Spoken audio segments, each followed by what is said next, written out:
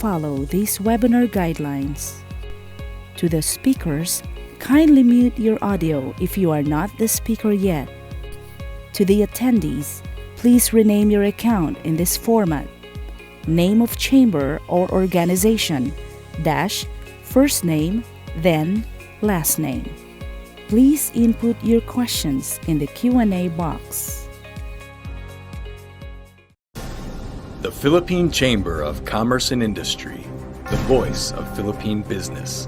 Established by a dynamic group of individuals with strong leadership presence and passion for business and economic development. An influential alliance of business leaders providing policy directions to government and ensuring sustained economic development. This is the Philippine Chamber of Commerce and Industry.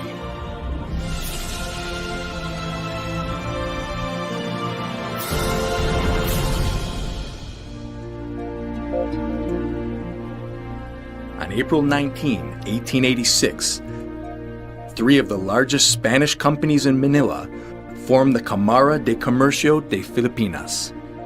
Following the downfall of the colonial Spanish government, the popularity of La Cámara waned, and a new organization of Filipino and Chinese mestizo businessmen established the Chamber of Commerce of the Philippines, CCP, in 1903. Barely half a century after, a group of industrialists founded the Philippine Chamber of Industries, PCI. On July 1, 1978, the two chambers merged, giving birth to the Philippine Chamber of Commerce and Industry, PCCI. In September of the same year, PCCI was recognized as the country's single voice of business through Presidential Letter of Instruction 780.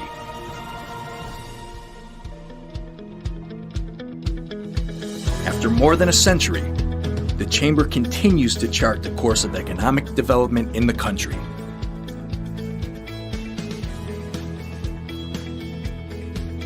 Lending its voice to the government, PCCI continues to be at the forefront to influence public policies in the areas of agriculture and food security, banking and finance, capital market development, energy and power, water utilities, environment, formal and technical vocational education, infrastructure development, intellectual property and innovation, international trade, local economic development, taxation, SME support services, tourism, and transportation and logistics.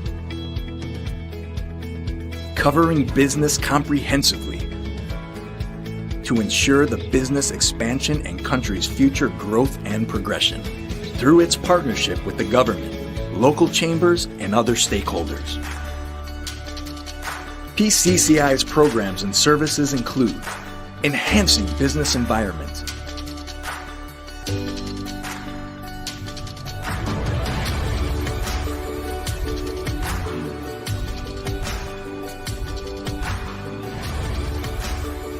SME development,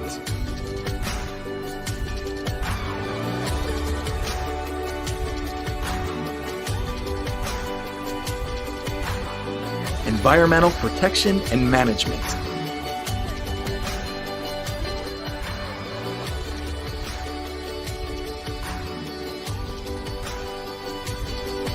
corporate social responsibility,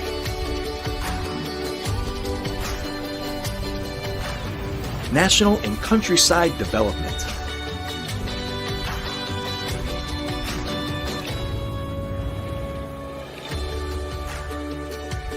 business services,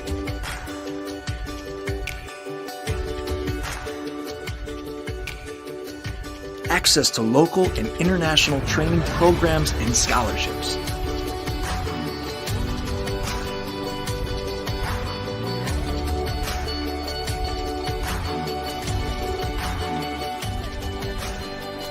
publications,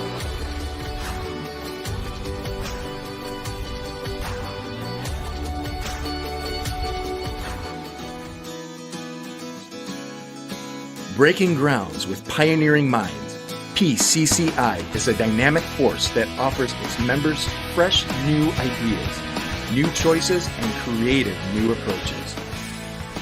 From only a handful before the turn of the century, the PCCI family has grown to more than 1,600 direct members, more than 100 industry associations, more than 100 local chambers, and around 35,000 SMEs nationwide. To ensure alignment of its advocacies and activities, the PCCI works closely with government, other business groups, donor organizations, and international agencies, as well as the academe. The PCCI also provides a platform that links local firms with the global business community.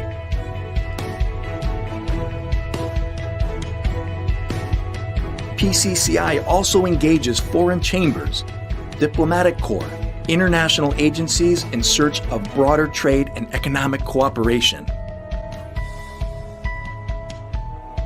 The Philippine Business Conference and Expo is the most important annual activity of the PCCI and one of the most prestigious events in the country. Local and foreign companies wanting to establish new ventures or seeking new markets find it highly attractive to attend due to the many benefits it offers. Every year, more than 800 stakeholders attend the conference, composed of key government officials, business leaders, diplomatic corps, foreign chambers, multilateral donor agencies, PCCI corporate members, bilateral business councils, local chamber and industry association leaders.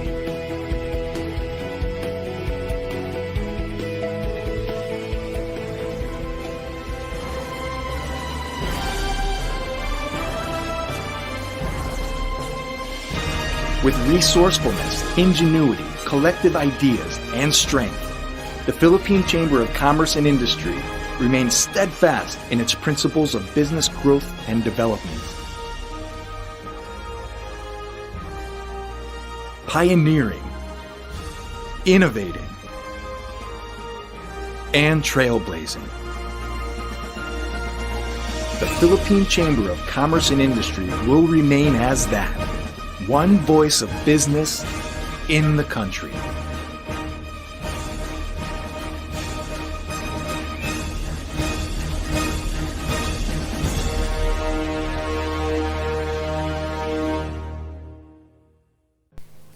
Please follow these webinar guidelines. To the speakers, kindly mute your audio if you are not the speaker yet. To the attendees, please rename your account in this format: name of chamber or organization, dash, first name, then last name. Please input your questions in the Q&A box.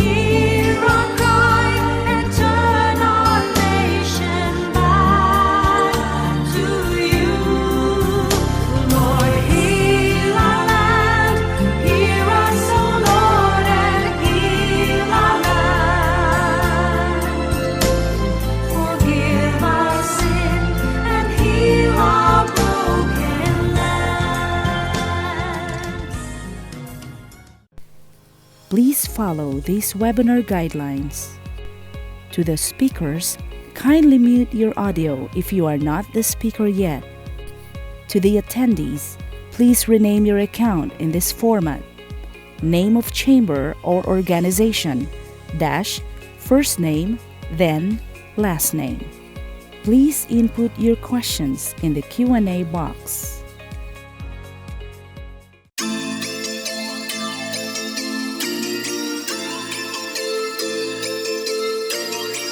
A leading business and investment center in the Bicol region, the province of Camarines Sur is known for its agro and agri-industrial expansion, IT innovations, and social and infrastructure development initiatives. Confidence in the local economy and the provincial government is driving entrepreneurship and accelerating financial transactions. And with sustained peace and order across community in the province, business and investors are assured of a secured environment. Sustained public investments in critical infrastructures and facilities capitalizes on the province's strategic geographic locations, expansive agricultural lands, and scenic tourism destinations, while protecting its gifted and hardworking human resources, continuously enhancing their skills, have built a local economy resilient to external shocks and threats, such as the ongoing COVID-19 pandemic. Today, the province of Camarines Sur, under the guidance of Governor Mix Villaferte, is enabling business and investment opportunities, sustaining growth and development, and transforming lives of its people and partners in a globally competitive and highly resilient climate. United under a common and shared vision, Camarines Sur is facing contemporary challenges of our times with transformational and decisive leadership. To address the challenges of comprehensive area development in the province, massive road infrastructure projects were initiated: the Camsur Tourism Coastal Highway, the Quezon Bicol Expressway, Pili Central Station, bypass roads, and other road networks. These mega projects in the integrated Luzon Spine Network ensures 2 hours savings in the travel time from Manila to Camarines Sur, making the province an attractive place to live and work. Camsur is poised to be the home of one of the largest international cargo ports in the world, expanding the country's economic corridor and connecting the region across the globe. Camarines Sur, the Philippines' gateway to Western Pacific region trade. To intensify the benefits of the transport-related infrastructure, Camsur also embarks on widespread sitio electrification and power line enhancement programs, construction of the iconic Capitol building as one-stop shop hub for business transactions, and development of special economic zones and industrial parks. By integrating our communities and business, as well as tourism and industrial zones, we create a growth corridor that increases accessibility and reduces the cost of business operations. Prior to the COVID-19 outbreak, the provincial government of Camarines Sur has already implemented various interventions, policies, and programs aimed towards ensuring continuous operation of businesses. Camsur has established the first IATF-designated hospital isolation facility outside of Metro Manila. The province also launched the Hospital on Wheels for patients in special or high-risk situations and employed healthcare backpackers modeled from the Cuban healthcare system to serve as active case finders. As a result, Camarines Sur was one of the first provinces to transition to MGCQ, allowing businesses to recuperate immediately and opening doors for the emergence of the new MSMEs.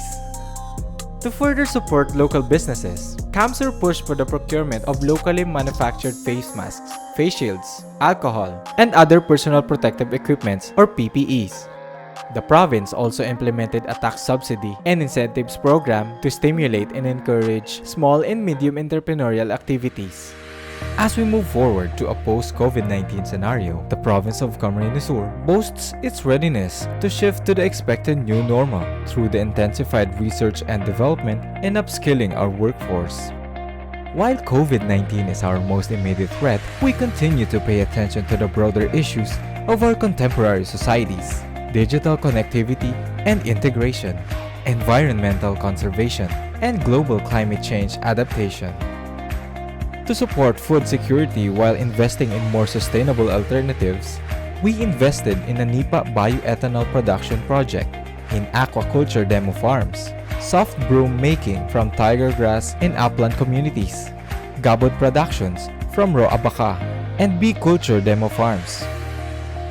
Finally, we believe that investing in our people is key to making it in the expected new normal. Our business expos, technology fairs, construction and agricultural summits, youth entrepreneurship congress, and food beverages expos have consistently provided a platform for consumers, business, and industrial interactions. The expected new normal, they say, is digital. This is why we have to prioritize building our digital infrastructure and upskilling our students and workforce so they can adapt and survive the digital new normal. Our modern Wi-Fi ready classrooms, e-learning initiatives, and other skills development programs are just some of the ways that will make Camarines Sur digital future ready.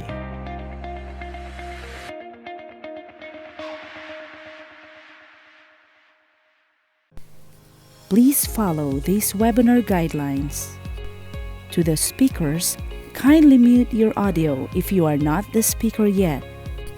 To the attendees, please rename your account in this format: name of chamber or organization, dash, first name, then last name. Please input your questions in the Q&A box.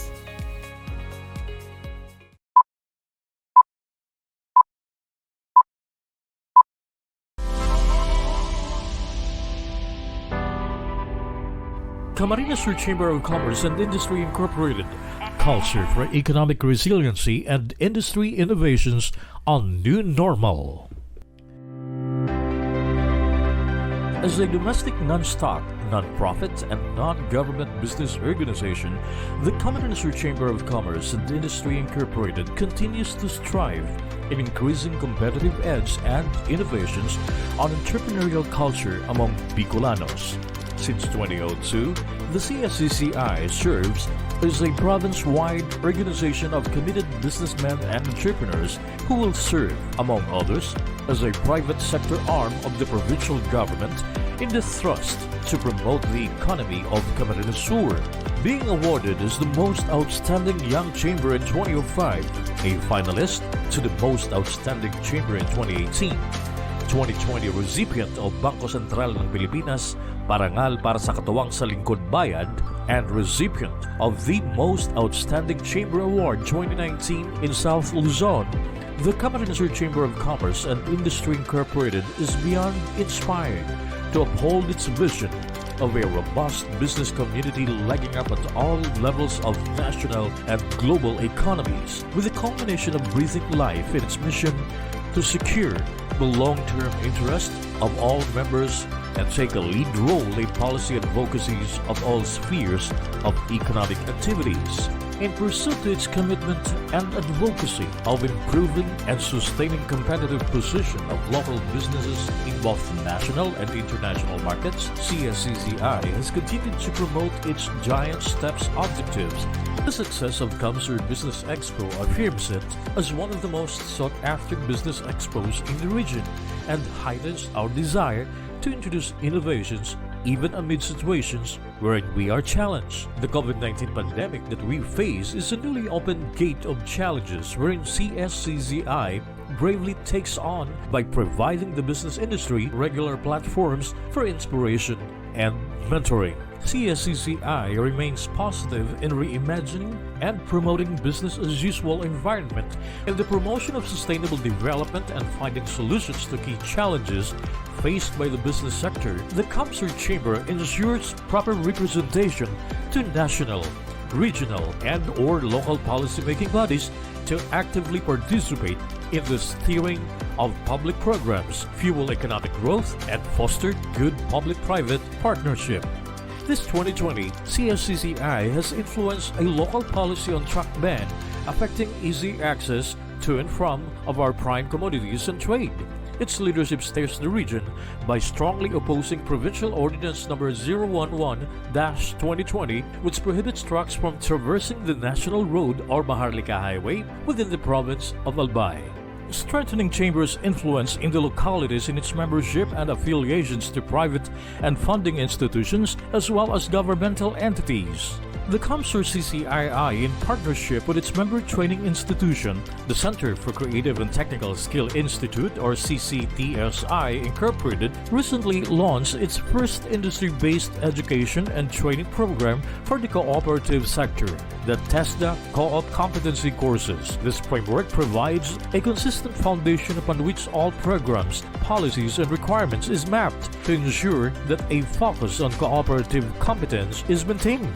Recognizing the importance of collaboration and partnership for both local and international business success, CSCCI officers and members joined forces and voluntarily traveled to Taiwan for a business benchmarking trip in early January 2020 to gain insights on innovative business strategies and explore global business opportunities. The CSCCI also utilizes Hanap.co, an online shopping destination designed and created by Cscci past president Rico Evangelista, showcasing chamber members' products and services in a click. The organization banks on partnership with various entities, contributory efforts with its members, and empowerment and capacity building programs for the marginalized groups. It regularly collaborates and closely supports social outreach projects and advocacies of the province and nearby areas. Please follow these webinar guidelines. To the speakers, kindly mute your audio if you are not the speaker yet. To the attendees, please rename your account in this format: name of chamber or organization, dash, first name, then last name. Please input your questions in the Q&A box. We would like to thank our valued partners for the year 2021.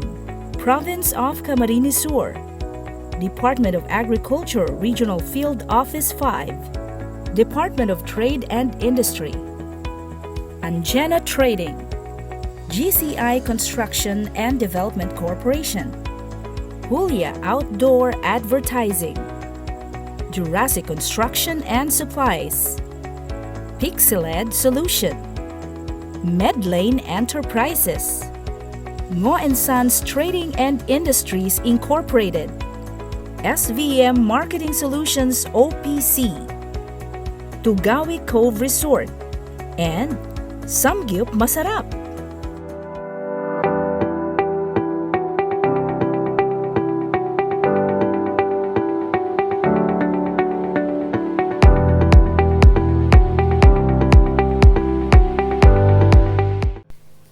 Please follow these webinar guidelines. To the speakers, kindly mute your audio if you are not the speaker yet. To the attendees, please rename your account in this format: name of chamber or organization, dash, first name, then last name. Please input in the Q&A box. Thank you to our generous sponsors: Moraleda Farms. Bronze sponsors: Area Vice President Clarine P. Tobias, PCCI Antipolo, PCCI Bacoor, PCCI Camarines Norte, PCCI Lipa, Metronaga Chamber of Commerce and Industry, PCCI Palawan, PCCI Puerto Princesa. Donors: Albay Chamber of Commerce and Industry, PCCI El Nido, PCCI Marinduque, PCCI Quezon, PCCI San Pablo, PCCI Taytay,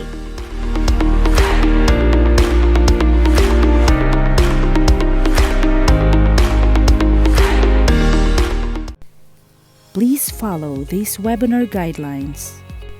To the speakers, kindly mute your audio if you are not the speaker yet. To the attendees, please rename your account in this format: name of chamber or organization, dash, first name, then last name. Please input your questions in the Q&A box.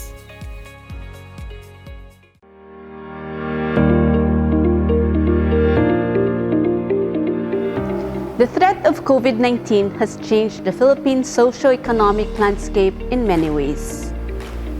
Over a year, we have been forced to choose between safeguarding our personal health and our own economic survival. But now, there is a better choice.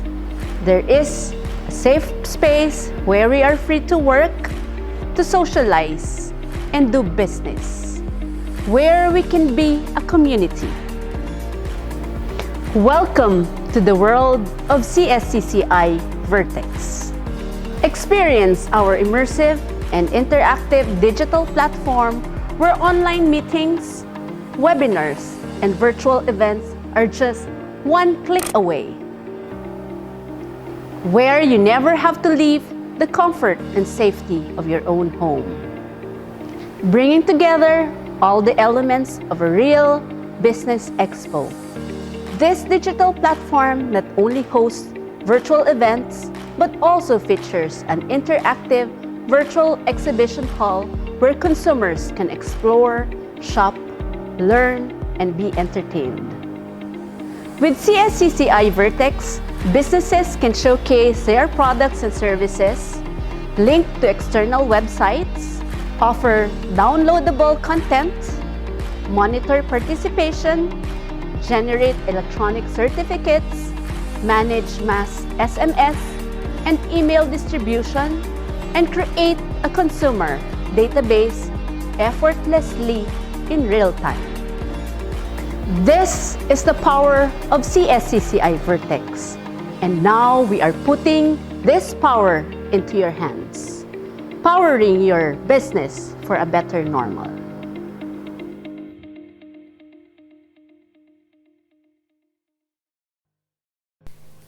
Please follow these webinar guidelines. To the speakers, kindly mute your audio if you are not the speaker yet. To the attendees, please rename your account in this format: name of chamber or organization, dash, first name, then last name. Please input your questions in the Q&A box. The Philippine Chamber of Commerce and Industry, the voice of Philippine business. Established by a dynamic group of individuals with strong leadership presence and passion for business and economic development. An influential alliance of business leaders providing policy directions to government and ensuring sustained economic development. This is the Philippine Chamber of Commerce and Industry.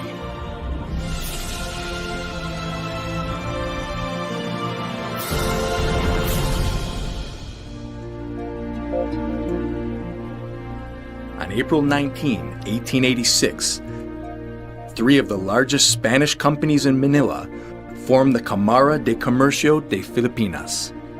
Following the downfall of the colonial Spanish government, the popularity of La Cámara waned, and a new organization of Filipino and Chinese mestizo businessmen established the Chamber of Commerce of the Philippines, CCP, in 1903. Barely half a century after, a group of industrialists founded the Philippine Chamber of Industries, PCI. On July 1, 1978, the two chambers merged, giving birth to the Philippine Chamber of Commerce and Industry, PCCI. In September of the same year, PCCI was recognized as the country's single voice of business through Presidential Letter of Instruction 780.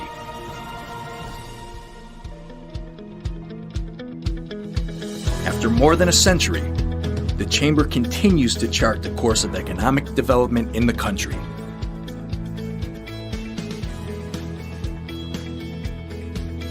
Lending its voice to the government, PCCI continues to be at the forefront to influence public policies in the areas of agriculture and food security, banking and finance, capital market development, energy and power, water utilities, environment, formal and technical vocational education, infrastructure development, intellectual property and innovation, international trade, local economic development, taxation, SME support services, tourism, and transportation and logistics.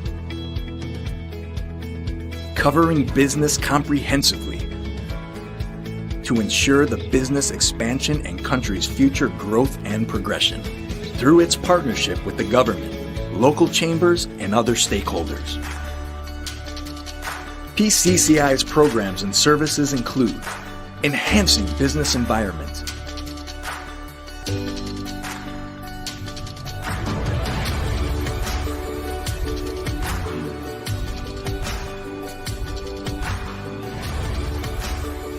SME development,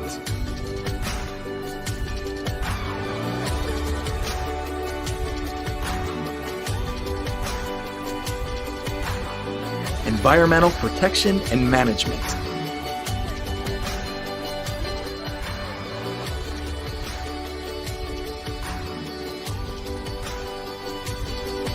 corporate social responsibility,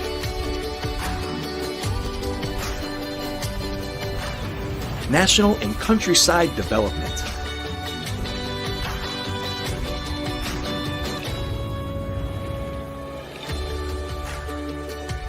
business services,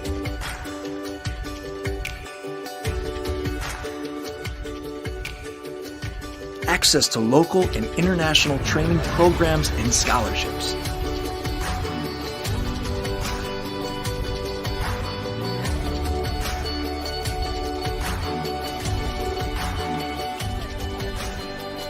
publications,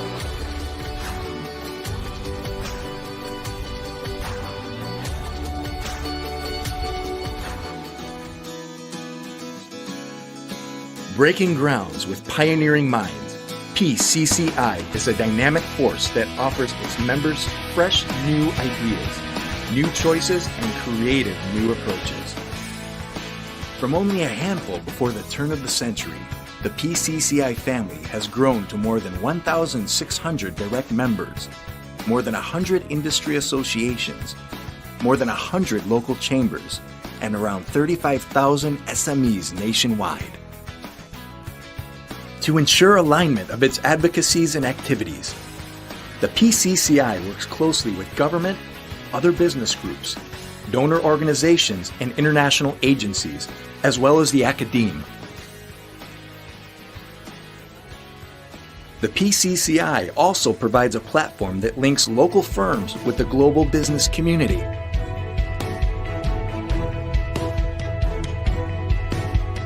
PCCI also engages foreign chambers, diplomatic corps, international agencies in search of broader trade and economic cooperation.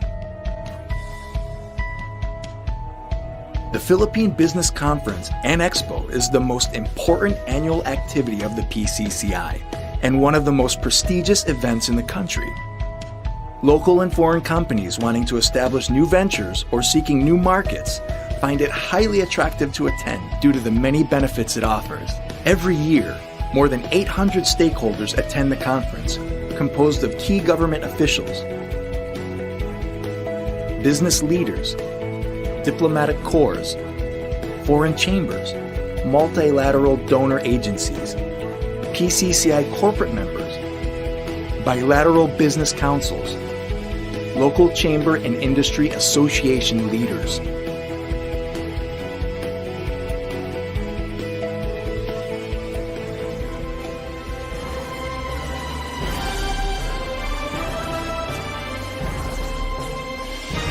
With resourcefulness, ingenuity, collective ideas, and strength, the Philippine Chamber of Commerce and Industry remains steadfast in its principles of business growth and development. Pioneering, innovating, and trailblazing. The Philippine Chamber of Commerce and Industry will remain as that, one voice of business in the country.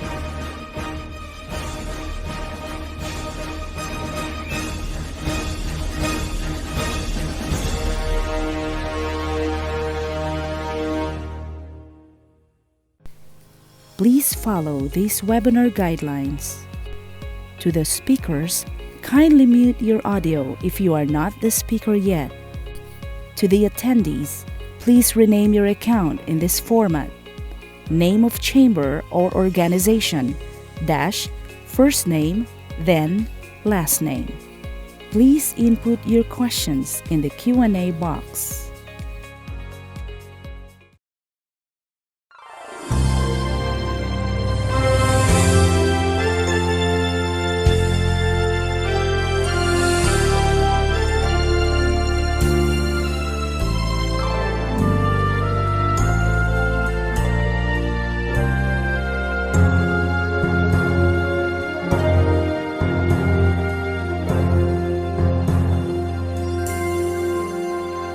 If my people humble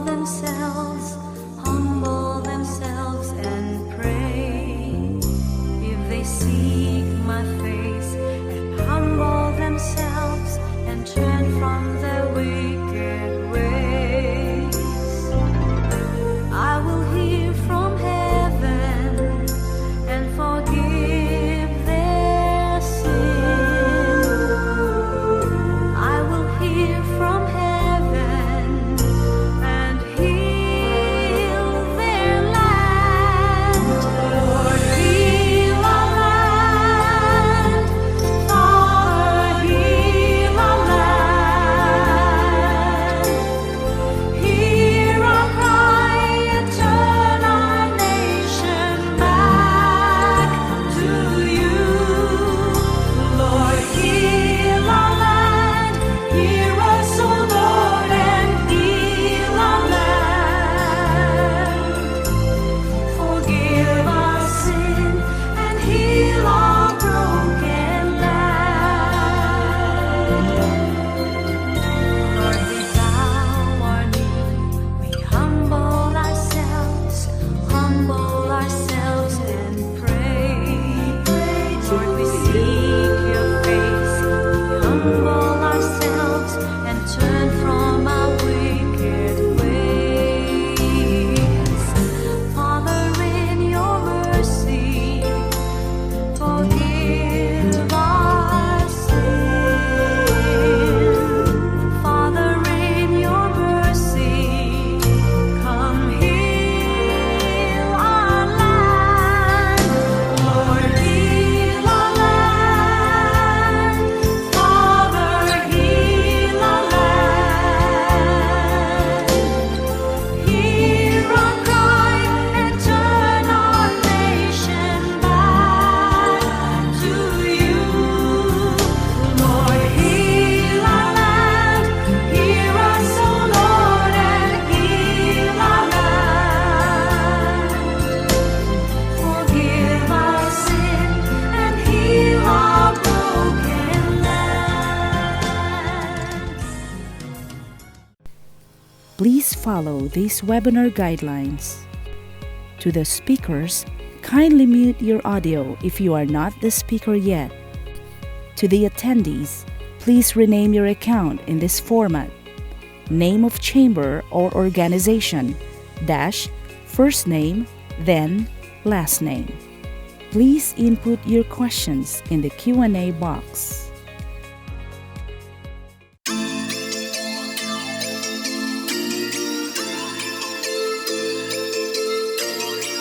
A leading business and investment center in the Bicol region, the province of Camarines Sur is known for its agro and agri-industrial expansion, IT innovations, and social and infrastructure development initiatives.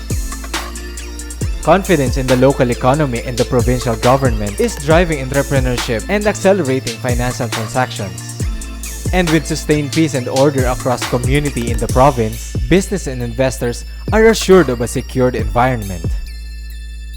Sustained public investments in critical infrastructures and facilities capitalizes on the province's strategic geographic locations, expansive agricultural lands, and scenic tourism destinations, while protecting its gifted and hardworking human resources, continuously enhancing their skills, have built a local economy resilient to external shocks and threats, such as the ongoing COVID-19 pandemic.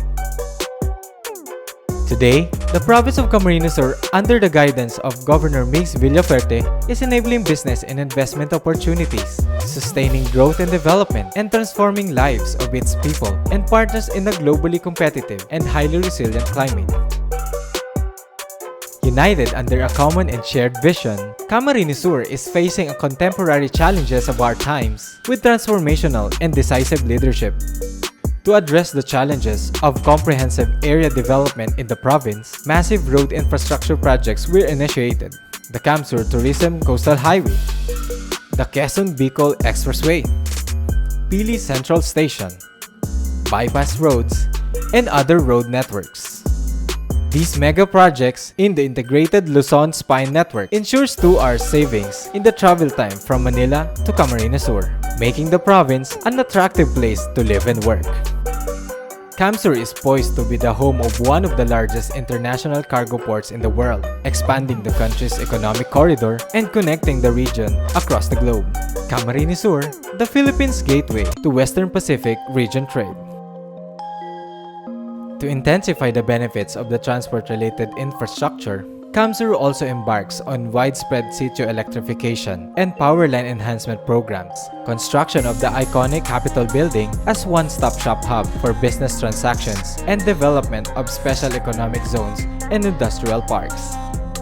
By integrating our communities and business, as well as tourism and industrial zones, we create a growth corridor that increases accessibility and reduces the cost of business operations. Prior to the COVID-19 outbreak, the provincial government of Camarines Sur has already implemented various interventions, policies, and programs aimed towards ensuring continuous operation of businesses. Camsur has established the first IATF-designated hospital isolation facility outside of Metro Manila. The province also launched the Hospital on Wheels for patients in special or high-risk situations and employed healthcare backpackers modeled from the Cuban healthcare system to serve as active case finders. As a result, Camarines Sur was one of the first provinces to transition to MGCQ, allowing businesses to recuperate immediately and opening doors for the emergence of the new MSMEs. To further support local businesses, Camsur pushed for the procurement of locally manufactured face masks, face shields, alcohol, and other personal protective equipments or PPEs. The province also implemented a tax subsidy and incentives program to stimulate and encourage small and medium entrepreneurial activities. As we move forward to a post-COVID-19 scenario, the province of Camarines Sur boasts its readiness to shift to the expected new normal through the intensified research and development and upskilling our workforce. While COVID-19 is our most immediate threat, we continue to pay attention to the broader issues of our contemporary societies: digital connectivity and integration, environmental conservation, and global climate change adaptation. To support food security while investing in more sustainable alternatives, we invested in a NIPA bioethanol production project, in aquaculture demo farms, soft broom making from tiger grass in upland communities, gabot productions from raw abaca, and bee culture demo farms. Finally, we believe that investing in our people is key to making it in the expected new normal. Our business expos, technology fairs, construction and agricultural summits, youth entrepreneurship congress, and food beverages expos have consistently provided a platform for consumers, business, and industrial interactions. The expected new normal, they say, is digital. This is why we have to prioritize building our digital infrastructure and upskilling our students and workforce so they can adapt and survive the digital new normal. Our modern Wi-Fi ready classrooms, e-learning initiatives, and other skills development programs are just some of the ways that will make Camarines Sur digital future ready.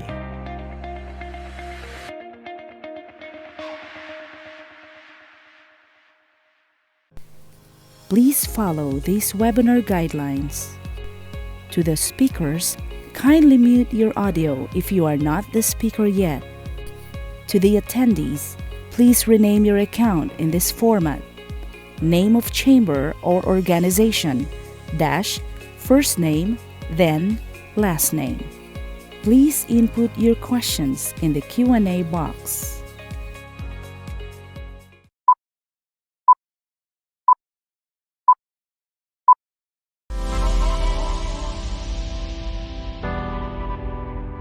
Camarines Sur Chamber of Commerce and Industry Incorporated, culture for economic resiliency and industry innovations on New Normal. As a domestic non-stock, non-profit, and non-government business organization, the Camarines Sur Chamber of Commerce and Industry Incorporated continues to strive in increasing competitive edge and innovations on entrepreneurial culture among Bicolanos. Since 2002, the CSCCI serves as a province-wide organization of committed businessmen and entrepreneurs who will serve, among others, as a private sector arm of the provincial government in the thrust to promote the economy of Camarines Sur. Being awarded as the Most Outstanding Young Chamber in 2005, a finalist to the Most Outstanding Chamber in 2018, 2020 recipient of Bangko Sentral ng Pilipinas, Parangal para sa Katuwang sa Lingkod Bayad, and recipient of the Most Outstanding Chamber Award 2019 in South Luzon, the Camarines Sur Chamber of Commerce and Industry Incorporated is beyond inspired to uphold its vision of a robust business community legging up at all levels of national and global economies, with a combination of breathing life in its mission to secure the long-term interest of all members and take a lead role in policy advocacies of all spheres of economic activities, in pursuit to its commitment and advocacy of improving and sustaining competitive position of local businesses in both national and international markets. CSCCI has continued to promote its Giant Steps objectives.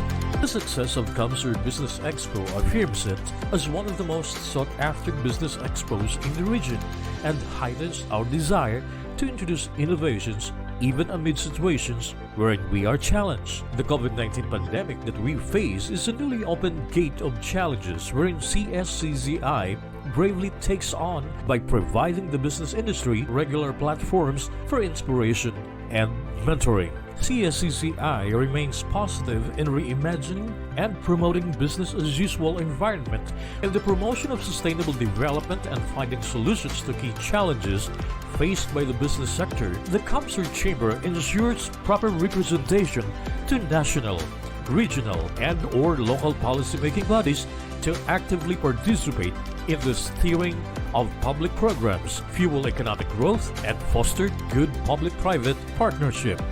This 2020, CSCCI has influenced a local policy on truck ban affecting easy access to and from of our prime commodities and trade. Its leadership steers the region by strongly opposing Provincial Ordinance No. 011-2020, which prohibits trucks from traversing the National Road or Maharlika Highway within the province of Albay. Strengthening Chamber's influence in the localities in its membership and affiliations to private and funding institutions as well as governmental entities.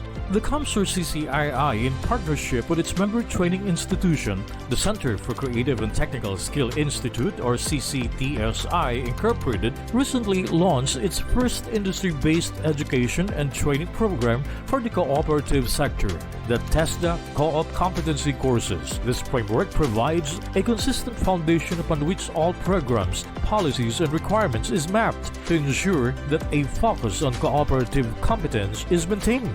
Recognizing the importance of collaboration and partnership for both local and international business success, CSCCI officers and members joined forces and voluntarily traveled to Taiwan for business benchmarking trip in early January 2020 to gain insights on innovative business strategies and explore global business opportunities. The CSCCI also utilizes Hanap.co, an online shopping destination designed and created by Kamsur CCI past president Rico Evangelista, showcasing chamber members' products and services in a click.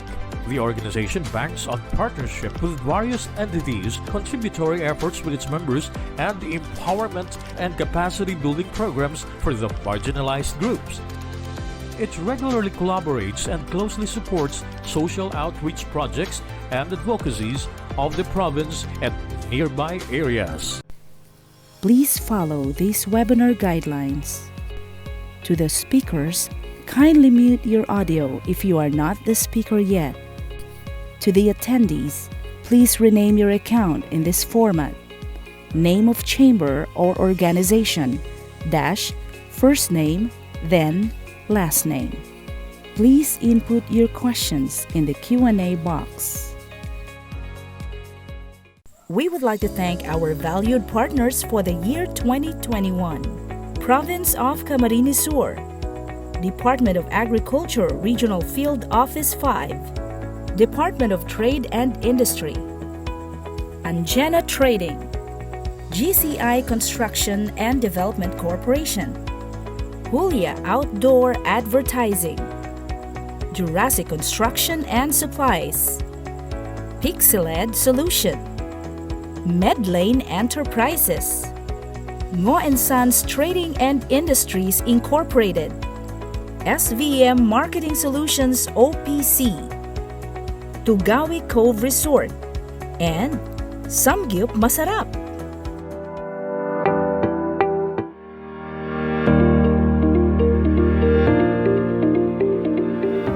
The threat of COVID-19 has changed the Philippine socio-economic landscape in many ways.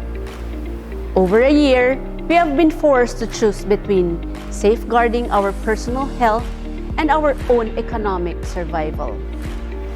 But now, there is a better choice. There is a safe space where we are free to work, to socialize, and do business, where we can be a community.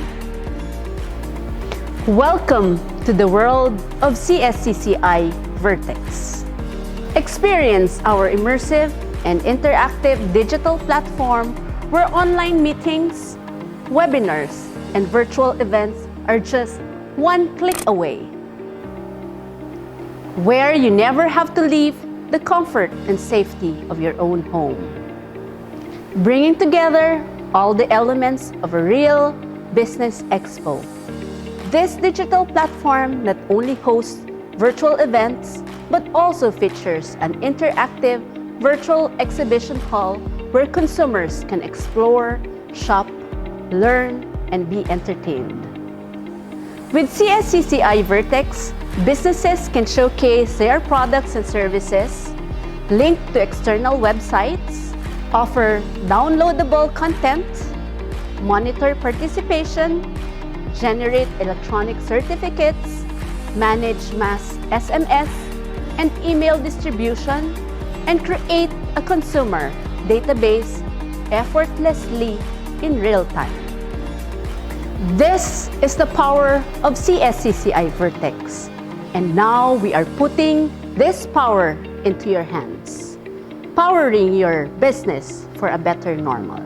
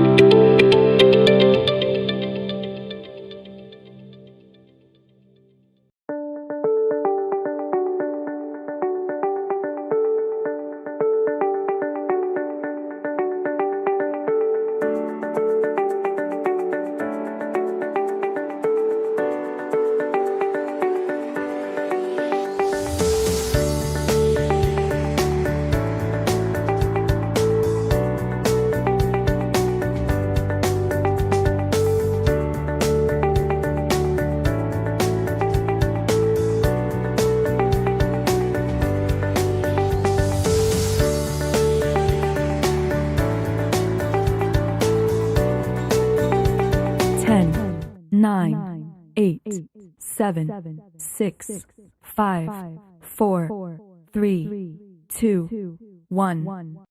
Live from CSCCI studio in Kamsur, Philippines.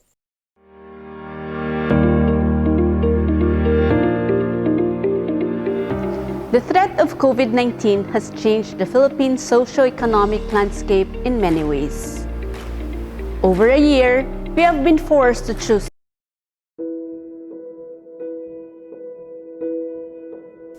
When poverty strikes, hunger occurs. When economy plummets, unemployment prevails. These are the apocalypse that every country is escaping from. No one ever dreamt. No one ever wished.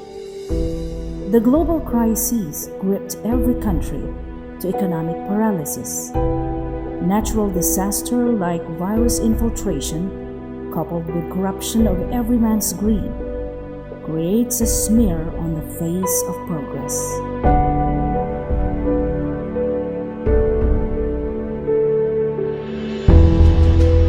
This is the Solabc, the concord of newfound champions, the business sector who draws the lines and contours the new surface of progress.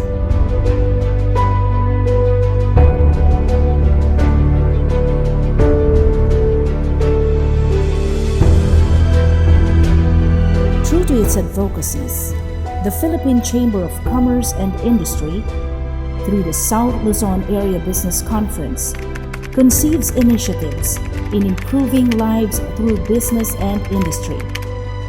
At the onset of the global pandemic, the business sector was crippled, creating a hole in the Philippine economy. Thus, the Solabc, anchored in the theme Innovative Economy, a better normal for all, aims to be the mitigating medium that bridges the gap between economic recovery and the people by introducing and embracing innovation.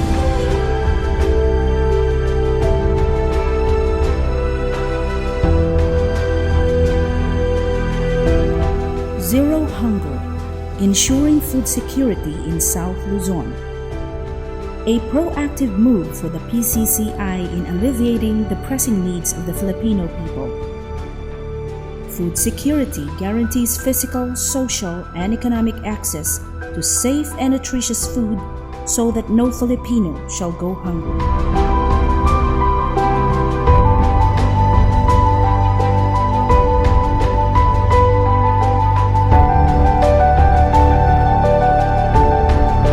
Sustainable cities and communities, adapting to climate change. This is the power to empower. The PCCI, in its crusade to develop the countryside, highlights the need to recognize the impact of climate change, while offering the means to successfully adapt to the changing environment.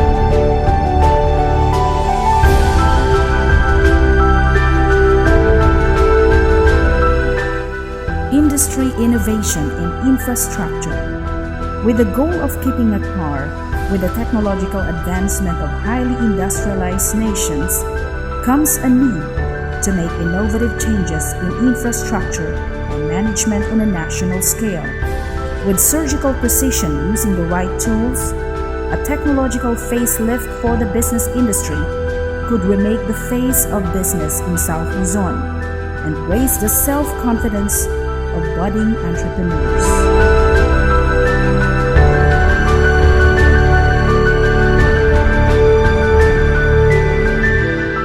The Philippine Chamber of Commerce and Industry, through the South Luzon Area Business Conference, shall be the voice of business for Southern Luzon and for the entire archipelago.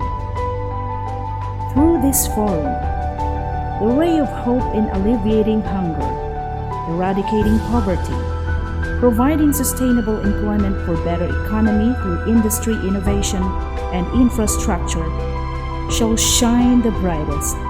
When cities and communities work together, a promise of better future is solid. Thus, the global sustainable development goals are achieved. the Philippine Chamber of Commerce and Industry shall breathe life in sustaining partnerships for the goals. This is the PCCI, improving the countryside in making difference worldwide.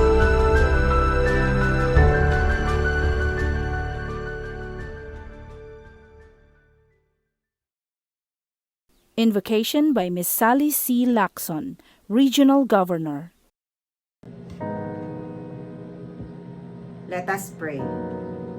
Dear Lord, we stand before you in our humble prayer before we start with this program of South Luzon Area Business Conference. Father, we praise you for this event and your purpose for it.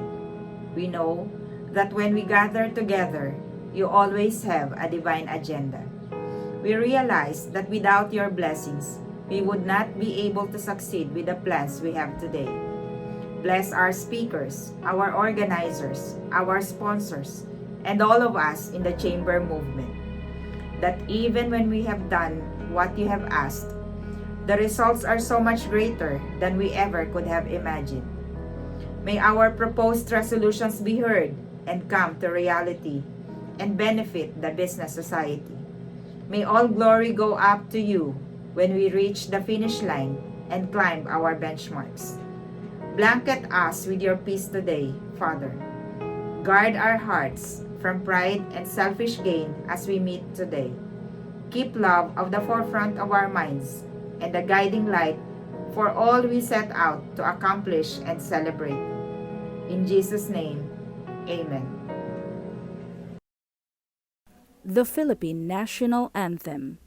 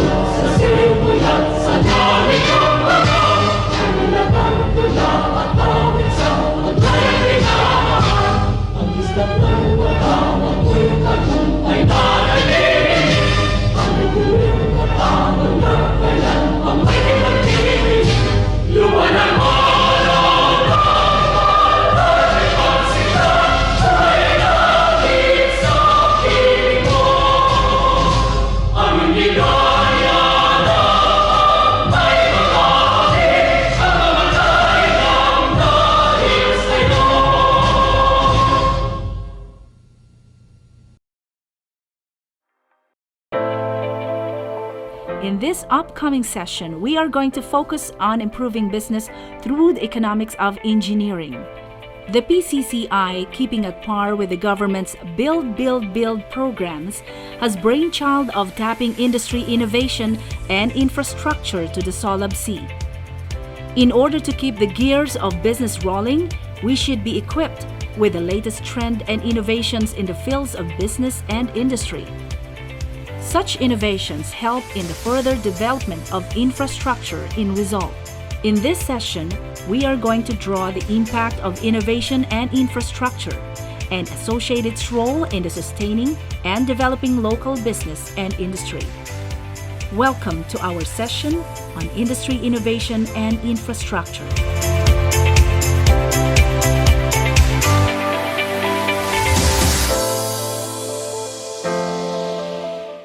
Introduction of speaker by Mr. Virgilio C. Hernandez II, President, PCCI Cavite. Secretary Onasan extensive career in public service spans years. In the military, legislation, and executive management.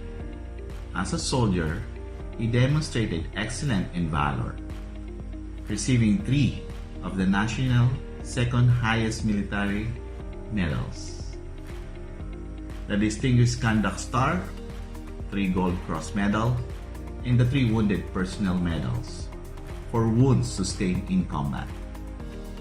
As a 4-term senator, he has authored and co-authored various laws, on strengthening the Dangerous Drug Act, comprehensive firearms and ammunition regulations, and steeper penalty for illegal possession of explosive, among others. He also filed several bills that focus on national security, intelligence reform, land reform use, agrarian reform, public order, and lasting peace through a comprehensive long-term national peace policy. Appointed Secretary to the Department of Information and Communication Technology in the year 2019. Honasan has since been working tirelessly to advance the nation ICT agenda and promote digital transformation in the nation. Ladies and gentlemen, please welcome the Secretary of the Department of Information and Communication Technology, Secretary Gregorio Greg Honasan.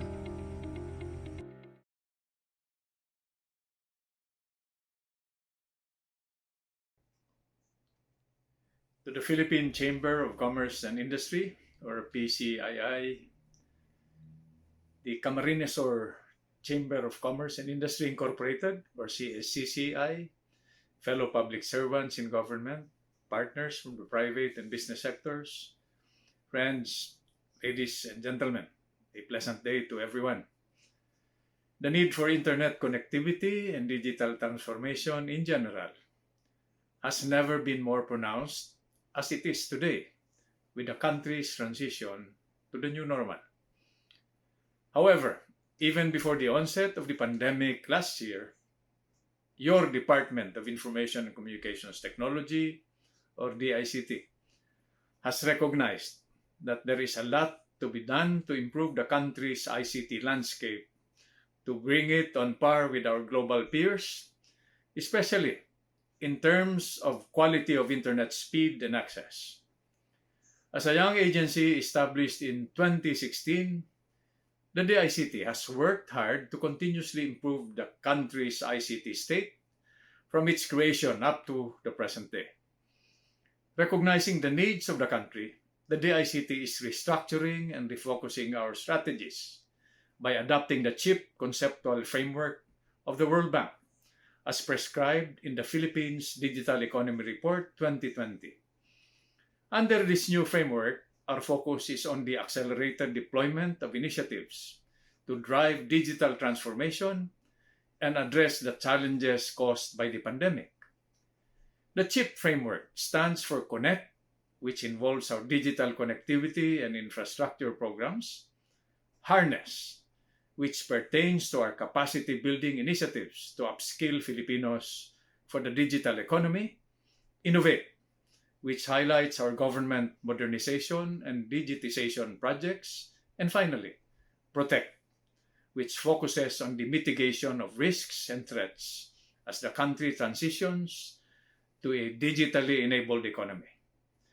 The Connect component of the CHIP framework puts priority on building the ICT infrastructure of the country, the digital highways, roads, and bridges, in order for the nation to be interconnected and empowered. Under Connect, we are ramping up our national connectivity initiatives, including the National Broadband Program, or NBP, the Free Wi-Fi for All program, and the Common Tower Initiative. National Broadband Program. The NBP is one of the flagship programs of the DICT.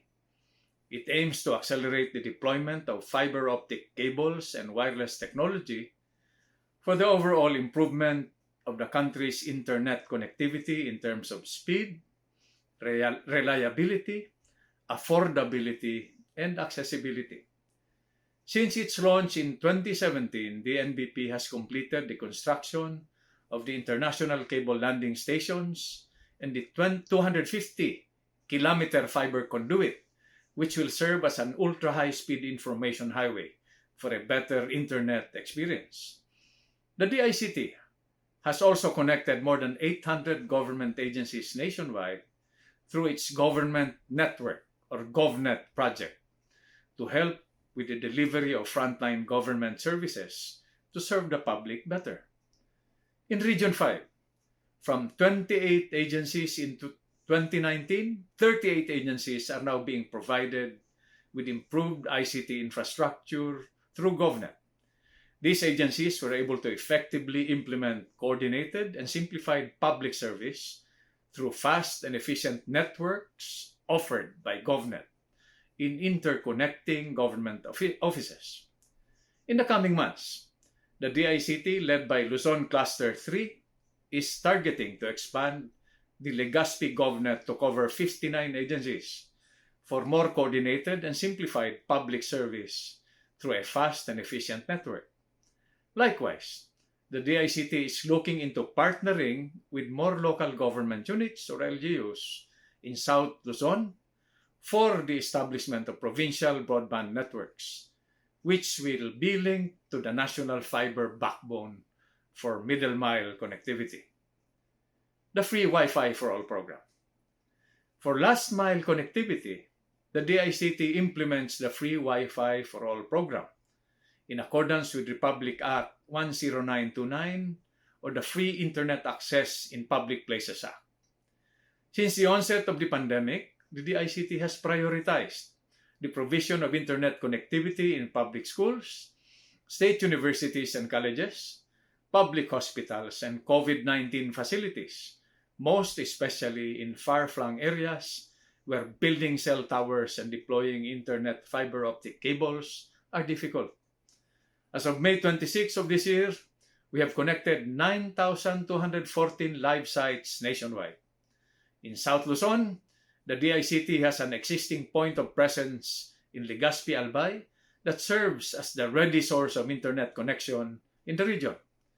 Through this, DICT Luzon Cluster 3 has been able to conduct cluster-initiated site activations by utilizing the point of presence, or POP, bandwidth to establish more free Wi-Fi sites in the region, including the remote island of Rapu-Rapu in Albay.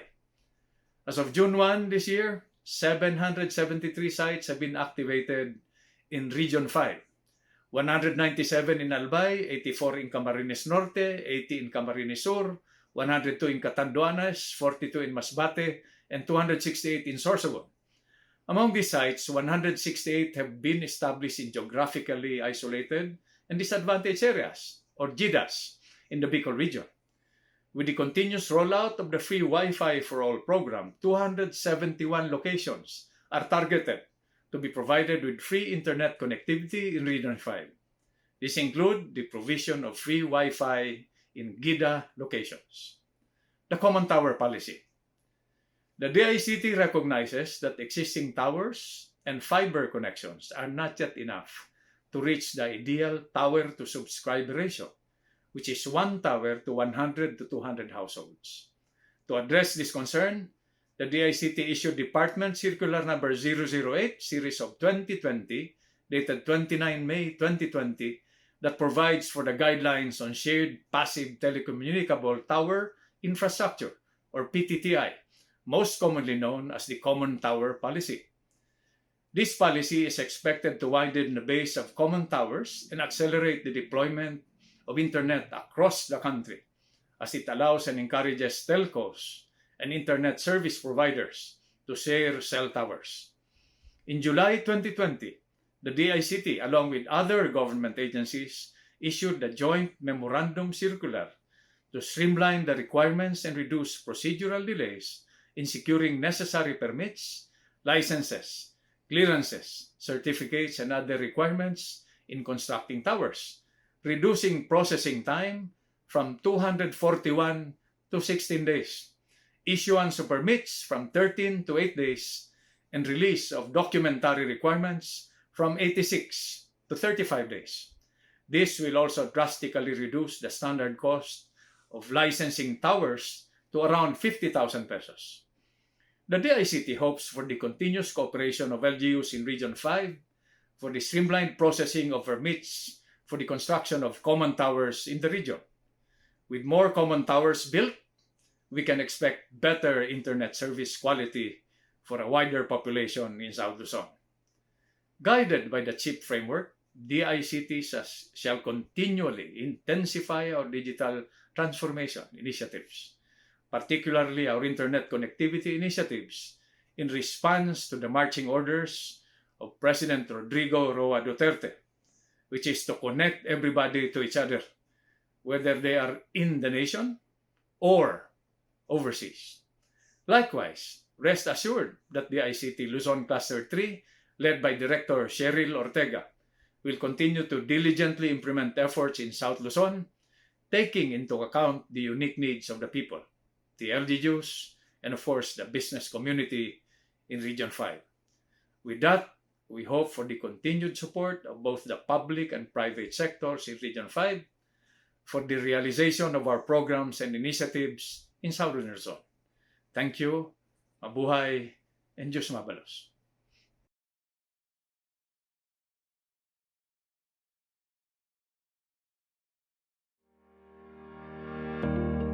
Introduction of speaker by Ms. Rosemary Quinto Rey, President, Albay Chamber of Commerce and Industry. Mr. Serrano's professional career covers 21 years of full-time engagements in management, business development, and finance, simultaneous with part-time consultancy in operation, research, and policy development. Prior to his appointment in DOST-5, he was a Corporate Executive Officer 2 at the Department of Trade and Industry, National Development Company, managing a portfolio totaling 4 billion pesos worth of agro-industrial, biofuel, and mining investments. Other than being a dedicated civil servant, Director Serrano was a professor at the De La Salle College of San Benil, Asia Pacific College, Enderun Colleges, and Assumption College. He also served as a socio-economic consultant and project management trainer for other government agencies such as Department of Agriculture, Department of Health, Department of Agrarian Reform, Philippine Retirement Authority, and various local government units. As the regional director, he plans to further advance the efficiency of the organization through an efficient corporate approach in internal system, project development, and strategic management, in all of which he has an extensive background. By strengthening the department's partnership with its stakeholders and through the vigorous implementation of DOST's programs and services, he envisions an increased utilization of science, technology, and innovation in the region, which shall translate to significant and continuous improvement in the quality of life of all Bicolanos. Ladies and gentlemen, please welcome Regional Director of the Department of Science and Technology, Region 5, Mr. Romel R. Serrano.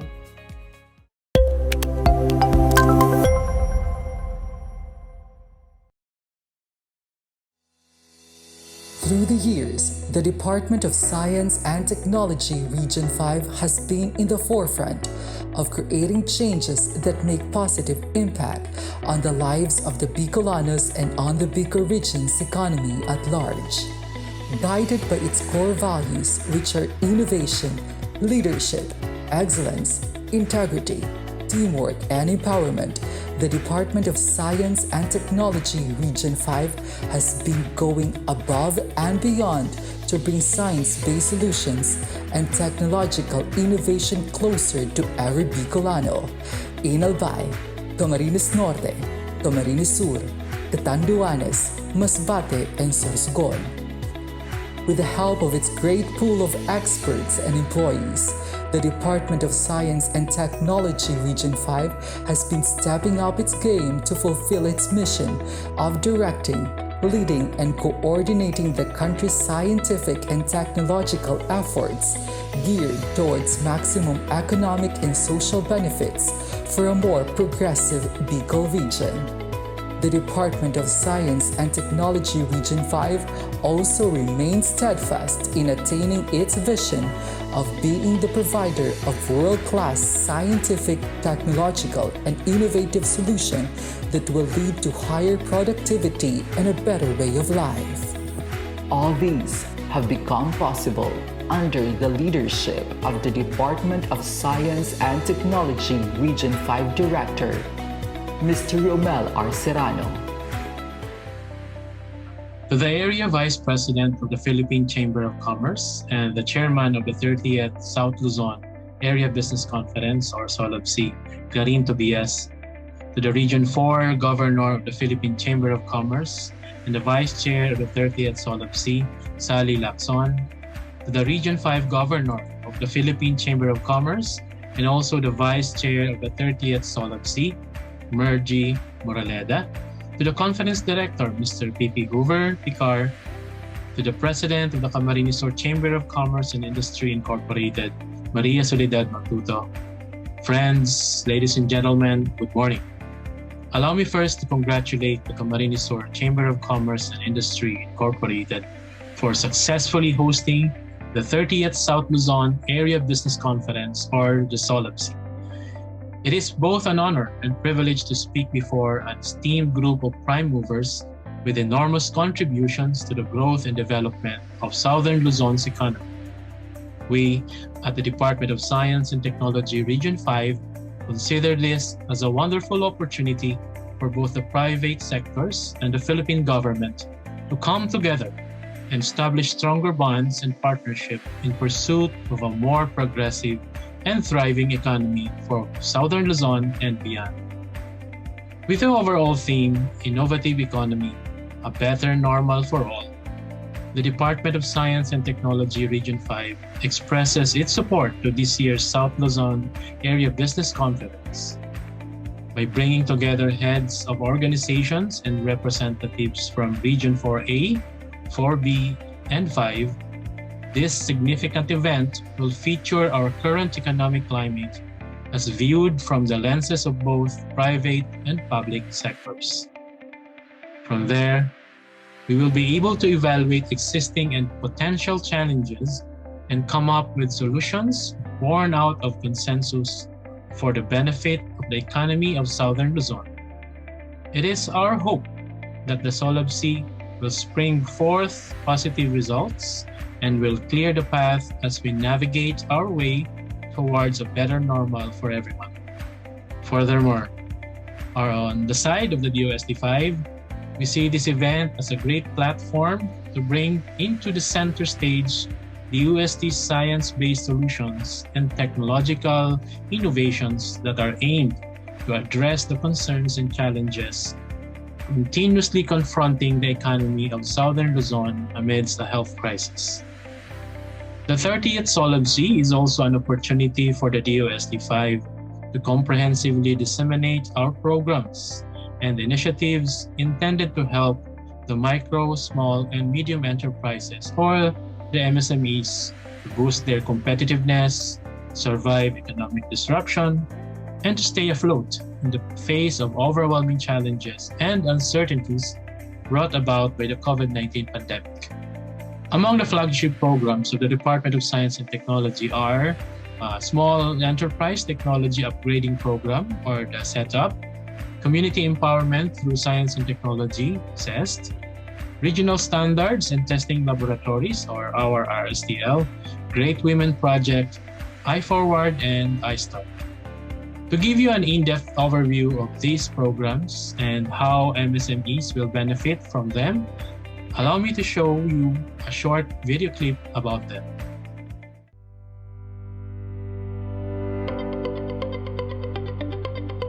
In an effort to improve the lives of the Filipino people, the Department of Science and Technology has been continuously pushing the envelope to craft and develop programs and projects anchored in S&T innovations.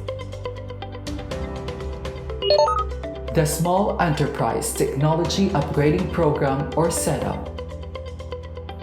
The Department of Science and Technology's Small Enterprise Technology Upgrading Program, or the DOST setup, is a nationwide initiative encouraging and assisting micro, small, and medium enterprises or the MSMEs to adopt technological innovations to improve their products, services, operations, and increase their productivity and competitiveness.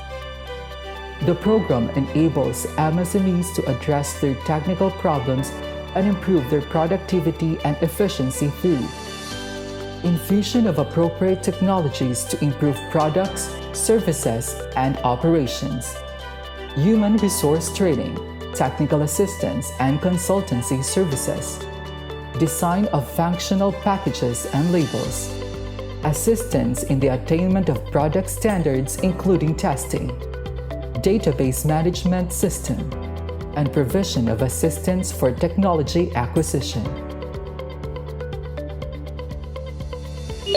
The Community Empowerment Through Science and Technology, or CEST. The DOST's Community Empowerment Through Science and Technology aims to empower and build the marginalized communities by improving their quality of life through science and technology. The program continues to provide science-based development initiatives to the identified communities in the Bicol region while focusing on 5 key areas, which are health and nutrition, human resource development, economic development or livelihood opportunities, environmental protection and preservation, and disaster risk reduction and climate change adaptation. The Regional Standards and Testing Laboratory and Metrology Laboratory, or the RSTL and RML. Designed to provide technical support to the food manufacturing, trading, researchers, industries, students, and production sectors, the RSTL-RML adopts and implements quality control activities guided by the good laboratory practices to produce accurate and precise test results. Being the only ISO IEC 17025-2017 accredited laboratory in the Bicol region, DOST, RSTL, and RML continues to pursue and expand its quality service at par with global standards. Through the continuous and effective implementation of enhancing One Lab through global competitiveness in 2020, RSTL-RML was able to sustain its operation and successfully delivered chemical and microbiological testing and calibration services despite the pandemic. The Gender Responsive Economic Action for the Transformation of Women, or Great Women Project. The Department of Science and Technology recognizes the significant role of women in nation building. Through the Gender Responsive Economic Action for the Transformation of Women, or Great Women Project, the DOST, alongside with its partner government agency, continue to empower micro-enterprises owned by women in the region, primarily focusing in maximizing competitiveness and improving sustainability. Among of the direct assistance given to the women micro-entrepreneurs are product development and production technologies, market development and expansion, assistance in enterprise development and management, facilitation of registration and certification requirements, participation of women micro-entrepreneurs in trade fair and exhibits, visual merchandising, and enablers training on gender analysis. The Innovation for Filipino Working Distantly from the Philippines, or the IFWDPH. As the coronavirus pandemic continues to cripple the global economy, thousands of overseas Filipino workers are affected, from cuts to layoff employment and to eventual repatriation. As a response to this problem, the Department of Science and Technology has launched the Innovation for Filipino Working Distantly from the Philippines, or the IFWDPH program. This aims to support the establishment of technology-based enterprises owned or managed by an OFW or its family as they move forward to a better normal. The program consists of 2 phases. First, OFWs are provided with capacity building training, which includes business concept development and business plan development. The second phase is innovation funding. This includes entrepreneurship and technical training, product development and market testing, operational consultancy services, initial laboratory testing, packaging and labeling design and execution for market testing, and equipment acquisition. The Innovation, Science and Technology for Accelerating Regional Technology-Based Development, or the iStart. In July 2020, DOST officially launched the Innovation, Science and Technology for Accelerating Regional Technology-Based Development, or the iStart, with the goal of supporting balanced development geographically by accelerating regional growth through science, technology, and innovation. The iStart has 3 specific objectives. First, assist local government units in developing a technology-based development plan for the agri-based, manufacturing, and services sector. Second, support technology-based investment and projects in the region by engaging researchers, scientists, and engineers. Third, increase partnerships with the private and public organizations to accelerate technology-based investments. With the tagline Science, Technology, and Innovation for Smarter MSMEs, the Department of Science and Technology's banner program called Small Enterprise Technology Upgrading Program, or SETUP, is geared at helping micro, small, and medium enterprises enhance their competitiveness and improve their productivity through provision of appropriate and timely S&T interventions. Since its inception in 2002, SETUP has provided innovation funding support amounting to 276 million pesos for 423 MSMEs in the Bicol region. In 2020 alone, 52 MSMEs were provided with innovation enabling funds amounting to 41.7 million pesos. 46% belong to the food processing sector, 21% to metals and engineering, 13.5% to the agricultural sector, 4% to gifts, decors, and handicrafts, and 15.5% to other sectors including garments and information and communications technology. With the majority of the firms belonging to the food processing sector, DOST has strengthened its food safety and management system initiatives. Our food safety team conducts firm-based good manufacturing practices assessment, lecture series, assistance on plant layout, and many other useful activities. To recognize the SETUP adopter who has excelled in managing and sustaining their business in terms of productivity, resilience, agility, innovation, sustainability, and excellence, a SETUP Praise Award has been given to MSMEs annually. For 2020, Pan de Masbate, owned by Ms. Divina N. Salvacion, was hailed as the regional winner and awarded with plaque and a cash award during the virtual NSTW celebration. The enterprise is engaged in the production of burger buns exclusively for Jollibee Food Corporation and assorted bakery products. The S&T intervention provided to the enterprise resulted in an increased production volume and gross sales by 134%, 26% increase in total assets, and additional 10 workers hired. Apart from this, Pan de Masbate generated additional markets, 15 sari-sari stores as distributors, and 8 online sellers. As part of their social responsibility, used cheese clothes are passed on for free to marginalized members of the community who are engaged in rug making. Meanwhile, another DOST's program intended to help MSMEs is the Innovation for Filipinos Working Distantly from the Philippines, or iForward PH. Launched to support the establishment of technology-based enterprises owned or managed by an OFW or its family, the program consists of two phases. First, the capacity building training. Second, its innovation funding. In the year 2020, 3 OFWs from the Bicol region were among the first batch of OFWs who have completed Phase 1 or the capacity building training. They were Mr. Joel Galcera Jr.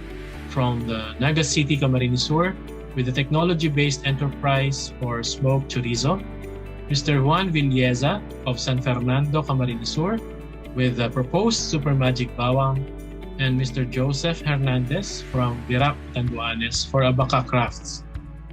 Mr. Garcera's proposed technology-based enterprise will be funded with 250,000 pesos, provided that he satisfies the evaluation to proceed to Phase 2. The other two FW graduates will be funded under DOST 5 setup funds, should they successfully proceed to Phase 2 of the program. We are confident that through iForward PH, OFWs who were heavily affected by the global economic crisis brought by the COVID-19 pandemic will be given hope again as they move forward for better normal. Lastly, the newly launched Innovation, Science, and Technology for Accelerating Regional Technology-Based Development, or the iStart, is another program of the DOST that will be highly beneficial to the MSMEs in the region. This program is an offshoot of the UP Planades Settlements Development Model aimed at identifying new development centers in order to decongest metropolitan areas, particularly the Greater Manila area. Through this program, DOST aims to attract individuals currently residing in the National Capital Region and other highly urbanized areas to return to their provinces of origin and transfer, expand, or invest in new enterprises and other science, technology, or innovation undertakings. One of the 20 provinces nationwide identified by the UP Planades study as the new growth areas or center and has been chosen by the DOST as one of 4 pilot provinces for the iStart program is Camarines Sur.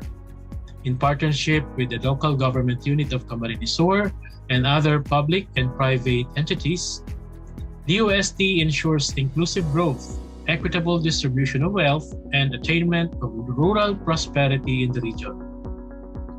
Through the continuous implementation of DOST programs, we are confident enough that these projects will bring progress in the economic and social status of the provinces, along with the help of researchers, engineers, and scientists engaged in this innovative undertaking.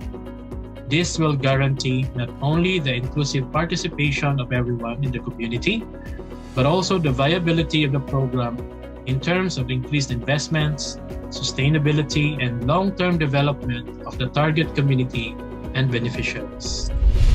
The 30th South Luzon Area Business Conference is only one of the many steps we can take together to address complex issues surrounding our economy. Amidst these challenges, we at the DOST assure you that we will continue to craft science-based and innovative solutions for the advancement of the South Luzon economy for a better normal for all.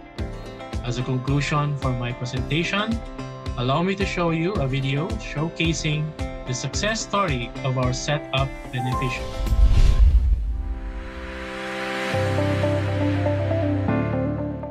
Ako po si Divina Salvacion, ang may-ari ng Pandi Masbate na matatagpuan sa Tare Street, Masbate City.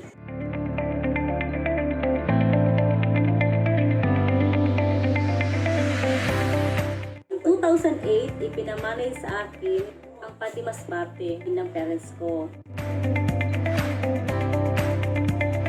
Actually, ito ay lumago at nag-venture ako sa pagtitinda ng baking tools, plant and supplies.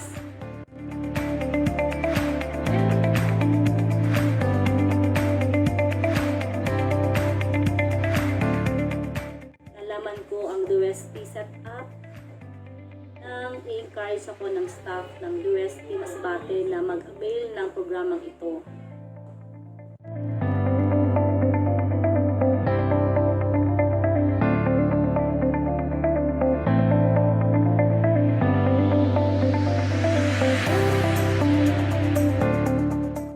Ang mga equipment na na-avail ko sa setup ay rotary oven, dough roller, spiral mixer, at tasty bread slicer.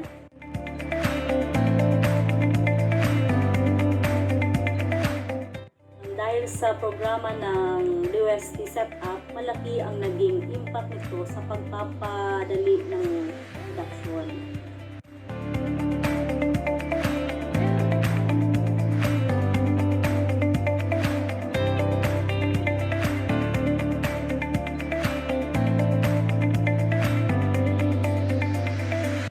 Na-avail rin namin ang food safety and GMP consultancy services ng UST.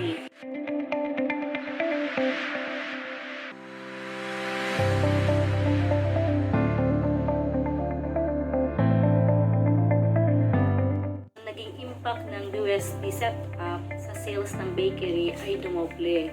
Dahil dito, nakapagdagdag din ako ng employment.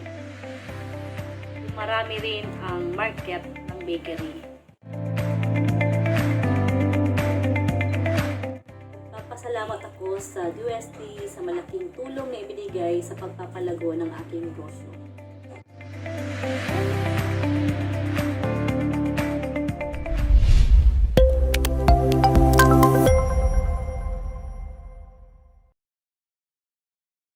The following are testimonials from our DOST beneficiaries. Miss Carmelita R. Reyes of Rejanos Bakery, PCCI Marinduque. Miss Annie R. Llaguno of HML Foods Corporation, Albay Chamber of Commerce and Industry.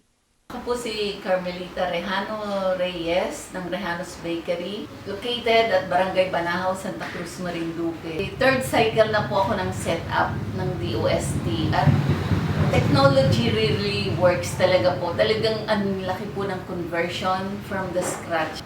Dati po ay, ang napoproduce lang namin 200 kilos ng raw, ngayon po ay 1,000 kilos a day. At ang cookies production naman po from 20 to 40 kilos na ngayon po ay 100 to 120 kilos. Ang akin pong workers nung una ay 7 lang at ngayon po ay 25 lahat.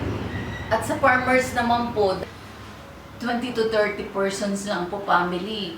Ngayon po umaabot na ng 500 at ako po umaangkat na rin sa Romblo. Ngayon po ay halos 300% ang in-increase ng aking sales. Nandito tayo sa Arrowroot Flour Processing Center. Nung una po, gagawa namin dito ay 200 kilograms of rhizomes. Pero ngayon po, umaabot na kami ng 1,000 kilograms of rhizomes every day. Ang gamit lang po nila noon ay ilod sa paggawa ng flour. Ang ginagamit na po namin ngayon ay ang modern technology ng pagproseso ng uraro. Ito po yung extractor na doon po nagsaseparate ang flour and juice. At dito naman po ang siyang nagpipiga ng uraro na dati-dati po ginagamit namin ay sako para siya matuyo. Ito po yung oven dryer na ginagamit namin sa pag-dry ng uraro. Ang production po namin noon ay 20 hanggang 40 kilos lang a day.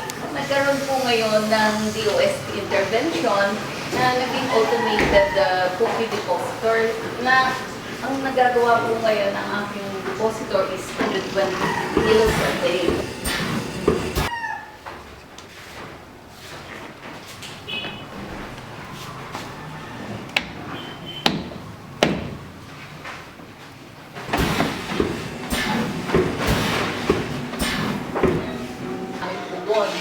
Na ang laman nito ay 36 planchas lang and 30 minutes bago siya maluto. Dito po ay hindi even ang luto, merong sunog, merong maganda at maraming losses.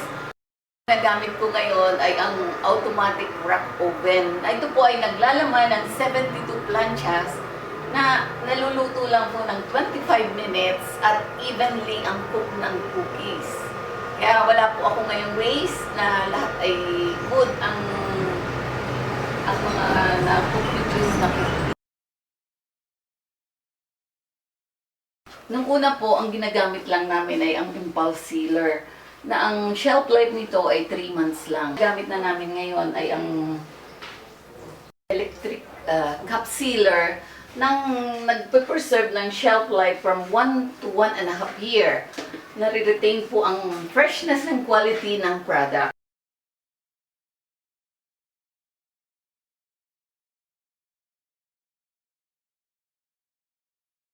At ito po ay madaling buksan at easy open can po. Usable cup. Ang transaction ko po noon ng business ay walk-in. Pero sa ngayon po, ay sila'y nag-order na through internet. Ang website ko po ngayon ay www.rehanosmarinduquedeli.com. Maraming salamat po sa DOST dahil sa technology really works. HML Foods Corporation is a family business currently one of Bicol's leading food manufacturer, socializing in Bicol's local delicacies, namely Bicol Express Pork, Bicol Express Tinapa, Laing Regular, Laing Spicy, and Bicol Chili Paste. Before we started manufacturing bottled Bicol Express and Laing, we have a restaurant in Legazpi City, which is Paris King, opened way back 2007. There, we serve the Bicol Express and Laing, and with many satisfied customers who always brought back to their homes as pasalubong, we decided to put it in a bottle instead of in a microwavable container. So now, apart from Bicol Express Pork, we have Bicol Express Tinapa, Laing Regular, Laing Spicy, Bicol Chili Paste, and the frozen Bicol's Best Very Special Pinanat in regular and spicy. All can be found in Paris King, Paris Queen, and some leading supermarkets and pasalubong centers. The initial production of our bottled Bicol Express Pork and Laing before was 15 to 20 bottles per day. It carries the brand Bicol's Best, which are traditionally made authentic and are now found in supermarkets and pasalubong centers. With the help of DOST, we availed of their upscaling and automation setup program. With this, DOST has truly helped us increase the production from 15 to 20 bottles per day to 1,500 bottles per day. DOST has truly played an important role in the increase of production capacity and market sales. With the assistance of DOST, our loan availment of 2 million for the automation of the production processes, enhancement of product shelf life using DOST's sterilization process has raised its production and made it efficient. HML has also obtained the current goods manufacturing practice from the Food and Drug Administration. To ensure the high quality standards of our product, it undergoes 3 quality checking and counter checking being done during production. Apart from ensuring quality products, HML has great concern with the environment and advocates zero waste. Thus, waste products such as coconuts are turned into copra, coconut shell into coal, and used coconut meal are also being sold. Other waste products such as plastics and tin cans are sold to junk shops. Our company keeps up with marketing trends and maintains its competitive edge through conducting continuous market research, both local and international. During trade fairs, we interact with customers or consumers rather together with the market information and customers' feedback during product tasting. With the ACE in production, we added gulay na santol and our latest, the frozen very special pinangat in regular or spicy. Our company is in the second phase of agreement with DOST named Upgrading Technology on Pinangat Production and Storage. Our company has been recognized in various ways because of our set quality standards and awards. We had been also featured in different TV ads local and national, in the past years such as the Island Living Channel, Umagang Kay Ganda, and Biyahe ni Drew. DOST has been assisting us financially and technically. We are enjoying the benefit that DOST is providing us. Thus, we are so grateful and thankful. In behalf of Bicol's Best, Paris King, Paris Queen, this is Annie Rowan Laguno of HML Foods Corporation saying our heartfelt thanks to DOST for supporting and believing on us. God bless. Introduction of speaker by Mr. Fernando C. Maria A. Alvero, President, PCCI San Pablo. Good morning. Ms. Sylvia Wang is the President of the Cloud Business of Huawei Philippines. She has 11 years of experience in leading teams with a culture of innovation and ingenuity to meet customer demands. She is responsible for leading highly complex IT projects to fruition by formulating strategies and creating value to help customers achieve their goals and objectives. Prior to coming to the Philippines, Ms. Wang was based in Huawei, Dubai, and led a successful campaign in helping customers embark on their digital transformation journey. Ladies and gentlemen, please welcome the President of Cloud and AI Business Group of Huawei Philippines, Ms. Sylvia Wang. Hello everyone, this is Sylvia Wang from Huawei, and I'm in charge of the Cloud Business Group in Philippines now. It's my honor to meet all of you here today. So I think the past 2020 is a special and impressive year for most of us, which full of changing and full of surprise. The COVID-19 has changed a lot of things in our life, like our working ways, starting ways, and even just the daily communication methods. More and more cloud and online ways are taking place of the traditional face-to-face activities. I think it's difficult, not easy for most of us as we have to face to these challenges and change ourselves from the traditional life which we already get used to for such a long time. But it also gave us more courage to rebuild a better life with the power of technology. So today, I would like to share on the topic related to the cloud AI, 5G, and IoT. Let's see how this new tremendous synergy power changing this world. So before we down to the technical, let's have a look about the Huawei company. Huawei was founded in 1987. It is the world's leading provider of ICT infrastructure and smart terminals. Currently, Huawei has already 194,000 employees, operations in more than 170 countries and regions, and serves more than 3 billion people. Partner for digital transformation with 228 and a Fortune 500 companies. Huawei is committed to bring the digital life to every single person and organization for a fully connected, intelligent world. So in the past 30 years, Huawei always focused on the ICT infrastructure and smart terminals for the consumers, operators, governments, and enterprise customers all around the world. In the field of ICT infrastructure, Huawei insists on using the most innovative communication technology to provide the best connections. At the same time, we have also increased the investment in the cloud and AI field to provide overall solution around the information lifecycle to enable digital transformation. We know that the world is full of changing. But the unchanged thing is that Huawei will continue to put a huge investment in research and development to ensure our technical advantages and product leading position.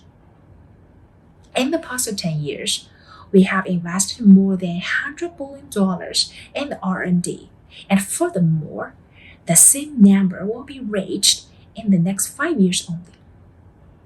According to the Europe Commission 2020 report, Huawei's R&D investment ranked number 3 in the world. The number surpassing the combined R&D investment of Cisco, Nokia, and Ericsson. So to guide Huawei future technology development, we have engaged with the industry experts and the research companies to create the Huawei Global Industry Vision, which we call the GIV white paper. The GIV white paper defined the top 10 trends towards 2025, which is just 5 years from now. Now let me share some more things about this GIV in the coming pages. As we know that the cloud, AI, 5G, and IoT technologies combined together will make a great influence to our life, which will support an intelligent world to make a lot of impossibilities into real. So let's imagine about our life. In the future, children will be able to travel through time and space, play together with the dinosaurs. Elders can revisit their young, walk with the help of bionic technologies and AI. And all the cars on the road will be equipped with sensing system and be able to reroute to emergencies in time and save more life. This is just some cases and things. I think there must be more in your mind, which might be true in the very near future. So according to the forecast in the GIV, to 2025, 58% of the world's population will have the access to 5G networks. 97% of the large companies will have deployed artificial intelligence. A great access to intelligent technologies will be provided to every person, home, and organization. So now let's talk about the 10 trends and the GIV, like living with bots, supersite, zero surge, working with bots, 5G rapid rollout, all the way to global digital governance. Like living with bots, the adoption rate of intelligent domestic robots will reach 14% to 2025. And the Taylor Street, we know that according to the forecast, the cellular vehicle to everything technology will be installed in 15% of the world's vehicles by 2025. According to this trend, the auto car will become to be real, probably in very near future. 5G will become more pervasive. With the development of 5G and AI, your smartphone today will become a personal digital assistant in the future. Cloud will be the foundation of ICT infrastructure to support this digital development trends. And AI and 5G, IoT will be the key technologies to enable all these digital services in the future. So after the glance of the wonderful future life, now let me show you the potential economy opportunities in the future.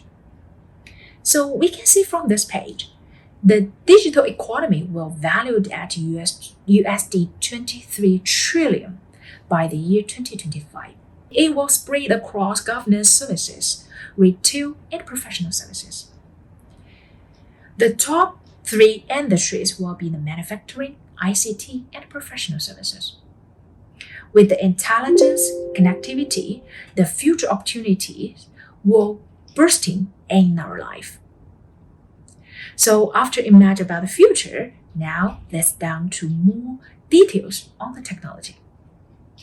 A combination of cloud, AI, 5G, and IoT technologies will be the new confluence power, as we mentioned before, where cloud is the foundation to support everything, AI to make all the things intelligent, 5G will provide ultra-reliable, low-latency, high-bandwidth connectivity, and the IoT will provide the virtual immersion interaction. The combination of these technologies will enable countless possibilities in very near future, like smart homes, smart offices, manufacturing, smart cities, remote AI medical care, and more are just around the corner. These technologies will also change the world, create new scenarios, new applications, make a lot of these impossibilities into real. So the new confluence power will create new experience applications and industries as well. Like we can expect faster mobile internet connection with 5G and IoT technologies on the experience. To achieve the new experiences, we need more new applications to support. Like we can enable new ways in the use of drones, called VR, and the auto driving. We can combine even the cloud VR and the drone with the camera together to support some combination scenario. And all these applications will be deployed in the new industries such like real-time media, industry vision 4, and vertical farming. To really realize all these possibilities above and scenarios above, new architectures are also needed, of course. 4 key areas are focused from Huawei perspective: multi-architecture computing, multi-granularity, multi-dimensional acceleration, and multi-layer scheduling. For support of AI scenario, apart from the x86 computing architecture, we will need AI chipsets, such like GPU and ASIC, to support the new services scenarios in a new area. For support of different workloads other than just using the traditional VM virtual machine, we also need cloud containers, bare metal servers, and also serverless to match the different workload needs. And with high speed and high bandwidth of 5G, we now need to accelerate the capacity and speed of computing, storage capacity, as well as the network speed. Lastly, we required processing need to support scheduling a multi-layer include in central cloud, at the edge, or on terminal. To reinforce your understanding of this new confluence power, I have included a number of use cases here as well. What you see here are the use cases of Huawei Cloud and AI. Huawei Cloud currently has integrated many AI functions, including voice sound recognition, object recognition, behavior recognition, and machine learning, and many more. Let me just share a few more details on some of these cases. So firstly, the first one on the slide itself on the top left. This is the saving of rainforest by listening. In this use case, we collaborate with the NGO here to use old used Huawei phone to support with solar panel and battery. We mount these mobile devices into the trees and the forest, and using model art sound recognition technology. We load the AI algorithm into the phone and constantly listen to the forest. We have done the same thing to protect rainforest in Philippines through Huawei Tech for All program. The AI algorithm is able to recognize different sounds like gunfire, like the truck driving, chainsaw, and animal spices, helping the enforced to protect rainforest as well as better understanding the danger species. Another example is smart scale with food recognition. A local supplier of supermarket weighing machine has worked with Huawei to use the model arts to build food recognition and build the smart scale, enable correct pricing to be tagged for the fruits and save manpower in the supermarket. For AI to flourish in this industry, we need to build a robust ecosystem. AI faces 2 major challenges in this ecosystem. The first challenge is basic software. So, what is the basic software? Basic software includes algorithms and frameworks. There are various frameworks for different industries, including machine vision models and natural language processing models. However, so many industries, there is still huge room for basic algorithms, models, and frameworks, which is a challenge for the basic software.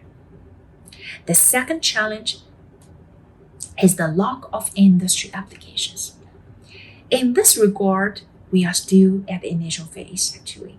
To cope with this situation, Huawei has proposed two ecosystem building initiatives. The first is the collaboration with academic and teaching and scientific research. The core idea is to cultivate talents for the entire AI industry through cooperation with the universities. The second is to collaborate with the developer community and provide open source support for developers and industry customers to help developers quickly access AI use cases and migrate services. To support these two ecosystem initiatives, Huawei has proposed a 5-partner program, including the programs for OEM partners, ISV partners, university startups, and developers. We aim to foster an ecosystem of healthy, robust, and sustainable development. At the same time, Huawei actively participates in activities hosted by various organizations, including industry alliances to combine the force and industry. At the same time, we are actively promoting openness and cooperation in the intelligent equipment field. So Huawei Cloud developed EI intelligent twins based on years of experience in the AI implementations. EI intelligent twins integrate industries' know and how, experts' experience, and AI algorithm. Intelligent twins provide a new engine for the intelligent transformation of industries. EI Healthy Intelligent Twins helped scientific research institutions quickly identify 5 types of drugs that have the potential to curb COVID-19. Drug research and development is much faster than before.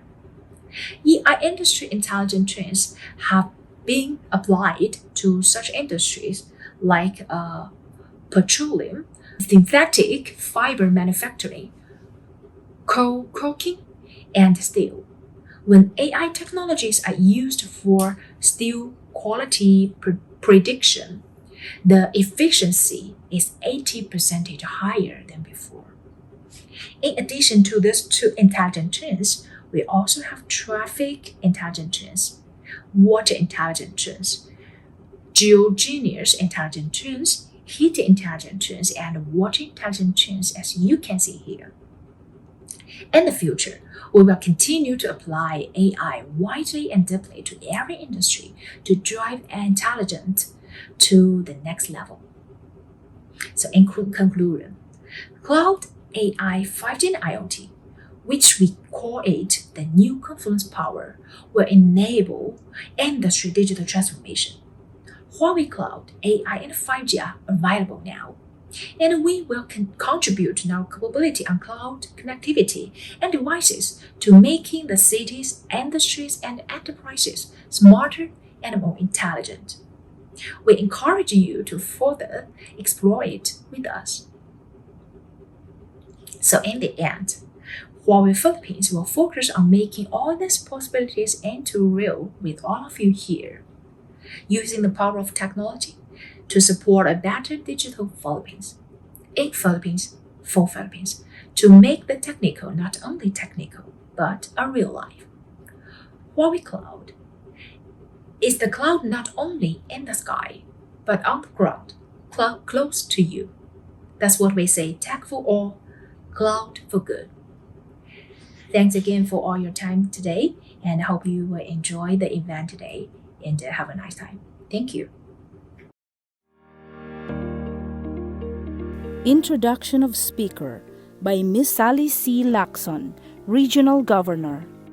Our session chair for Plenary 3, is a proud Filipino who returned to the Philippines after 22 years of working in Canada, the USA, Europe, and China in the military and aerospace electronics industry. Perry, as he is known, has been with EMS for 15 years, starting as managing director, and he is currently the chairman and CEO of the EMS group.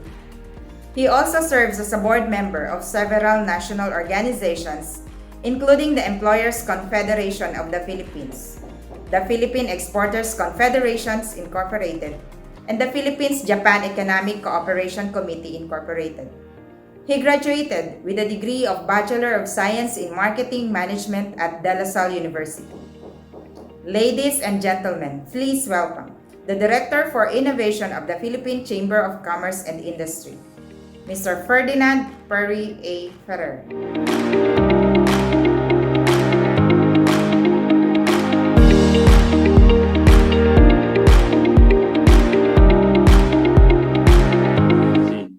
And again, I am Perry Ferrer, the PCCI Director of Innovation, and I will be the chair for this morning's panel discussions.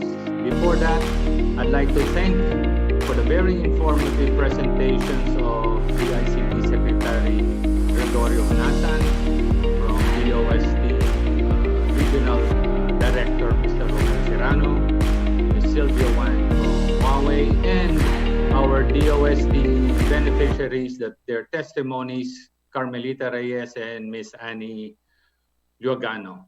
And before we proceed in the forum, I'd like to remind everyone, keep your audio muted until it's your turn to speak, and send your questions in the chat box.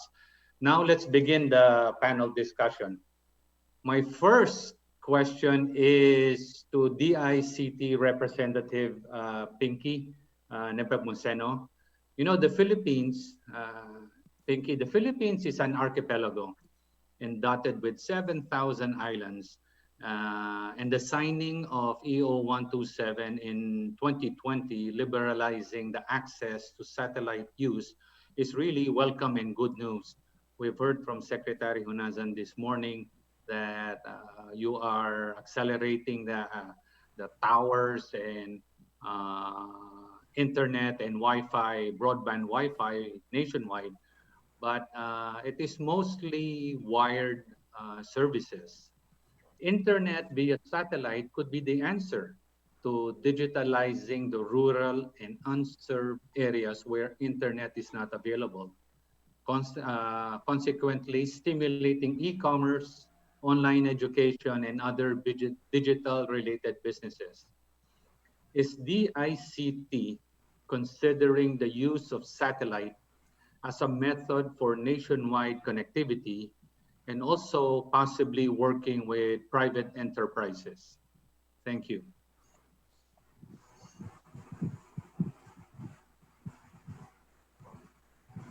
For Pinky. Yeah. Okay. Thank you for the question. With regards to your question, sir, as to the use of the satellites, VSATs, we have been using already the VSAT technology since 2016 when the free Wi-Fi project was first introduced. So the free Wi-Fi has 4 modes, either through fiber optic cable, through VSAT, through radio, or to the copper wire. So we actually have a majority almost right now are VSAT. The live sites that we have right now are using VSAT technologies, especially those in the far-flung areas. Okay, thank you, Pinky, because from some of our research, there are still several areas in the Philippines, especially the islands, that are unserved by internet. And also, one of the benefits of the satellite, as we know it, is aside from propagating e-commerce, is also online education. So hopefully we can see more and more of cascading of satellites in the, as you mentioned, in the far-flung areas, in the Philippines. The EO 127, possibly with partnership with the private enterprises, can accelerate the use of satellite technology. Yes, sir. Although what we are promoting right now is the common tower, or the we are encouraging the private sector to invest in to become an independent provider of the tower infrastructure, because it will greatly increase the proliferation and adoption ng internet even in the rural areas, in far-flung areas. So yes, that's one of the key programs that we are promoting right now. Yes, as we know, Ms. Pinky, as we know, the recovery, the rebound and recovery of our economy is not focused on NCR and urban areas. That we also want the rural areas and to start their economy, especially we're seeing as the vaccines are coming in, and hopefully we see the light, a bigger light at the end of the tunnel by 2022. Thank you. Thank you for your comments. My next question is with DOST Regional Director Serrano. Mr. Serrano, as we are encouraging our MSMEs to adopt innovation and technology as they are preparing for their businesses for the new normal, does DOST have programs to support MSME in technology and digital transformation or repurposing by industry? Thank you, sir. Good morning. Good morning, everyone. Thank you, sir. Yes, definitely the Department of Science and Technology, especially in the regional operations, has a lot of programs, actually several programs that intends to or targeted specifically to assist our MSMEs. We have our flagship program, the setup program, with the Small Enterprise Technology Upgrading Program, which tries to provide innovations, encourages our MSMEs to adopt new technology to level up their operations in terms of product development. And we also have a new program, the iStart, which intends to develop fast or high growth areas to be conducive for investors. The idea is to level up again or upgrade industries in a certain locality, and in our case, it is Camarines Sur. Province of Camarines Sur is among the pilot provinces for iStart. And we also have several other programs like the Bridge Vehicle program. The intention is also to serve as an integrated or a holistic approach in the development of industries and industries on the aspect of reinventing their business if it's necessary, making them keep up with the necessities of this time of the pandemic. The idea is to reinvent our existing MSMEs in terms of their operations and the way they conduct their businesses. The DOST wants them to pivot into a new business model for them to be competitive, or at least to survive in these times. So we are partnered with other government agencies like the DTI, the Department of Agriculture, and the Chamber of Commerce, of course, is there, and the other industry players. The idea is to have partnership with the industry, the academe, and us in the government to provide this assistance that you mentioned, sir, to help our MSMEs. Thank you, Mr. Serrano. You know, the DOST and partnership, and I will go to a different angle. The DOST with a partnership with DICT. Once DICT, as we heard from Ms. Nepomuceno, starts cascading and having nationwide internet access. We hope to see that soon. And we want our micro, small, and medium enterprises in our rural areas and in the countryside to start shifting and going online. And that is really when we will see a nationwide boost, not only in business, but also in employment generation, because here we have the micro, small, and medium enterprises their businesses open up to the Philippines and, of course, globally. Mr. Serrano, the Science for Change program, we've heard about the Science for Change program and where you help R&D and also commercialization of product. How can we encourage the businesses in the Southern Luzon area to take advantage of this government program, which is very critical now as they pivot, as you said, towards the new normal and digitalization? Yes, sir. We have these several programs in the science S4C, no, Science for the People, Science for Change program, wherein we try to encourage our industry partners to take advantage of the technology, for example, available in the academe. We also want to enable them. There's also the aspect of enabling their proposed technology if there are some aspect of their business model that needs to be enhanced. We can also help them encourage that. And of course, again, we also promote the technology available. We're hoping that our industry partners would try to adapt the available technology developed by the different agencies or attached agencies of the DOST. These are actually specifically targeted for advanced manufacturing. That's the idea for them, again, to level up even in the industry level, not just the MSMEs. So that's the idea. We want to encourage our industry partners, businesses, to take advantage of the available technology, whether it can be directly or they are already using it, or it's something that they can explore as well. Maybe they can consider partnering with DOST. Thank you, Mr. Serrano. I know the Southern Luzon area with a vast range of different industries and the available government funding and support. Example is the Science for Change and the iStart.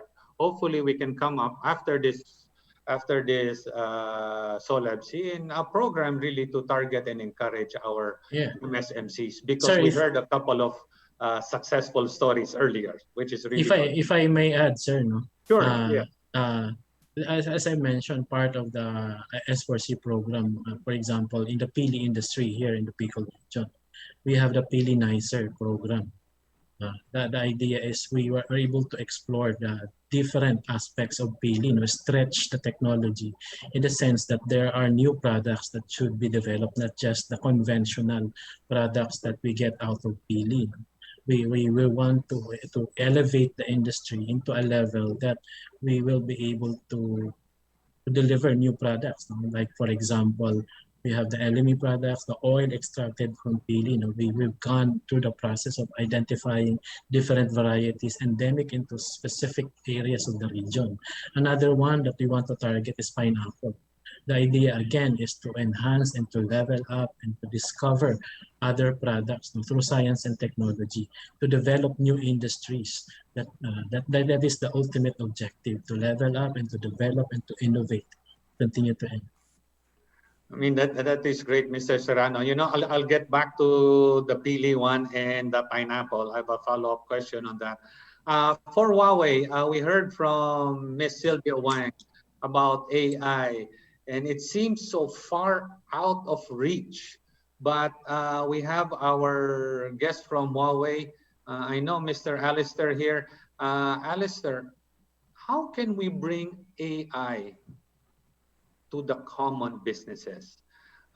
There is a perception that AI and all this cloud are for multinationals, large companies. But in the Philippines, over 95% of the businesses are micro, small, and medium enterprises. And these are the ones that we would like to assist in moving into their digitalization journey or digital journey. And AI, as we all know, that it could be the wave of the future and it is going to be part of our future. how can we bring that, Alistair, to the micro, small, and medium enterprises? Thank you.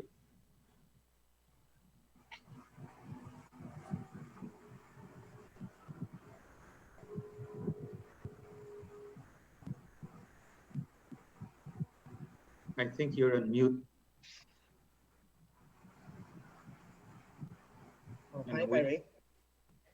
Can we unmute? Yes. I think I need to. Yeah, thank you. Yeah. Can you hear me now? Yes, yes, go ahead, Alice. So thank you very much for that question, Sir Perry. No? So allow me to answer first. I have my colleagues here, Shyam and Angelo. But to your question, we are representing here Huawei Cloud. And one advantage or benefit of the the SMEs to leverage the cloud services and cloud technologies is once, as discussed earlier, DICT has been rolling out free Wi-Fi in the countryside, and DOST has been promoting modernization of or industrialization of our industries in the countryside for the SMEs. So with that in mind, now it's mature and ripe for the SMEs to take advantage and leverage the cloud technologies. So not just hosting or modernizing or taking advantage of digitalizing or doing applications, hosting services in the cloud.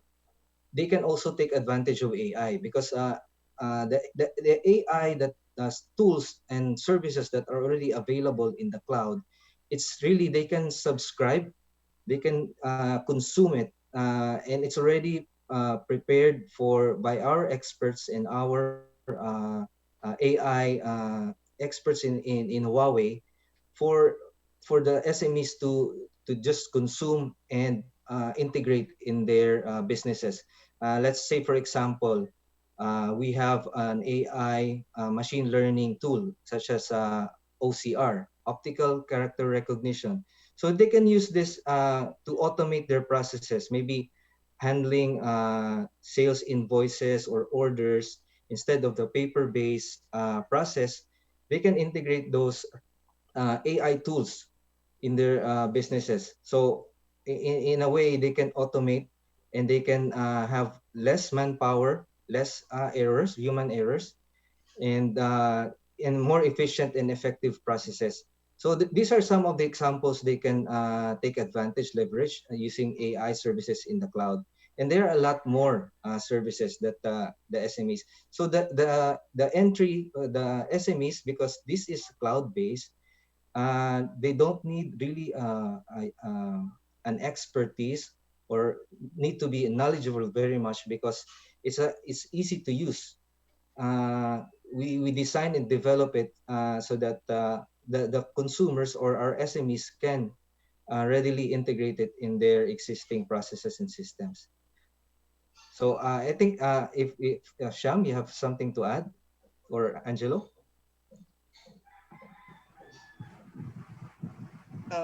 It's no add from my side. It's you already answered very good. All right.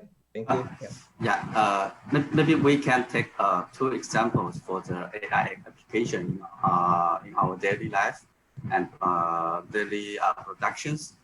For example, I take an example in China, and in China there are some unmanned supermarket now, and in this supermarket we can find some AI intelligent application.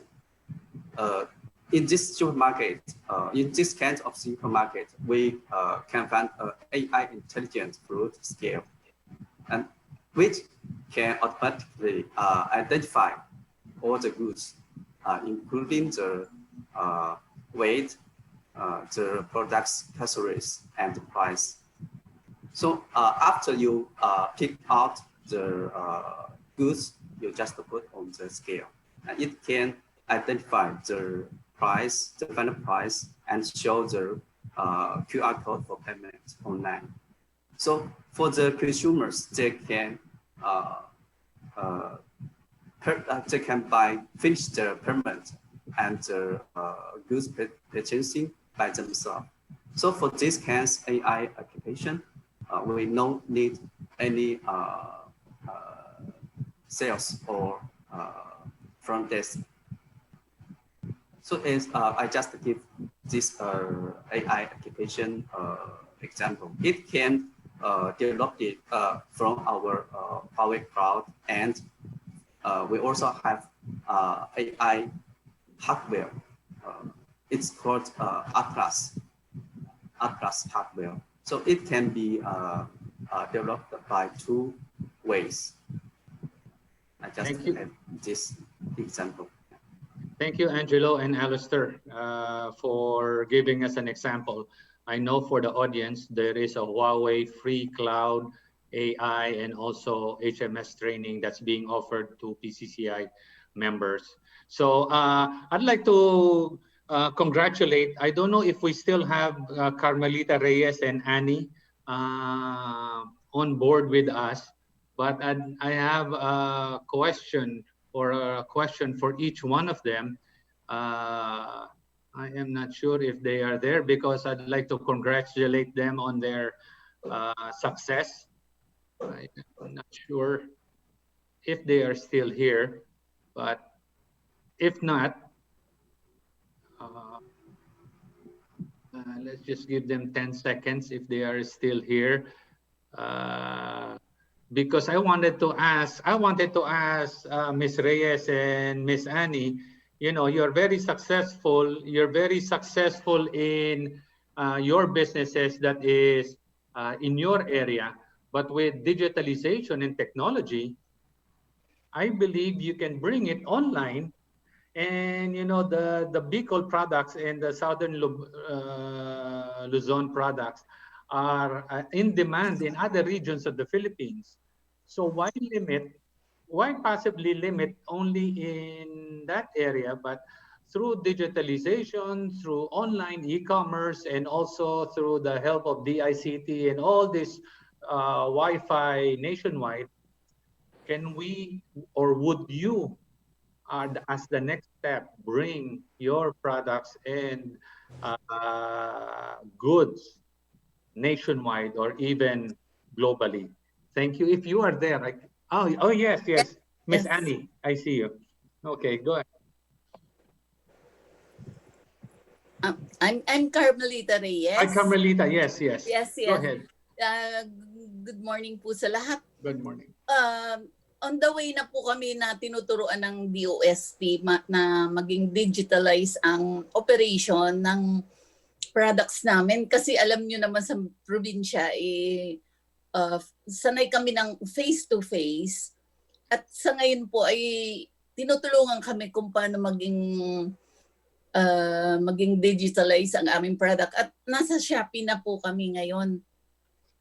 At sana po yung Huawei ay makatulong kasi lahat ng produkto ng Marinduque ay hindi pa kami nakakatawid. Alam niyo naman po ngayon ay pandemic, ay hirap na hirap po ang mga negosyante dito. Ang dami pong beneficiary ang DOST, nasa 75 na po kami dito na natulungan na umasenso. Talaga pong kami from manual, kamay-kamay lang ang trabaho namin. Ngayon lahat kami ay mechanized. Kaya ang laki pong tulong ng DOST na hindi ko po ito malilimutan dahil marami pong umasenso na mga SMEs na ngayon milyonarya na dati noon ay konti-konti na lang. Ay, totoo po. Ang dami po. Lahat ng produkto na tinulungan ng DOST ay asensado.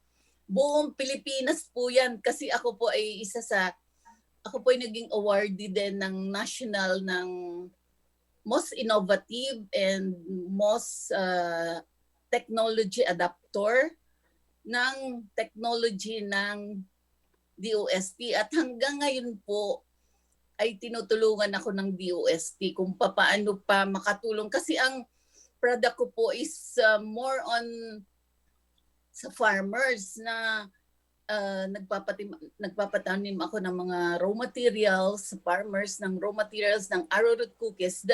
Then yung pong technology na binigay ng DOST ng mga machineries ay nagagamit ko po. Kaya ito po ang naggabay sa amin, mga SMEs ng Marinduque, kung paano umunlad ang negosyo. Ms. Carmelita, Ms. Reyes, it is really a touching story, and we have heard it in several regions on how DOST is a catalyst. Siya ang tumutulong from manual, kagaya ng sabi nyo, naging mechanized, and hopefully, our next step, Ms. Reyes, is dadalhin natin kayo into the digital. Meron programa dito sa PCCI, and together with our very active AVP, we will bring out digital support programs to bring itong mga pagkain and mga dishes and mga services ng Southern Luzon into the online platform and into the digital economy. Magantay lang, let's just wait a little bit. Ilalabas namin, and for the 75 na natulungan ng DOST, hindi yung katakataka because they have been helping in many regions. Talaga pong totoo. We will continue to help the micro, small, and medium enterprises in all the other regions in the Philippines. And our next step is really bringing these micro and small enterprises into the digital economy through the assistance of the programs of PCCI. Magantay lang po tayo, and it will be coming out. Now, we're down to our last few minutes, and we would like to hear just some final words from our panelists, especially talking about digitalization, innovation, technology, and infrastructure. We would like to start from DICT, from Ms. Pinky. You have some last final words for this session.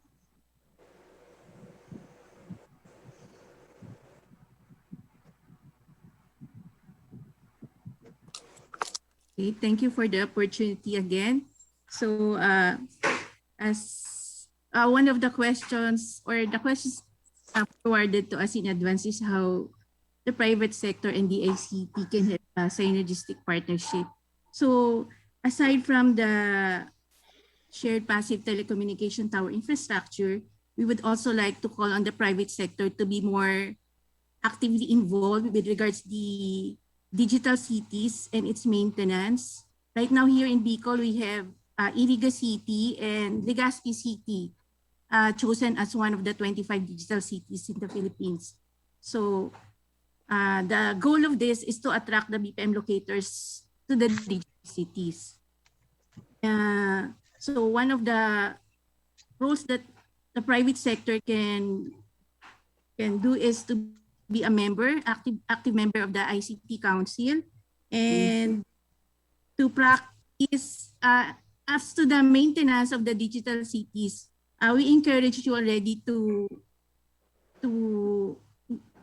use more the digital technologies like e-payments, the e-platforms that we have, especially the local ones like the Community Mart, Mura Mart, Hungry, to patronize our own. Kasi those that we have that are locally grown can create more jobs, as well as ensure that the income they earn are also spent in the locality or the community where they operate. And then when it comes naman to the digital jobs technical training that we offer for free, we encourage also the MSMEs to partner with our scholars as their first-time clients. And such in one of our courses, we offer the digital marketing and e-commerce course.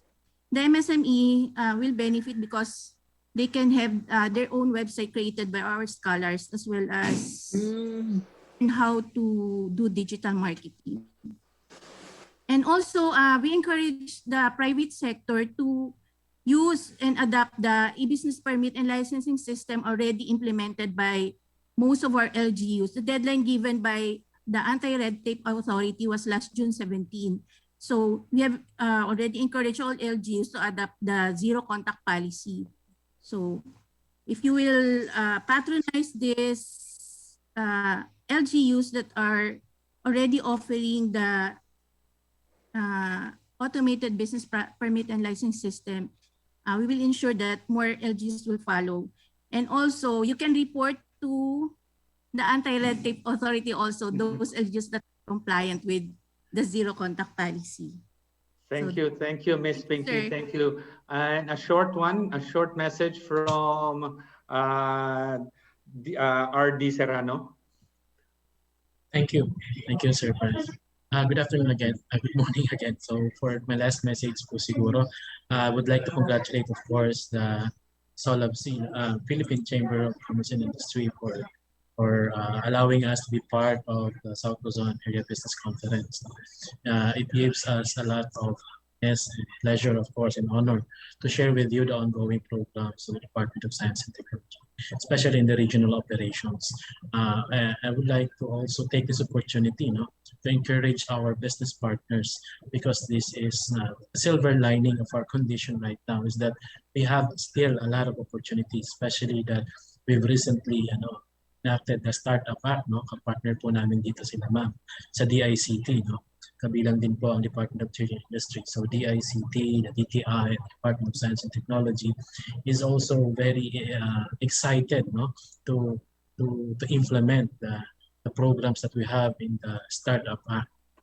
And this is again an opportunity for our small and medium enterprises, especially in the digital technology industry, to capitalize on having this additional access to maybe funding or even technical expertise or innovation to help boost the capacity of our digital technology industry. So rest assured that also the OST is again very much interested to help that industry. In fact, we also want to capitalize on transforming our cities into smart cities, giving them systems capability, capitalizing on financial technology. We're also going towards that direction because we understand that under this fourth industrial revolution, the participation of our partners in the technology industry is very much critical, not just relevant, but the survival of our business.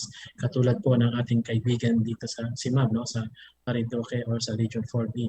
At ang libo-libo po pong katulad ng negosyante ay we really needs the assistance of these kinds of technology for them, not just to survive, but to compete globally. Sabi nga ni Ma'am kanina, nag-expand na sila ng market.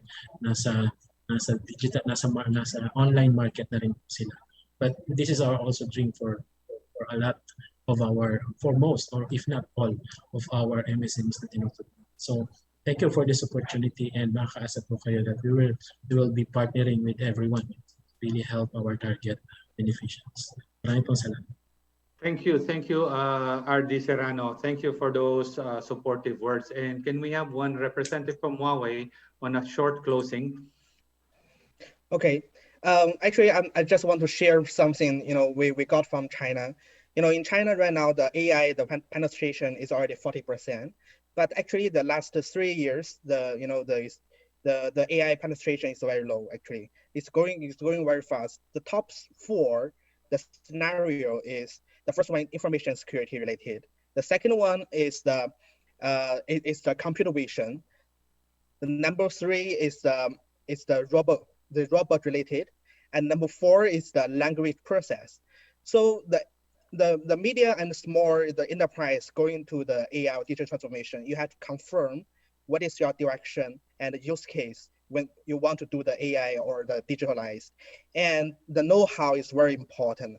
So the AI plus know-how from your side will work together to complete the digitalized vision. So through the PCCI, the platform, we hope that we can hear more the ideas from the Philippine SMEs. You can deliver your idea to the PCCI, and Huawei will continually to support the PCCI to provide the program with the free vouchers to make sure that we can achieve the AI use case in Philippines in the near future.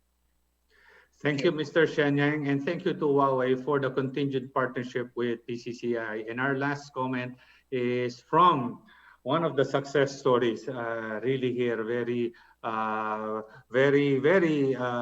inspiring message, inspiring story. Can we hear from Ms. Reyes? A short message.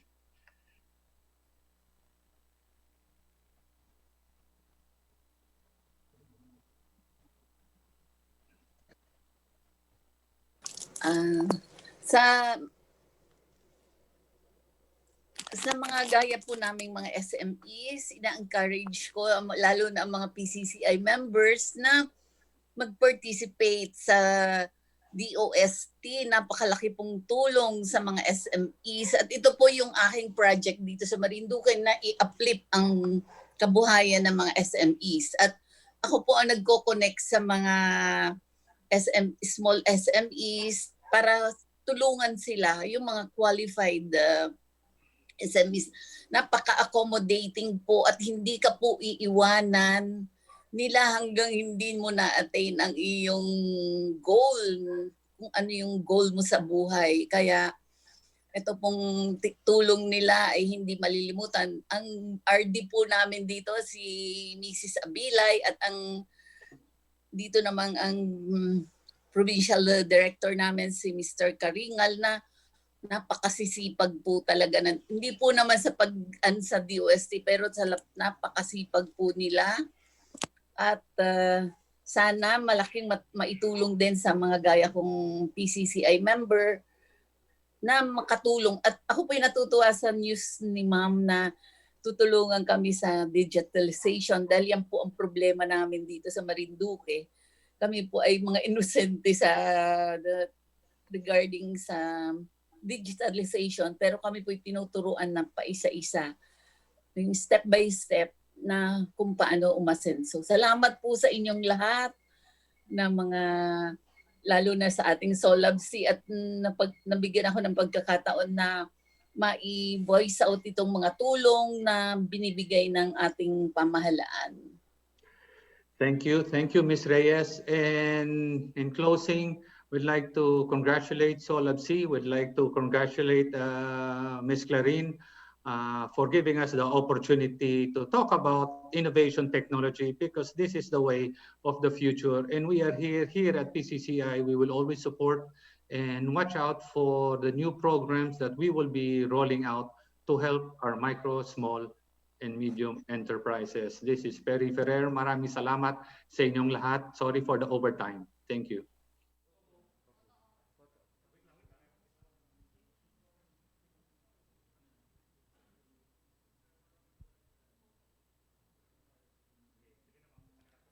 Thank you very much to our session chair and resource speakers. At this point, we will have a quick photo opportunity with our speakers and session chair. May we request everyone to please stay on camera while photos are being taken. Smile everyone for at least 5 seconds, please. Thank you very much. Introduction of Speaker by Ms. Murgy and Moraleda. Today, our speaker is a highly educated man and a scholar.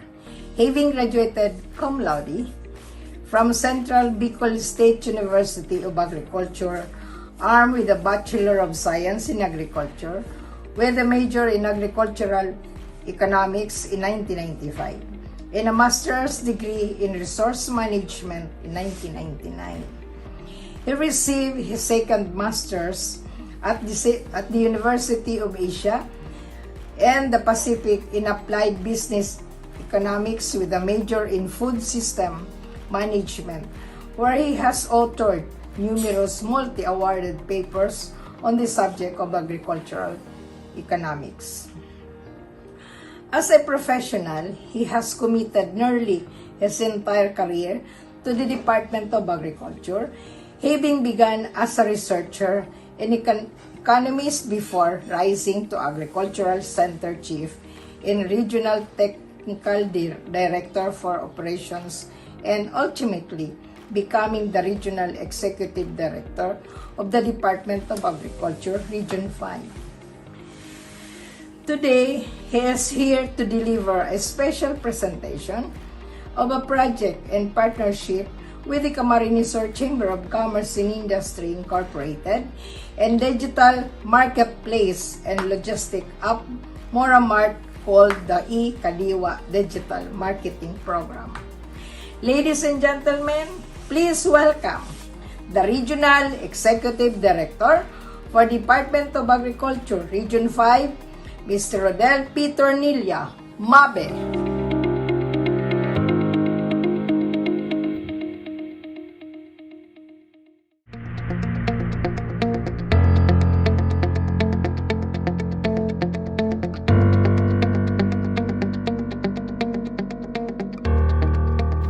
Survive, reboot, grow. With these principles as guideposts, the Department of Agriculture advances to the new normal of building a food secure and resilient Philippines with prosperous farmers and fisherfolk. The still raging COVID-19 pandemic may have highlighted the vulnerabilities of the country's agricultural system, but it also paved the way for new innovations and opportunities to elevate, innovate, and upscale the agency's existing programs, projects, and services. Immediately after the enhanced community quarantine was imposed, the DA implemented the 31 billion pesos worth Aon Lahat Pagkaing Sapat or ALPAS laban sa COVID-19 or the Plant program. One of the projects funded under this program is the upscaling of the Kadiwa ni Ani at Kita direct marketing program through the Agribusiness and Marketing Assistance Division. This program, launched in 2019, is designed to enable farmers to directly reach consumers without passing through a multi-layer marketing system. Currently, Kadiwa is being implemented in 3 platforms, namely the Kadiwa on Wheels, Kadiwa Retail, and Kadiwa Online. Meanwhile, the Kadiwa Express serves as the logistics and transport system of the program through efficient movement of agri-fishery and food products. By opening Kadiwa outlets in the region, Bicolano farmers were able to get the best prices for the goods. The Kadiwa ni Ani at Kita program has been an effective and efficient channel in attaining the Department of Agriculture's twin objectives of masaganang ani at mataas na kita in Bicol, despite the adverse economic impact of the COVID-19 pandemic. From January 2 to May 31, 2021, the DA Bicol, through the Agribusiness and Marketing Assistance Division, has assisted a total of 32 farmers and fisherfolk cooperatives and associations engaged in Kadiwa Retail Outlet, Kadiwa on Wheels, and Kadiwa Online. These FCAs were able to generate a total gross sales worth 37.62 million pesos and serve a total of 82,870 households in the region and in Metro Manila. To further capacitate the farmers and fisherfolk in taking their roles in the food supply chain, the DA launched its enhanced Kadiwa Financial Grant Program. This program is designed to provide farmers and fisherfolk cooperatives and associations with additional capital for them to purchase the necessary equipment and supplies for them to directly sell their produce to the consumers. 16 FCAs and community-based organizations received financial grants worth 11.75 million pesos through the enhanced Kadiwa ni Ani at Kita Financial Grant Program as of May 31, 2021. However, just like any modern applications and softwares, the enhanced Kadiwa multi-platform system also has its limitations. Among the challenges we encountered in running the enhanced Kadiwa ni Ani at Kita Financial Grant Program or competition with national and international players, app maintenance and upgrades, as well as digital marketing challenges and issues among our FCA and CBO beneficiaries. To upscale the DA's Ikadiwa program, the DA Regional Field Office in Bicol partnered with the Camarines Sur Chamber of Commerce Muramart initiative. Muramart Holdings Incorporated is a software development company, and we developed the Muramart apps in partnership with the Camarines Sur Chamber of Commerce and Industry and the Department of Agriculture Region 5. The Muramart apps has 3 segments. First is the consumer app. This is where end users or household can order from the Muramart marketplace. Second is what we call the producer app. This is where manufacturers, farmers, and producers are connected to the dealers, institutional buyers, and consolidators. Third is the rider app. This is the logistics portion of the business that caters to the safe and timely delivery of the goods. We believe that the supply ability of the farmers is there, and the demand is also there. It's just that due to the COVID pandemic, the connection gap between the supply and the demand has further widened. Access to public transportation has been hindered, public markets have also been decentralized, and movement itself was restricted. Collaborative effort of the Department of Agriculture Region 5, the Camarines Sur Chamber of Commerce and Industries, and Muramart, we will bridge this connection gap. We are now onboarding DA-accredited cooperatives and farmers to the consumer app as vendors, where the general public will be able to order fresh produce and other products directly from these vendors in the Muramart app. As time progresses, we will be able to analyze our sales data.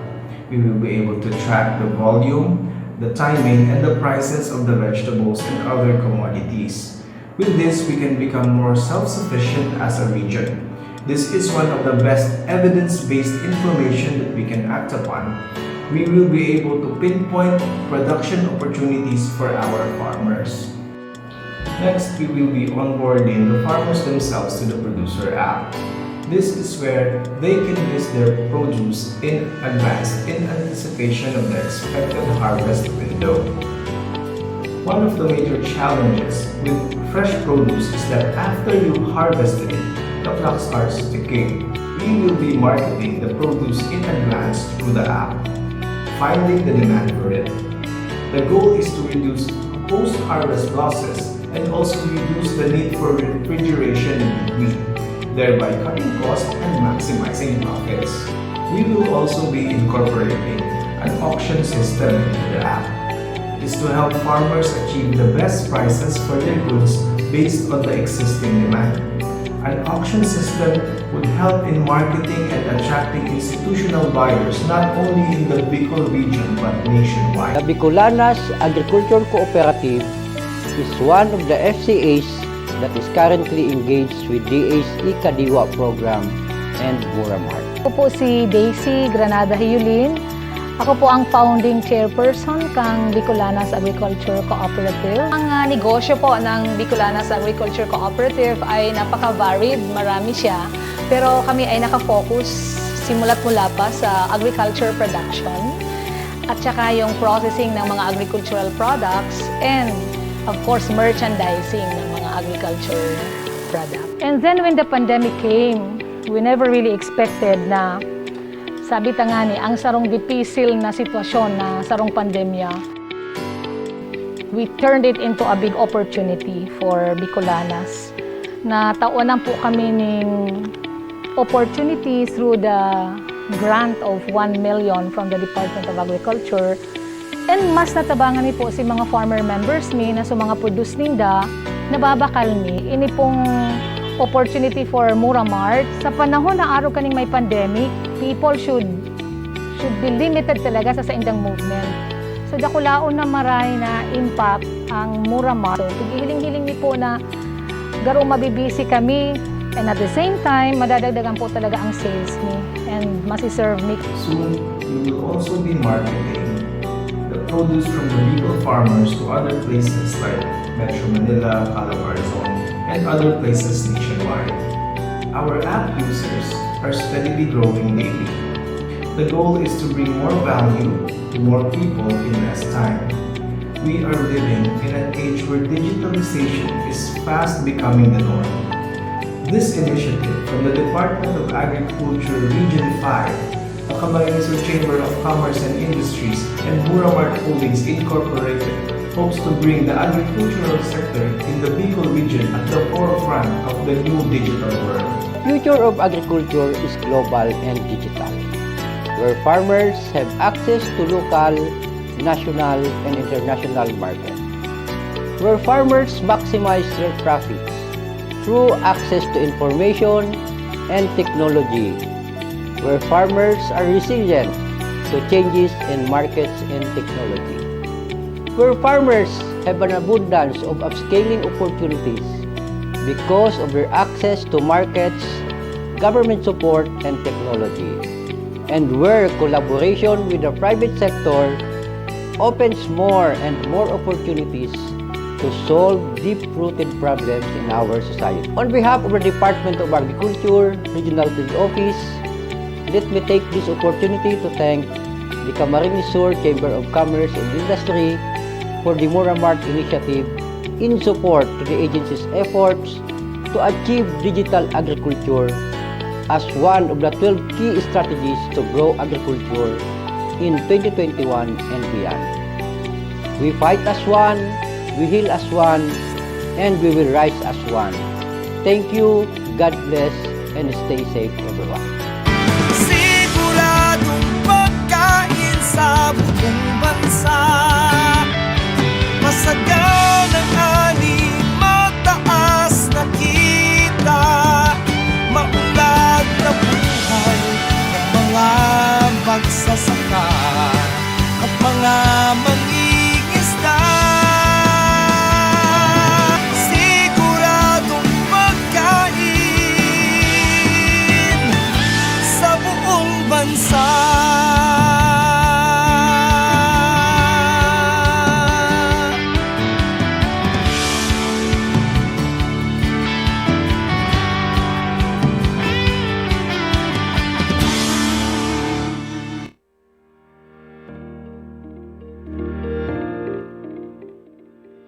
We would like to acknowledge the following PCCI Board. Chairman, Director for Membership, Ms. Alegria Limhoco. Director for SME, Mr. Apolinar Aure. Director, Smart Cities, Chairman of 47 PBC&E, Mr. Jeffrey Nang. Area Vice President for NCR, Ms. Delia Jimenez. Area Vice President for North Luzon, Ms. Cscci Simbulan. Area Vice President for Visayas, Mr. Frank Carbon. Director for Innovation, Committee Chair for Industry, Mr. Perry Ferrer. Honorary President, Chairman for HRD, Dr. Alberto Fenix Jr. Secretary General, Mr. Ruben Pascual. Chairman, Agriculture and Fishery, Dr. William Co. Chairperson of PUBC, Engineer Nina Manyo. Chair of CSR, Ms. Nora Lacuna. Regional Governor for CAR, Mr. Tom Panis. Regional Governor for Region 2, Mr. Cloyd Velasco. Regional Governor for South Sector, NCR, Ms. Tess Ngantian. Regional Governor for Central Sector, NCR, Mr. Jose Tayawa. Regional Governor for Regions 8, Mr. Wilson Sia Uy. Past Area Vice President for South Luzon, Ms. Teresita Liabres. Past Area Vice President for South Luzon, Mr. Eduardo Nicolas. And we also have other local chambers. PCCI Makati President, Ms. Emily Alvarez. PCCI Muntinlupa President, Ms. LV Sanchez. Capiz CCI President, Mr. Dale Bernas. Cebu CCI President, Felix Tagiam. PCCI Parañaque, Mr. or Miss Lolit Duria. And we also have the presence of BCCI Mandaluyong. Thank you very much.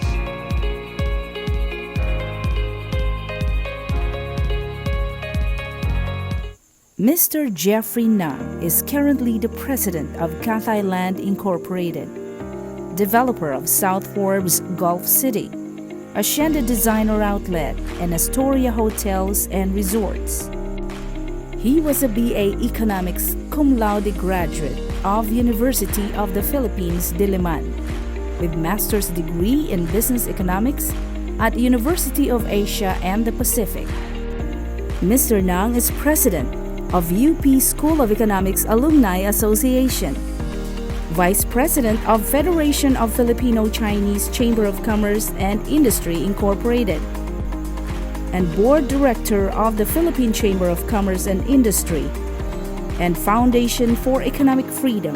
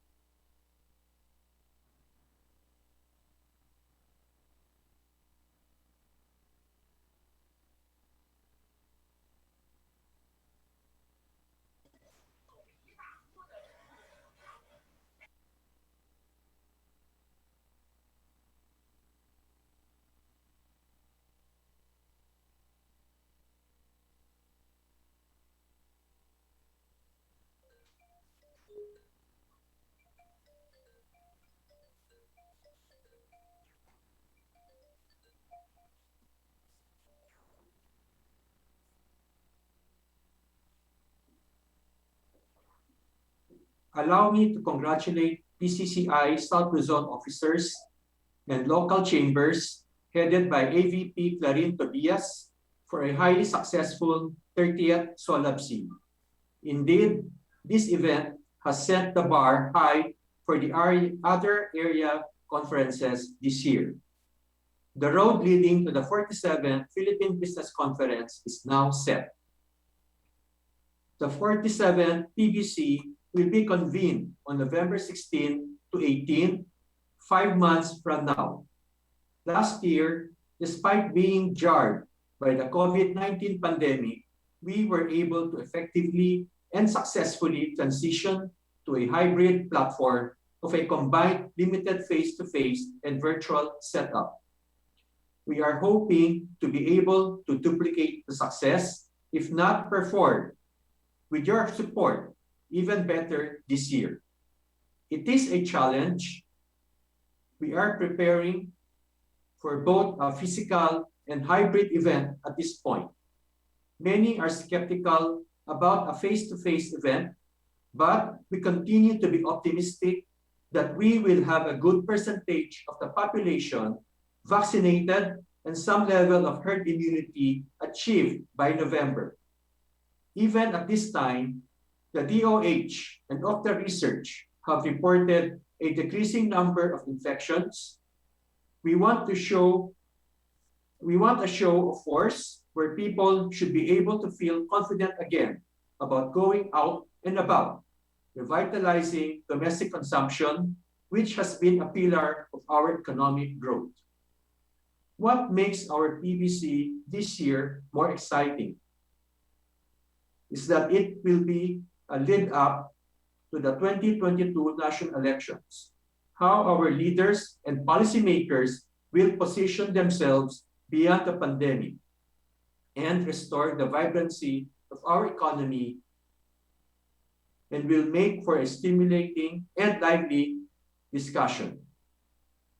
This year's theme, Innovation.ph, Economic Recovery for All, will look into how innovation has become a catalyst to rebooting the economy and sustaining and accelerating growth to recover lost grounds and catch up with Ambition 2040's goal for our country to become a middle-income economy in 20 years. Following tradition, we look forward to once again having Bicol's very own, our country's Vice President, Leni Robredo, to grace our opening plenary.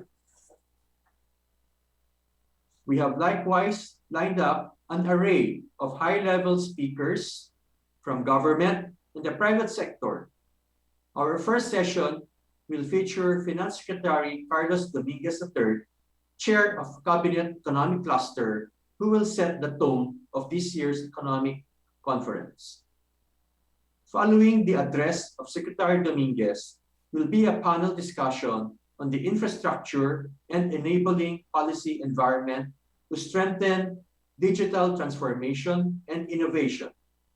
We will be inviting Secretary Carl Chua of NEDA to talk on digitalizing the Philippine economy. Secretary Gregorio Honasan of the Department of Information and Communication Technology on digital inclusion and the National Broadband Program.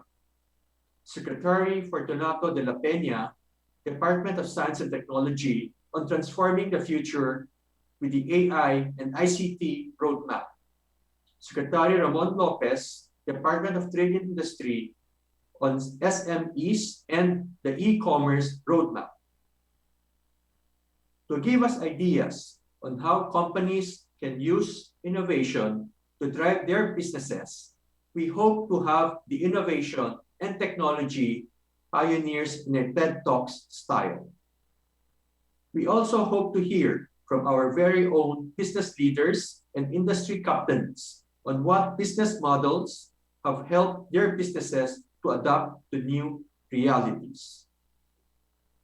Earlier, I mentioned about the 2022 national elections. The reason we moved the PBC from October to November is because we want to take advantage of the opportunity to have a dialogue with our presidentiables. By November, the filing of candidacy would have ended and we will already know with finality who are running for the country's highest post. We want to hear their thoughts, their platforms to reboot the economy. We also want them to listen to our sentiments in the hope that some of our long-standing challenges on business and economic competitiveness will be in their priority agenda. We will likewise highlight best practices and outstanding achievements through several awards. Best Idea Development Awards, Excellence in Ecology and Economy Awards, Alfredo Yao Intellectual Property Awards, Injapsia Outstanding Young Entrepreneur Awards, ICC Global Excellence Awards, Most Business-Friendly LGU, Most Outstanding Chamber. I enjoin you to nominate candidates who you think are worthy of these awards. We will culminate with a presentation of policy recommendations to President Rodrigo Roa Duterte. Aside from the conference proper, we will have a pre-conference activities such as the National Chamber Management Forum on November 16 and a golf tournament at the East Ridge Golf Club. We will also be witnessing the inauguration of the PCCI Innovation Center by Mr. Miguel Yuhico and the unveiling of the infrastructure to connect to the internet through satellite technology, now being set up by our friend, PCCI Director for Innovation and Intellectual Property, Mr. Perry Ferrer. Learn from renowned policymakers and speakers how you and your business can innovate, recover, and thrive beyond the pandemic. See you all at the 47th Philippine Business Conference and Expo this coming November 16 to 18. Thank you very much, everyone.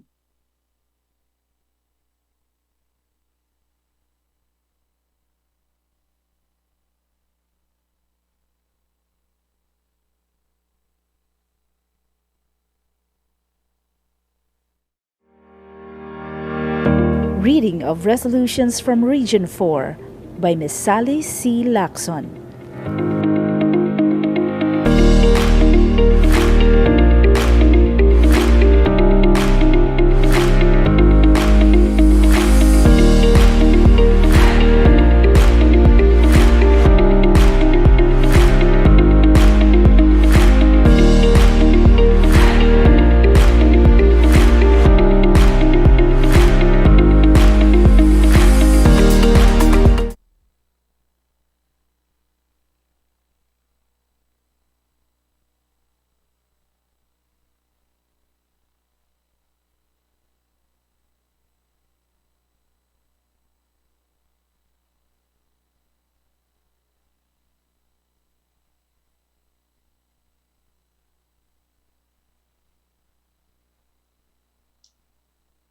You are muted po.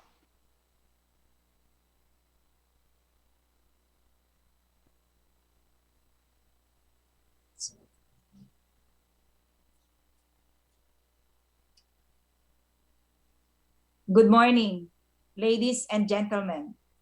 We are pleased to present to you for adoption the following resolutions gathered from the business chambers of South Luzon. PCCI South Luzon would like to submit these resolutions for and in consideration of the Philippine government to address enterprise competitiveness concerns, as well as the requirements and recommendations for business recovery, resilience, and sustainability. For agriculture, resolution urging the Department of Agriculture to create a digital land map for the agricultural land areas of the country, indicating the best crop to be planted depending on the soil classification. Provide landowners, farmers, free seedlings to encourage farming to be a self-sufficient country for all our agri requirements. Provide landowners, farmers with the proper technology and agricultural assistance for a more fruitful harvest. Provide landowners, farmers with sufficient insurance cover to mitigate the risk of any calamities that might strike the country. Address the issue of African swine fever and fast-track the provision of support services to hog raisers who were severely affected. For environment, we want a resolution urging the government to establish a seed fund of no less than 20 billion pesos for the setting up and operation of solid waste recovery, recycling, and wastewater treatment facilities in all LGU business centers across South Luzon, and in each of the provinces therein, including the provinces in Calabarzon, Mimaropa, and the Bicol region. For education, resolution urging the Department of Education and Commission on Higher Education to address the financial distress of higher education institutions by facilitating the payment of collectibles from CHED and other government agencies. Resolution urging the Commission on Higher Education, Department of Education, and the Technical Education and Skills Development Authority, the institutionalization of industry-based training curricula to create a specific workforce development solutions for many occupations and businesses. A resolution urging the Congress to amend Section 7 of Republic Act 10931, the Universal Access to Quality Tertiary Education Act to include a provision allowing private higher education institutions to implement the grants in aid program that provides funding for all Filipino students from the poorest of the poor household. Resolution urging the provinces of Camarines Sur to include and recognize Camarines Sur as a member, a special committee governing the affairs of the local early educational system, which currently has no provision requiring representation from the private sector. Resolution urging the Department of Labor and Employment to accredit Camarines Norte Chamber of Commerce and Industry as a private sector partner in the implementation of Dole livelihood in the Bicol region.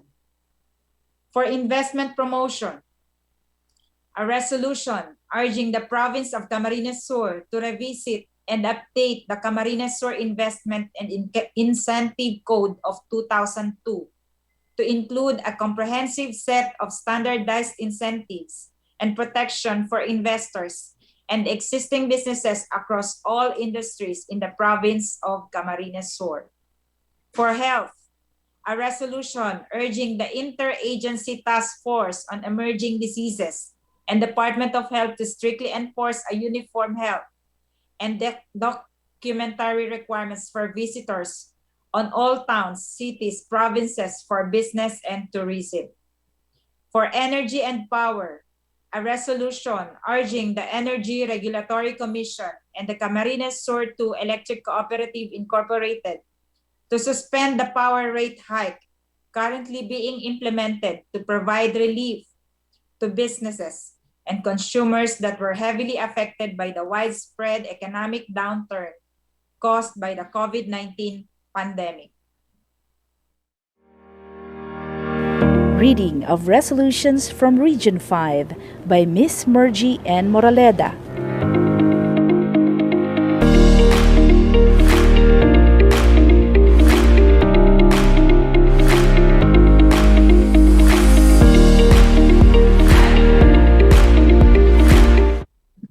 For taxation, resolution urging Congress to pass Senate Bill number 2208 filed by Senator Pilar Horiana Cayetano, which set to amend Republic Act number 11213 or the Tax Amnesty Act extending the availment period to June 14, 2023. A resolution urging local government units to extend the state amnesty program to support the different or waiver of legal property tax for the next 3 years. For tourism, resolution urging the Department of Tourism, DOT, to revert, realign, and utilize a portion of the remaining budget of DOT and its attached agency as financial support, subsidy, or working capital loan to severely affected tourism-related enterprises.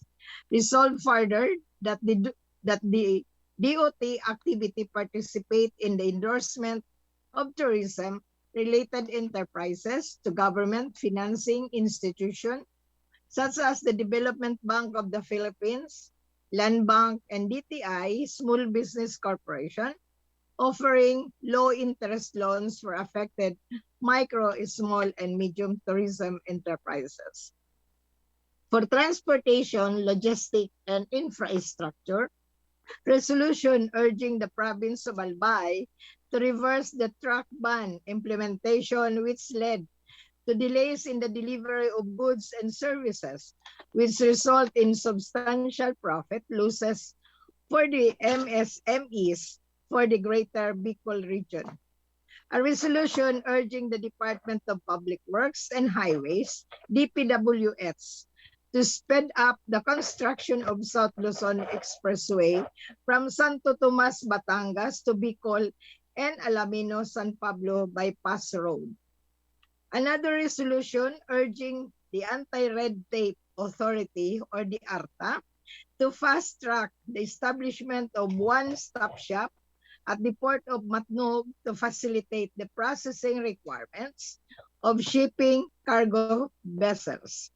Another resolution urging the Philippine Ports Authority, or PPA, to immediately implement their plan to develop a truck holding area near Matnog Port and an automated ticketing system that will substantially increase the efficiency of port operations and likewise improve the service time per vessel per ramp.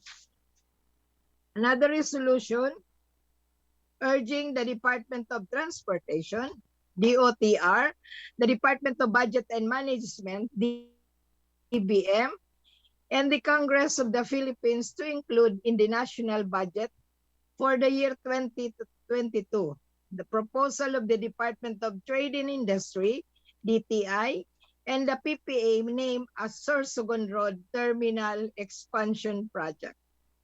Another resolution urging the national government, particularly the Department of Public Works and Highways, Department of Transportation, Philippine Ports Authority, National Economic Development Authority, and the Department of Information, Technology, and Communication to fast-track the planning and development activities of the DOTR's PNR South Rail Project and DPWH Sorsogon's Samar Link bridges in order to shorten the timelines of development of these long-term projects.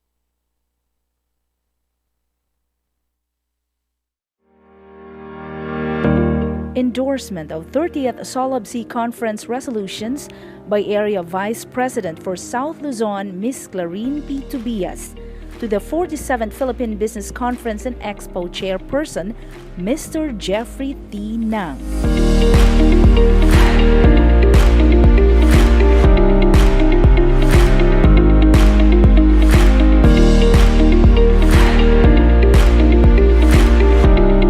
South Luzon will adopt these resolutions this 26th day of June 2021 through a virtual meeting by way of a unanimous and collective motion of the South Luzon Chambers of Commerce and Industry and approved by the Solabc participants.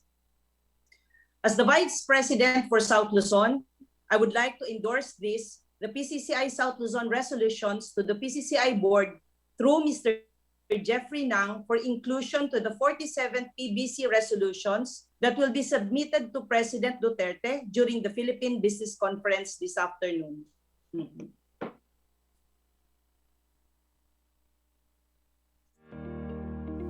Introduction of Keynote Speaker by Ms. Maria Soledad V. Magtuto, President, Camarines Sur Chamber of Commerce and Industry Incorporated. Secretary Carl Kenrick T. Chua joined NEDA last April 20, 2020. His top 3 priorities upon being appointed as Socio-Economic Planning Secretary amid the COVID-19 crisis include fast-tracking the National ID System, the Economic Recovery Plan, and the Build, Build, Build program. Prior to his appointment, he was Undersecretary for the Strategy, Economics, and Results Group in the Department of Finance. In this capacity, he helped the government implement its 10-point socio-economic agenda by ensuring equitable and sustainable financing through the Comprehensive Tax Reform Program. During his DOF tenure, he led the tax reform team to work with Congress to pass the Tax Reform for Acceleration and Inclusion Law, or more popularly known as TRAIN Law, which corrected the long-standing inequity of the tax system by reducing income tax rates while providing funding for the government's Build, Build, Build infrastructure program. Then Undersecretary Chua was also critical in the passage of 3 pieces of legislation increasing excise taxes on sin products, such as tobacco, alcohol, and e-cigarettes to fund the Universal Health Care Program. Prior to joining the government, he was the World Bank Senior Country Economist for the Philippines. In this capacity, he advised the government on strategies and policies to attain more inclusive growth, the type that creates more and better jobs and reduces poverty.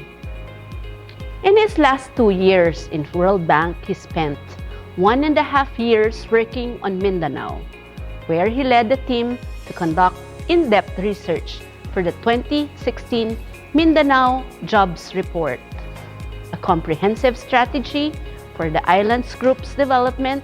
The study's inclusive approach integrated the insights of government, business, labor, civil society, and vulnerable groups who are often left out in the engagement process, such as indigenous people, more women, out-of-school youth, combatants, and internally displaced people.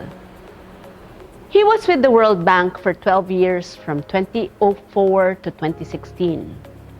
Secretary Chua completed his MA in Economics in 2003 and PhD in Economics in 2011 at the University of the Philippines School of Economics. Prior to joining the World Bank, he was Assistant Professorial Lecturer of Mathematics and Economics at the Ateneo de Manila University, where he also completed his Bachelor's of Science in Management Engineering in 2000. He was a consultant for several local and development partner-funded projects in the area of economics and fiscal policy. Our keynote speaker is a recipient of the prestigious 10 Outstanding Young Men of the Philippines TOYM in 2018 by the Junior Chamber International Philippines, which I am proud to say that I was once a search committee chairperson. He is married with 1 child, his hobby is astronomy, and his little boy is named after a star, Cade. Ladies and gentlemen, let us all welcome our keynote speaker, NEDA, Secretary Carl Kendrick T. Chua.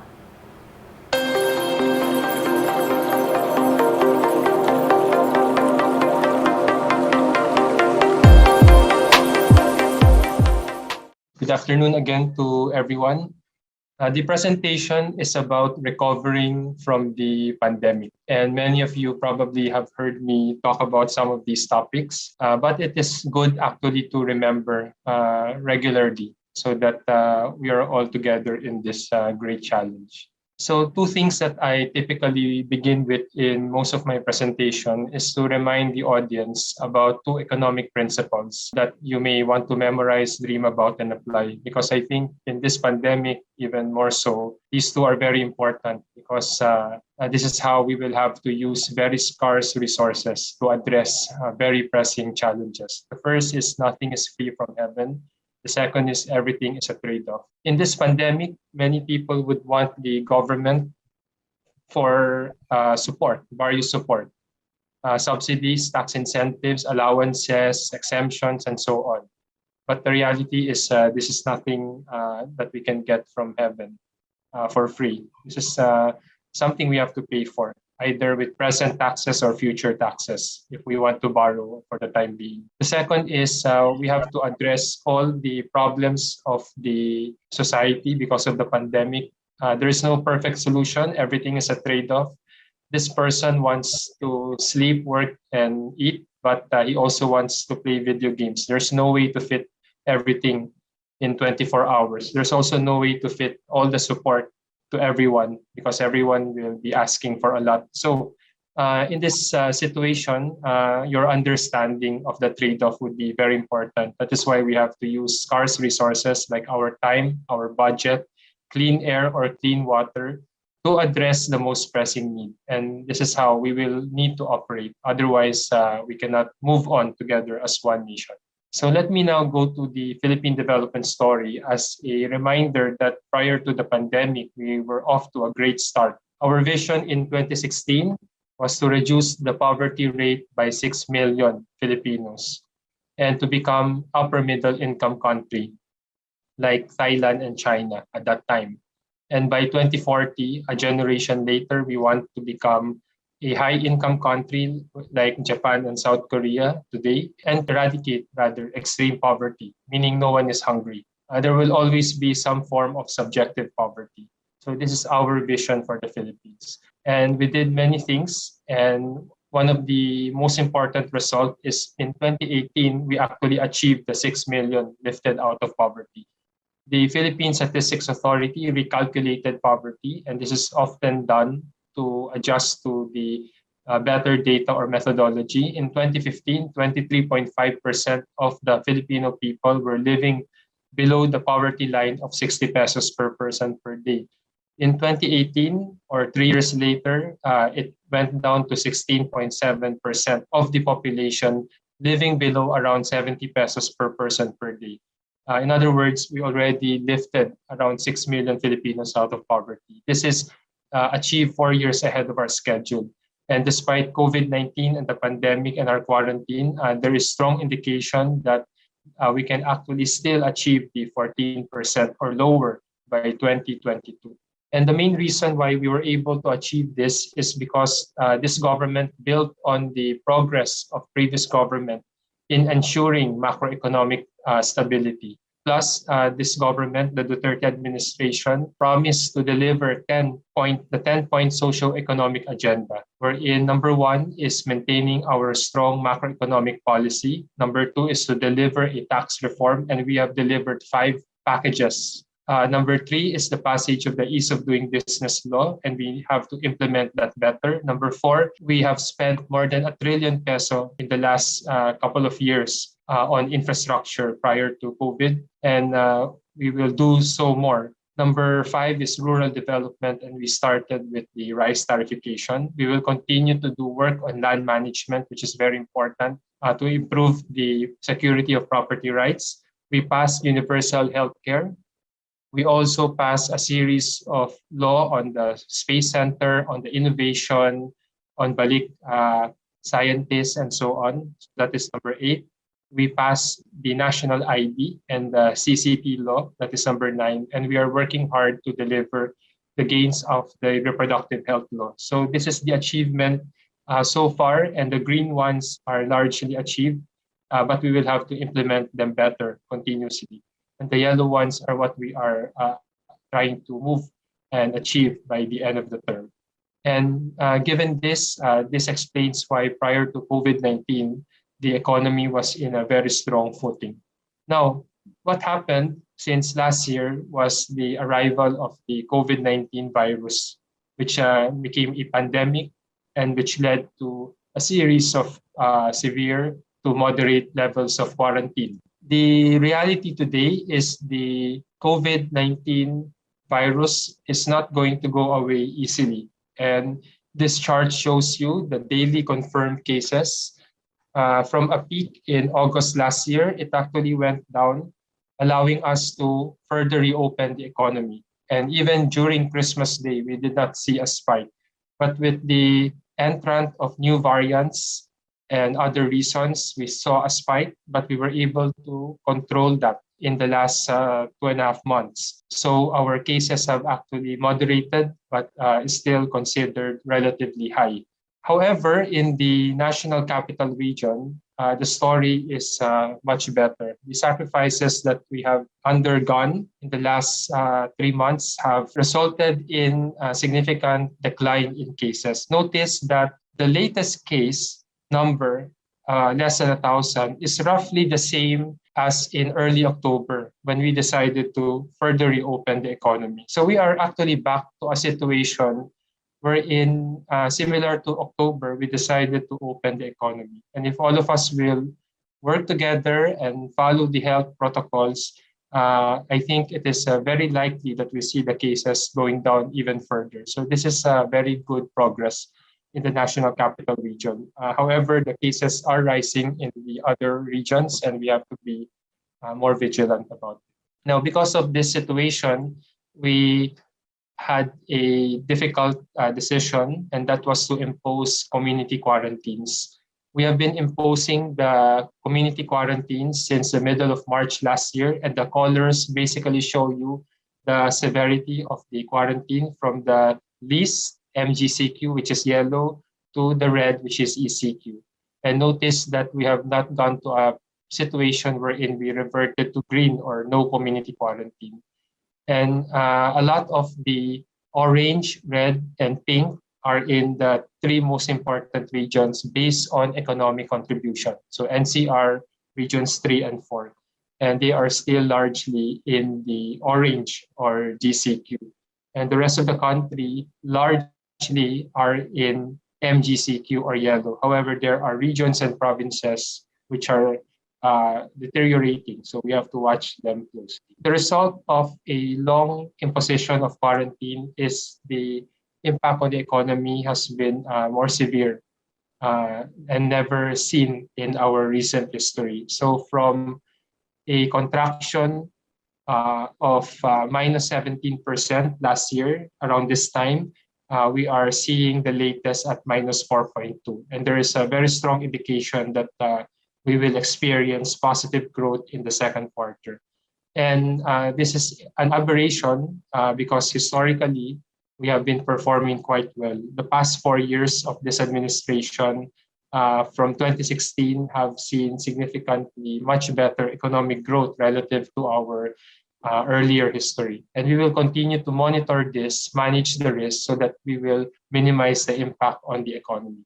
Now, the impact last year was a staggering 1 trillion peso loss in household income, or 2.8 billion pesos per day. The average person loses 23,000 per year, but there are sectors, employees that have been hit much harder, especially those in category 4 or the non-essential, including amusement, tourism, and entertainment. So this year, we are learning from our experience last year to not make the same mistake of locking down a big part of the economy, when in fact we can control the virus where it is most high risk. So if you compare the experience last year and this year in terms of mobility, despite imposing ECQ or MECQ, the visit to the public transport is not down by 80% like last year, but is down only 40%. And this is largely due to the one seat apart rule.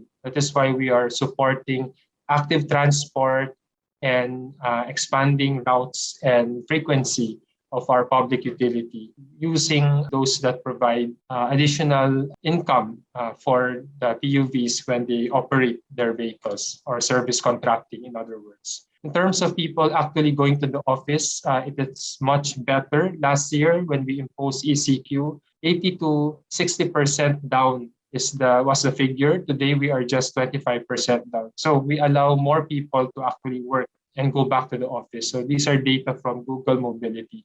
These are also indications why second quarter, despite of ECQ, will be much better.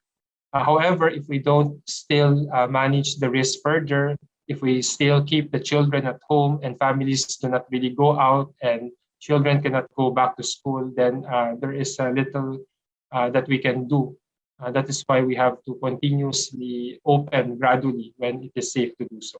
In terms of the labor market, notice that the employment data respond very well to the level of quarantine. The red line that you see is the NCR unemployment. Notice that around last year, third and fourth quarter, the red was higher than the AO NCR, or areas outside NCR. Because NCR was in GCQ, every other region or province mostly were in MGCQ. So you notice that unemployment in other provinces is much better. But when we further reopened the economy, NCR unemployment went down to 8.8%. But of course, when we reverted back to ECQ, it went up. So this is the situation. In other words, the productive assets of the country, the infrastructure, the human capital, the skills are there, and they will find work if we allow them to do so. But if we close down a big part of the economy, then they will not be able to work. So this is a reality. Now, the level of job creation is also very much determined by the level of quarantine. Between January and April 2020, we lost 8.7 million jobs. But we gradually recovered most of them over the last few quarters. And when we started measuring the labor force monthly, we saw some improvements gradually. As of today, despite the imposition of the ECQ, and MECQ in the last quarter, in the last few months, we still saw a net job creation of 700,000. So this is this is a good sign, but of course we are also concerned about the quality of jobs. Many people have work, but they don't get the full pay, or they are working part-time because of capacity constraints or restrictions. In terms of hunger, we don't measure hunger, but SWS data show very clearly that areas where there are higher quarantine levels, you see higher levels of hunger. So the red is NCR. Areas outside NCR actually had lower hunger incidents. So as of the latest data that we are aware of, NCR, 1 in 4 are hungry. That is 3.2 million people hungry due to the level of quarantine. And this is something that we are very concerned about. That is why we continuously advocate for the safe reopening of the economy. So in the earlier slides, I conveyed or shared with all of you that there's no perfect solution. Everything is a trade-off, and we apply this consistently in all decisions we make in the IATF. This slide does not suggest that you read them. It shows you the thinking that we go through every time we make a decision on the quarantine. And NEDA tries to present the balance so that we can balance the benefit from reduction of COVID cases against the cost of more people without jobs going hungry, or more of the economy being closed because of levels of quarantine. So this is an idea of what we are doing every time we review the level of quarantine. So not only do we provide concern for COVID cases, we also are concerned about non-COVID cases and the number of people who go to bed hungry. Now, let me quickly discuss the recovery program. So the situation before COVID-19 is that we have a very strong foundation with strong economic growth, likely to become upper middle income in 2020.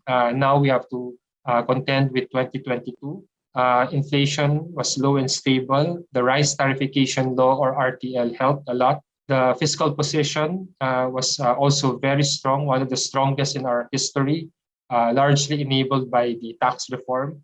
Our Build program was one of the highest spending in terms of infrastructure. We achieved one of the highest ever credit rating and the lowest ever unemployment, underemployment, and poverty rate, as I mentioned earlier.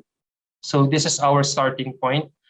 The productive assets of the economy are not destroyed, unlike in a war. They are all there. What prevents them from functioning is our artificial policy to keep the economy closed, or part of them closed. That is why we have to work and move forward to open as much sectors as we can in the safest possible manner. So our estimated growth this year and next year will be strong positive, 6 to 7% this year and 7 to 9% next year. This is going to be driven by 3 enablers or pillars. The first is we have to open the economy, MGCQ or better, at the appropriate time. I think in NCR, we have an opening, given the number of cases that we have been seeing. But we will still have to be very careful because of the new variants. But this also means that we not only open the supply side, we have to open the demand side, allowing children, families to go out with safeguards. The second is we have a recovery package. Most of them are already enacted. We have to implement them with haste. And the third is the timely vaccination program, which many of you can participate because the decision really is yours. So let me go through them quickly. So last year, we thought that like SARS-1, COVID would stay for 6 months. The reality today is it will stay probably for many years. But we have a lot of new learnings. We have to live with the virus. We have to manage the risk. And we have vaccines to help us. And we have to work together to prevent cases from increasing. So the first thing we need to do is to implement the PDITR strategy. 95% of the cases can be prevented if everyone wear the mask, wash hands, stay home, social distance when going out. And we are working hard now to improve our contact tracing using automated or digital enabled messaging system. And we have built more and more quarantine and isolation facilities in preparation for any possible future spike, and also improving our hospital care. And we need to do the same also in the provinces. These are our list of recovery programs. The total is more than 2 trillion pesos of fiscal, both spending and tax breaks or incentives or lowering of taxes, as well as financial and monetary support. And this has been there mostly since last year, and implementing them will help the economy get it back to its feet. However, nothing will move if there is no confidence. And that is why we have to work hard on our vaccination program. In the next 6 weeks, we have 30 million doses coming in. This is our progress so far. 8.4 million vaccine have been delivered to the people. We have started with category A4 or the workers, and notice that we are moving actually quite fast on category A4. And hopefully we can vaccinate as many as we can, the workers, in the next few months. If workers are more vaccinated, then they bring home much less risk to their family members. And I personally can see school opening because those that we want to protect, the senior citizens, the people with comorbidities, and the workers who commute, go to the office, are much more protected. So this is, I think, very important. And the more sites we open, and I have been a strong advocate of not only LGU, but business or organization-based vaccination centers, then we can meet the numbers quicker. Let me now talk about the national ID. This is one of the most game-changing reforms. It has been proposed more than 20 years ago, and I'm glad that around this time, we have actually enacted it into law. And I want to invite everyone to register, visit our online step 1 registration to input your demographics and schedule your biometrics. So the situation because of COVID-19 led us to adopt a 3-step registration process. So for the low-income families, we visited them house to house. For high or middle-income families, you have access to your gadgets. You can do the demographic step 1 online, similar to putting your information when you're applying for a passport. Then you visit the registration centers to capture biometrics, and we are having more and more of these, not only in the LGUs, but also in the malls and in institutions that we visit. We started the house-to-house last October. We started the online system last April 30. And we started the step 2 last January 2021. And we have started already step 3, or the issuance of the actual ID to the people.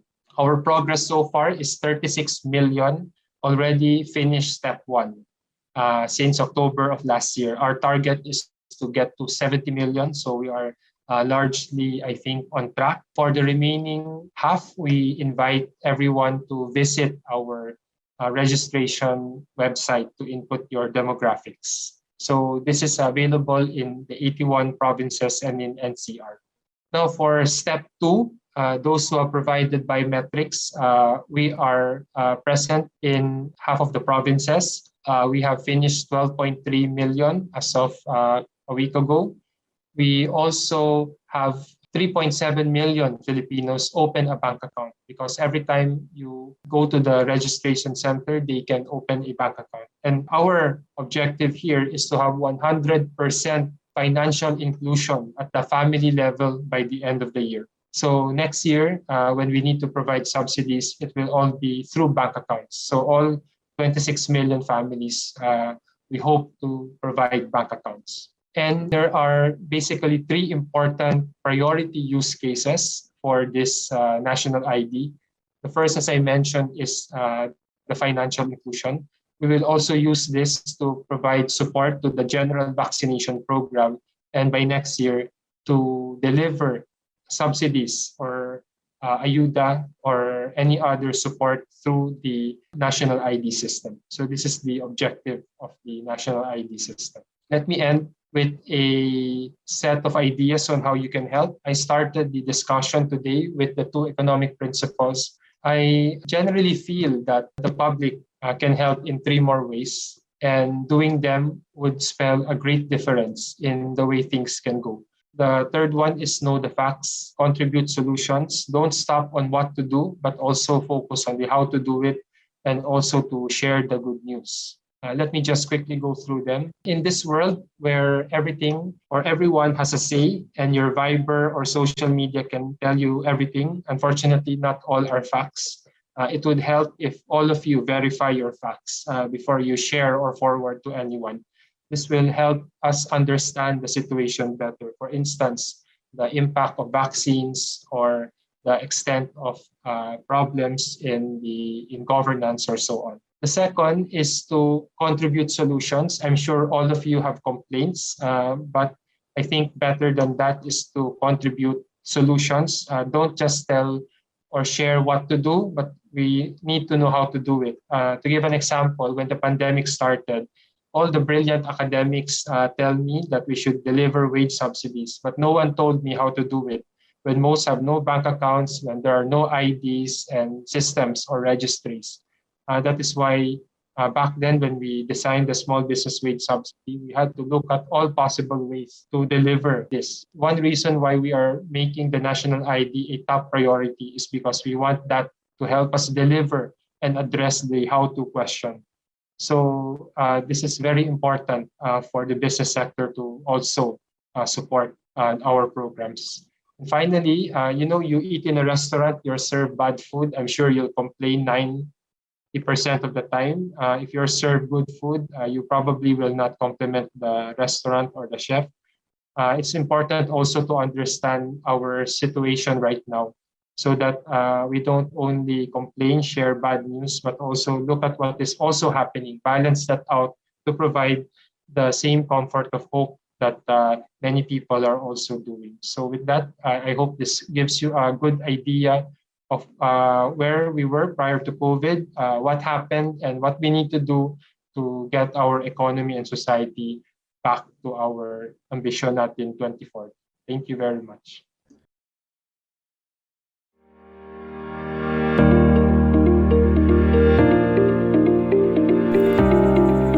We would like to express our gratitude to all our resource speakers and invited guests. Indeed, your presence and participation has helped shed light on how an innovative economy can lead to a better normal for all.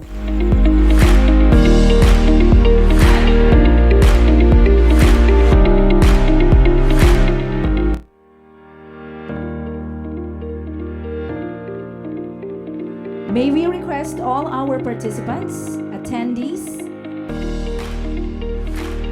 let us listen once again to the 4th PBC&E Chair, Mr. Jeffrey P. Nam. AVP Clarine, ladies and gentlemen, it's my honor and privilege to accept the South Luzon Conference resolutions for careful deliberation by the Board of PCCI, together with the other incoming regional resolutions, before we submit the resolutions to President Duterte on November 18. Thank you and good work, everyone. Adjournment by Ms. Clarine P. Tobias, Area Vice President, PCCI.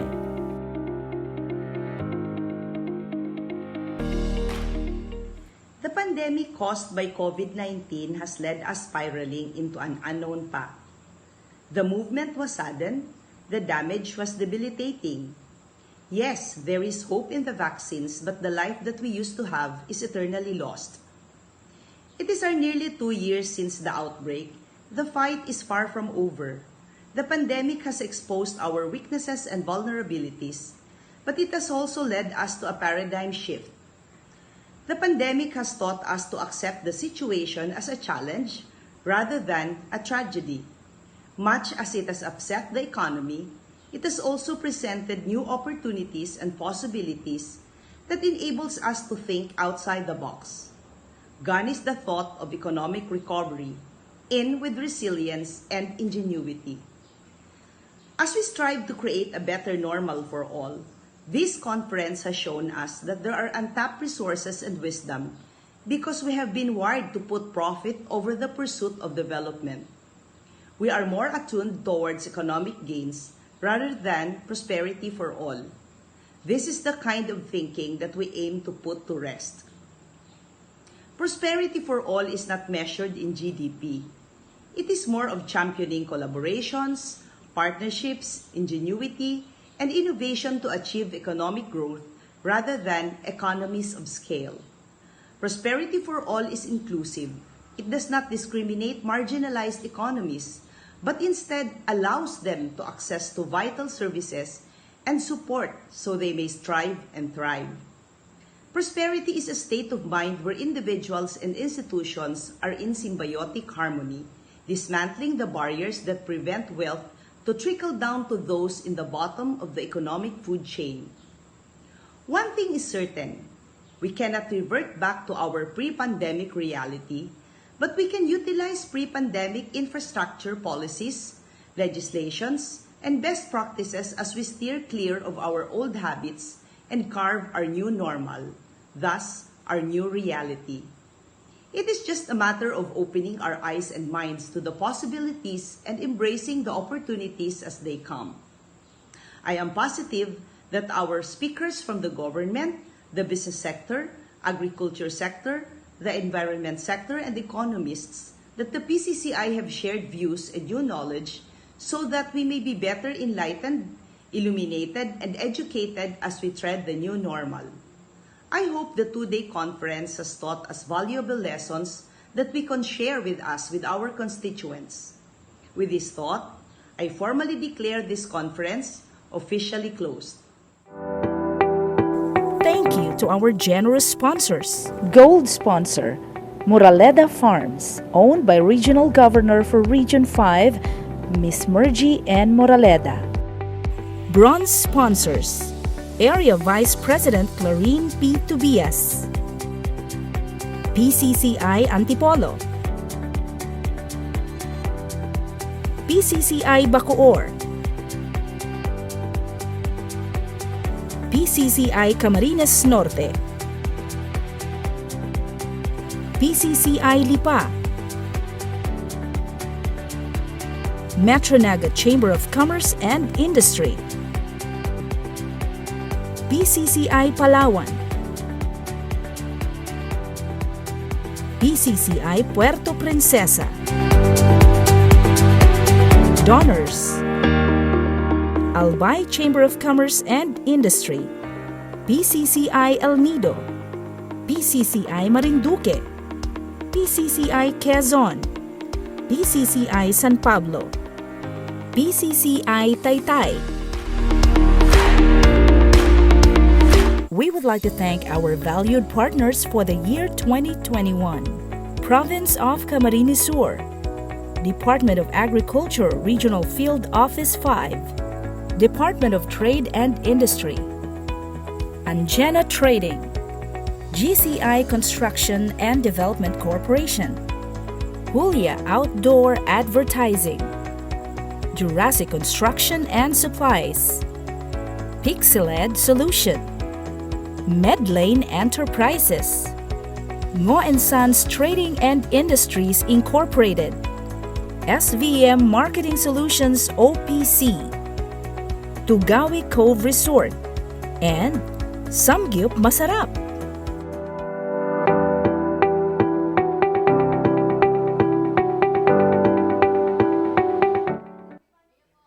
May we request everyone, all our participants, attendees, and Solabc Organizing Committee to please open your cameras for our photo opportunity.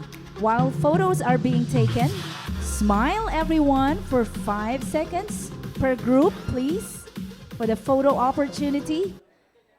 And at the moment, we are delighted to have several groups joining us today, so please stay on cam with us.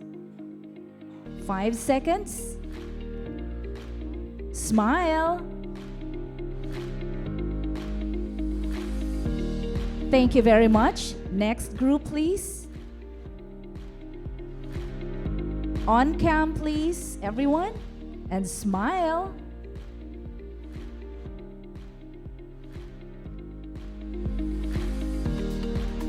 Thank you very much. We have the next group. Kindly open your camera if you may.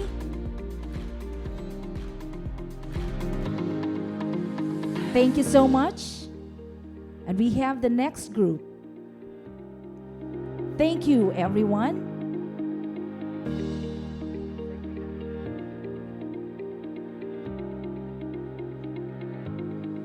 We would like to thank our valued partners for the year 2020.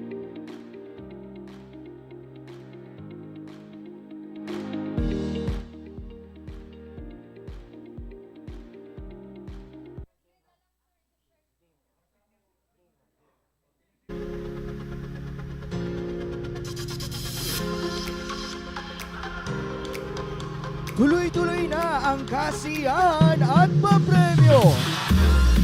More than 300,000 pesos worth of raffle prizes ang ipamimigay dito sa ating Solabc Wheel of Names. Let us again all welcome our cuties, Ali and Angie.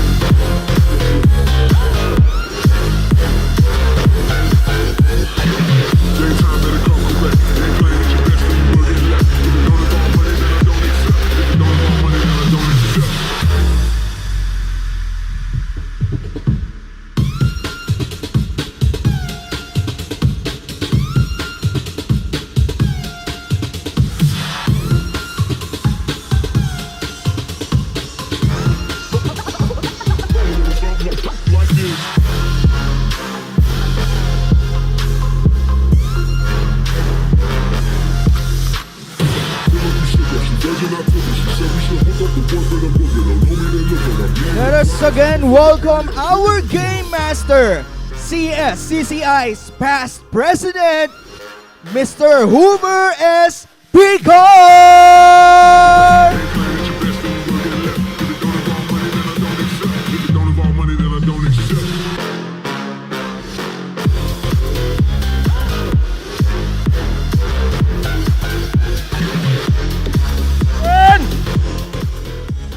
Okay! Good afternoon po sa inyong lahat!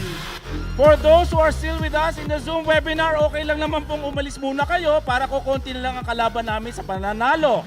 But I think from kanina nasa 300 tayo naka-Zoom, naka-online, umalo na ata sa 500. Yung 200 humabo lang. Okay? So for now, for your information before we proceed, okay? Let me clear out our rules here with regards to our raffles, okay? For the minor prizes, we've decided that it's okay if you're not around but you're registered, you will have the opportunity to have your raffle prize that you won. But for the last 5 grand raffle prizes, the major prizes, presence is a must, okay? So for those who are online, either you give us a raise your hand or your chat, or magsisigaw kayo dyan, or you can call. For Globe users, please take note of this. For Globe users, 0977-213-8220. And for Smart, 0919-073-9422. Or send a message through our Zoom webinar chat box. We will only give 15 seconds to contact numbers also posted on your screens. Please be ready, 15 seconds. These are just for the last 5 major prizes. For the minor prizes, it's okay. If you're not around, pagkwekwentuhan na lang namin kayo. Okay, so let me start off. Ano ba yung first? Okay, for the first set of raffle prizes, it will be definitely 2 winners. 2 units of ITEL mobile phone, clarify ko lang ha, dalawa po mananalo dyan. Okay, tigisa kayo. Sponsored by Honor Farm. So, do we have our wheel of names again already? Oh, cue to BTR, sabi ni ating direct Ninoy. Okay, please watch the screen first. We would like to thank the following game segment sponsors. Anna Farms for the 5 units of itel cell phone. Sinan and Go for the 5 sacks of rice. Valerosa Farm Adventure Resort for the 4 units of stand fan. Ngo & Sons Trading and Industries Incorporated for the 5,000 pesos in cash. New TH Trading for the 5,000 pesos in cash. Another 5,000 pesos in cash from Lendes Poultry Farm. Anjena Trading for the 2 units of mountain bike. Bicol Best Trade Center for the 5 units of Meniva DZ Air Circulator. Special thanks to our Grand Raffle Prizes sponsors. Pixeled Solution for the 32-inch Aptus LED HD TV. Gold Star Aggrevet Corporation for the 2 units of 2TC32BB1M Sharp TV. Hypertech Computers for the 1 set of Dahua XVR with 4 CCTV cameras. Tugawi Cove Resort for the gift certificate of 3 days and 2 nights stay in Tugawi Cove Resort. Jurassic Construction and Supplies for the 50-inch TCL LED TV.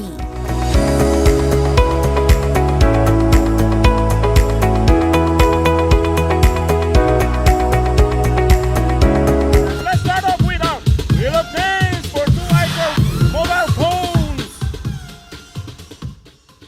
Where's our wheel of names? There. Okay. Dito, clarify ko lang po, these are minor prizes. So if you're not around, it's okay lang po. You can still claim your prize. So these are all the registered participants in our 30th Solabc. Please, win a win.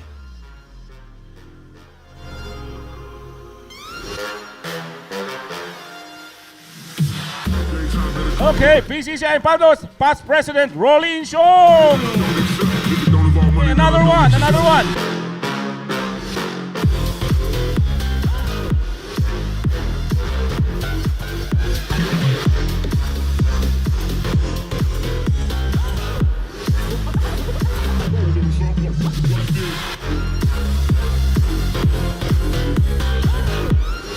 Okay, Boss Ricky Magtoto from Camarines Sur Chamber of Commerce and Industry.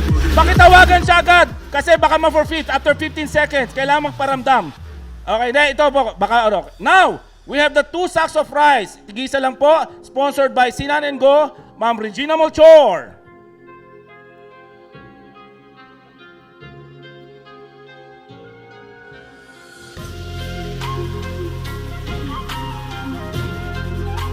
Simon D! From Camarines Sur Chamber of Commerce. Disclaimer lang po ha, it doesn't pa, it's very nagkakataon lang po. Okay? Next. Isa pa. One more for Sinan and Go.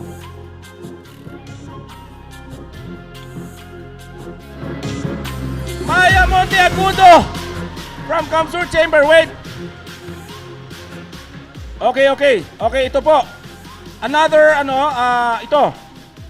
This one, another minor prize, ProMate Dual Stereo Wireless Speakers, together with Edifier M1250 wireless speakers, My Passport 2GB external hard drive. Tigigisa po mananalo dito. This one is coming from R&M Agro Industrial Supply and General Merchandise, owned by no other than our Regional Governor for Region 5, Merge Moraleda. Thank you very much, Ma'am Merge. Okay, 3 winners. Sunod-sunod lang yan. 3 winners.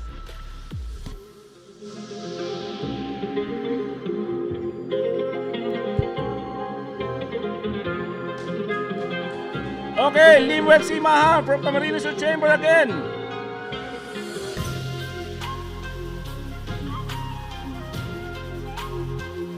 Okay, another one.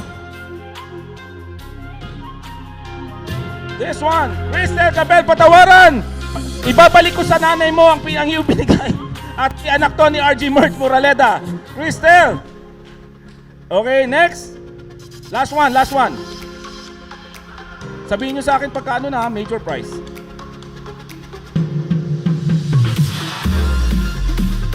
David, Palawan, Kamsur.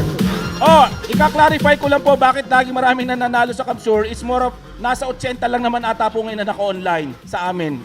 So, okay, next. Another one, 2 units Airfinity stand fan sponsored by no other than our Board of Trustees. Valerosa Farm Adventure Resort from Sir Jerry Ilarde. 2, tigisa pali, go.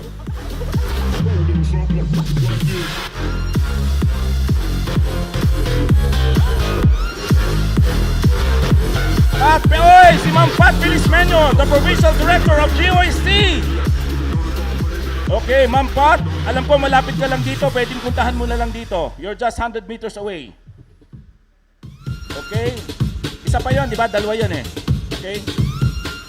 Another one from Raimundo Domingo de Leon, PCCI San Pablo. You've just won an air circulator. Aba, tama, air fan pala. Electric fan. Okay, this one. Ito, malinis na usapan. 5,000 pesos in cash. It will be delivered to you, Mamiso.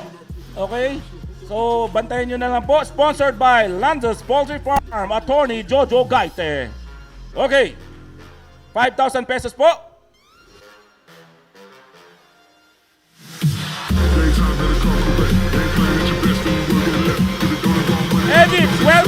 Edit Sweldo, kung nasaan ka man, PCCI main office.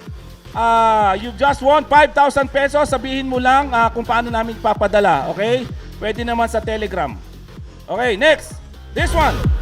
2 units, Miniba DC Air Circulator. Dalawa. Coming from Bicol Best Rate Center of Everett, Olivan. Okay? Two winners.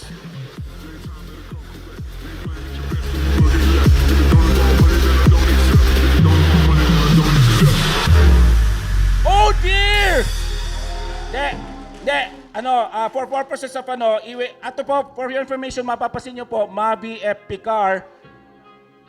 Pamilyar ang pilidong yan. Uber Picar, Mavi F. Picar. Baka ito yung anak ko. So, iwe-wave po ng anak ko yan. Pero at least alam kong ano yung pinanalunan ng anak ko? Ha? Ay, pasensya na po, nakakuha na ako ng isang ganyan pala. Kanya pala, hindi ko na kailangan yan. So, iwe-wave ko yan. Iwe-wave ng anak ko on behalf of my daughter. So, isa pa mananalo.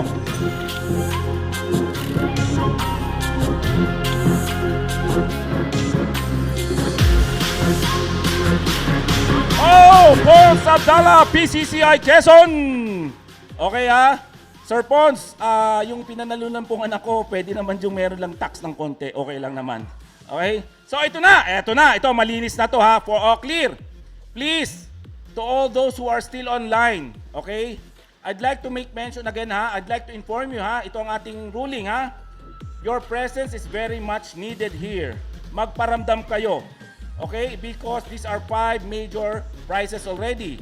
Ulitin ko, is if you're online, just use your chat box, okay? Or if you don't have and you want to call, use call 0977-213-8220 or for smart 0919-073-9422 or send a message through our chat box. Okay? Okay, so gamitin din nyo po ang Bayantel. Kung meron pa, wala na pala. Okay, ito na, Grand Raffle! Units, Sharp! 2TC3 2BB 1M354621. Okay, LED TV sponsored by Gold Star Agribet Corporation. Dalawa po yan. So dalawang mananalo ha. Very clear po ha, walang samaan ng loob to. Pag nanalo po kayo at hindi kayo online or hindi kayo tumawag for the next 15 seconds, okay po, ikwekwento na lang po sa inyo kung anong pakiramdam ng nakananalo. Okay? But definitely magkwekwento kami. So, are you ready? Okay, clear po ha. We will wait for 15 seconds for you to be acknowledged. Pag hindi po kayo nagparamdam, we will continue until someone will acknowledge that they are the winner. Okay, go!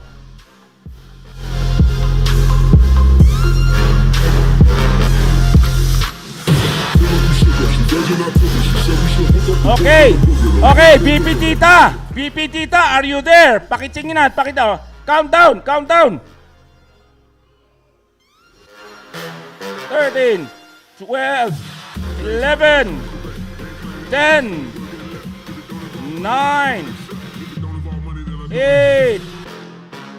7. Meron? Online? Online? Oh, gusto kong makita ang special power of attorney niya na nagpapatunay na siya yan. Okay, Ma'am Tita, nag-acknowledge? VP Tita, Liabres? Ano na? Yes, yes, okay. VP Tita, you've just won a Sharp TV. Okay? 110. Kailangan po ng transformer nito. Hindi ko lang nasabi sa inyo. Okay? Another one. One more winner. One more winner. 32-inch TV by Sharp.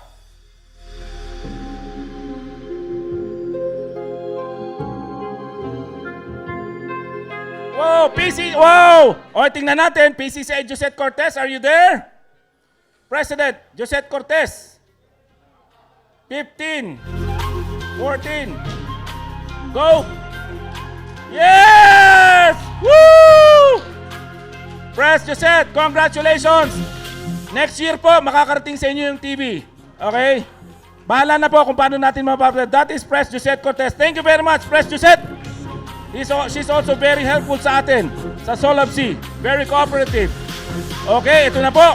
So, we have two winners na, no? Ang galing, swerte natin dahil at least available ang mga nananalo. This one po, 1 unit mountain bike.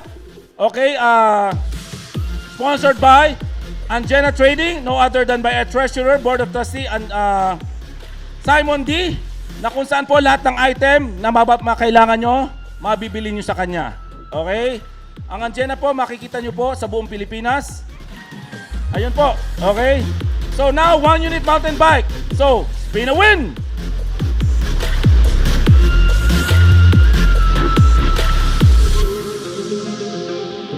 Oh! Ay! Tingnan natin yan. Tingnan natin kung online. Online, pa-check. Pa-check kung online. 15, 14, 13, 12, 11. Oh, wala daw. Wala na daw talaga. Actually, sa totoo lang po, itong si Romeo Tan, miyembro po namin, nagbebenta naman siya ng mountain bike kaya hindi niya kailangan yan. Okay? Okay. So, next, another winner. Let's more spinning. Okay. Yes, Abi Yudis Subil, PCC Antipolo, are you there? 15, 14. Oy, bagay na bagay ito. Di ba ang ganda mag-mountain bike sa may Antipolo? Wala. Oh. Hindi, ayaw naman kasi daw niya. Wala siyang hilig sa biking. Kaya actually, naandyan lang yan eh. Naandyan lang yan, dama ko. Pero ayaw niyo yung papapanalunan. Okay, go! More! Go!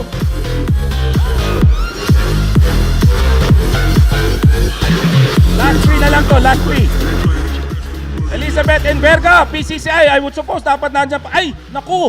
Parang siya, di ba walang kuryente ata sa kanila ngayon? Baka magpahabol pa, pabigyan ng kuryente. Kasi alam ko walang kuryente. Yes! Nandiyan pala si Wow! Gabi! Congratulations, President Elizabeth R. Enverga. Ang alam ko walang kuryente pero bumili siya ng 50 kVA na generator para lang manalo ng mountain bike. Okay, thank you very much. Woo! Thank you! Thank you! Okay, last 3 ata to. 1 Persona Multimedia Sound System Speakers coming from R&M Agro-Industrial Supply and General Merchandise, owned by no other than Regional Governor for Region 5, R. Merch Moraleda. Okay, 1 winner.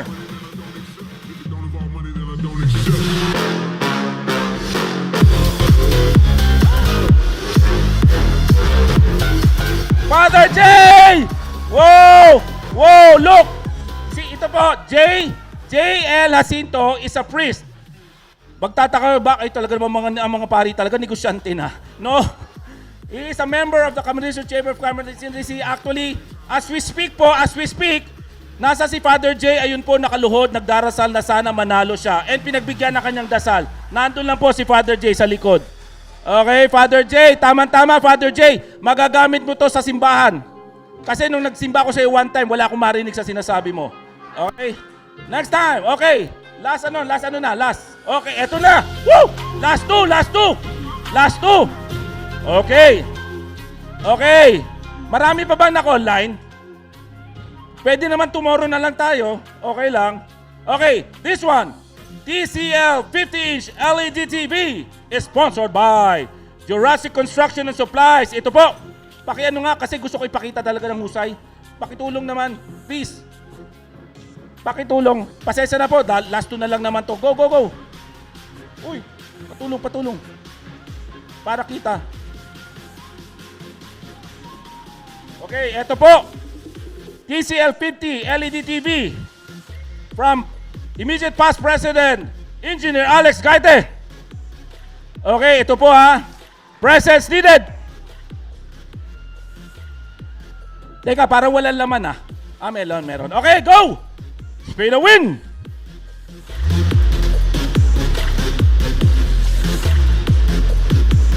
Whoa! Up! Jump in! Jump in! Jump in! Pakita mo! Hindi po yan sinasadya, talagang ano. Jump in!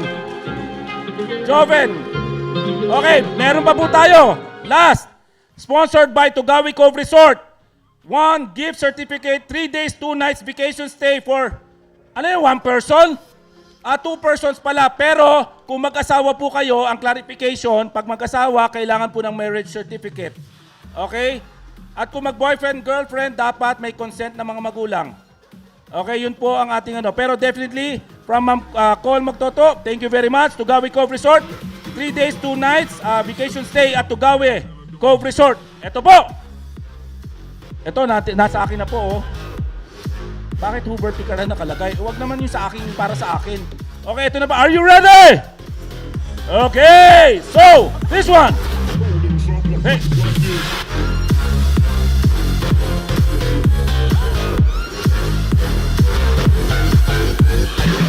Ricardo Sarmiento, are you there? Pacheck. 15, 14, 13. Wala. Okay. Sir Ricardo, kung nasan mo po kayo, kwentuhan na lang namin po kayo pagka po dumating yung nanalo. Kung anong pakiramdam magstay sa Tugawi Cove Resort. Okay? Okay, go! Spin a win!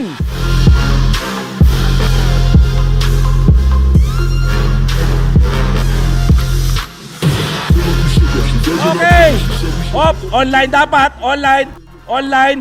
Wala. Kasi pasensya na po, naka-quarantine sila ngayon. Gustuhin man nila. Okay lang naman. Sawa na daw sila. Actually, alam nyo ba ito, si Angelo? Ang kwento nito? Hindi naman siya mananalo kasi magbe-breakfast lang sila. Pupunta pa sila sa Tugawi. Breakfast lang yun, ha? Okay, go! One more!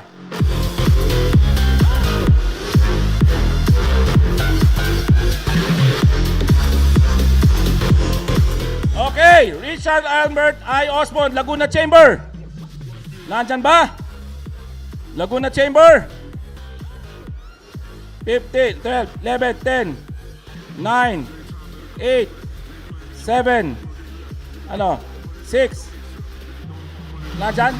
Nasaan? May call. Okay, sige nga. Hello? Sir, sino po sila? Angelito Lorenzo Lurin po. Ano? Angelito Lorenzo Lurin po. Ay! Pasensya na. Mali. Mamaya ka na tumawag, busy. Mamaya. Okay. Nasa na si ano? Nasa na si Laguna? Wala si Laguna. One more. Ang saya-saya. Go, one more. Nandyan. Nandyan si Richard Albert. Where's Richard Albert? Hindi, okay lang. Richard Albert, si Richard, nasaan yung si... Wala? Ano ba?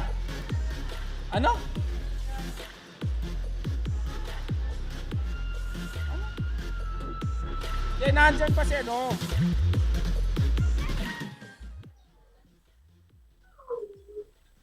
Nasaan siya? Sir, nandyan ba kayo? Okay kayo? Sir, Richard Osmond, sir, are you there? Okay na.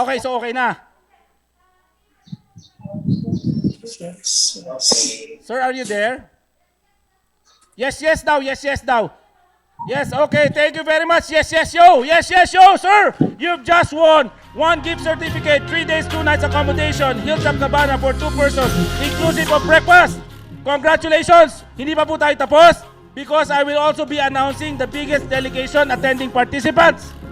According sa ating poll, okay, since yesterday, okay, I would like to acknowledge kung sino po ang biggest delegation according po to sa PCCI, national, and dito po sa ating secretariat si Cscci. So given naman po na ang Camarines Chamber ang pinakamaraming delegation. But next to us, we'd like to acknowledge, ito po, they will be getting 10,000 pesos courtesy of our Area Vice President, Clarin P. Tobias. Okay, VP Clarin, pupuntahan ka na lang daw agad, i-prepare mo na yung 10,000. Miski walang bangko, okay lang daw Sabado. Okay, now I'd like to acknowledge the Metro Naga Chamber of Commerce and Industry. Thank you very much. Kayo po ang biggest delegation aside from Kamsur Chamber. Okay, so yung 10,000 po, paparatingin na lang po sa inyo ni VP Clarin by siguro Monday, Tuesday, Wednesday. Pero hindi po sinasabi ko noong date. Basta any day. Okay, so once again, let me take this opportunity. Okay, first and foremost, on behalf of the Philippine Chamber of Commerce and Industry, the organizer of this 30th Southern Luzon Area Business Conference. To you, PCCI, thank you very much for giving us an opportunity and a privilege and honor to host the 30th Southern Luzon Area Business Conference, to VP Clarin, to RG Merge and RG Sally, and to all the presidents of the local chamber of the Southern Luzon. On behalf of our president, Sol Magtuto, and the strong membership of the Camarines Sur Chamber of Commerce and Industry, special mention ko lang uli yung CSCCI Vertex, okay?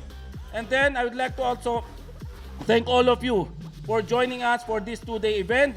At the end of the day, sabi nga po ng lahat, kung talagang gusto, maraming paraan. Kung talagang ayaw, maraming dahilan. But I still believe in the chamber movement, okay? So on to our next area business conference, and we see each other when we'll be able to, have the opportunity. But then keep safe, be healthy, and after this, before anything else, I'd like to congratulate pala the Department of Agriculture Region 5 for bagging the one of the top performers of under the Department of Agriculture. Congratulations. Once again, from all of us to all of you, thank you very much for joining us. And right now, we're signing off in a bit, but just see if you want to leave, okay lang. Pero kung gusto nyo pa, hanggang mamaya pa po kaming hapon dito. So, to all the members, the strong membership, can you show yourself here? Come on, go here. Where, nasan tayo? So, thank you very much po sa inyong lahat. Thank you, VP Clary. Thank you, PCCI. Thank you to sa Secretariat. Thank you to sa Secretariat of PCCI, led by SG Ruben Pascual and ASG Edwin Glendro, to Ma'am Grace, to Ma'am Angie, to Miss Ali Rebosa. Ali, pwede ka na ulit magsimula sa Lunes. Oy, Sir Jeffrey Nang, you're here pa pala. Sir Jeffrey, pasensya na, garto kami kakulit. Okay, pasensya na. Happy lang, happy.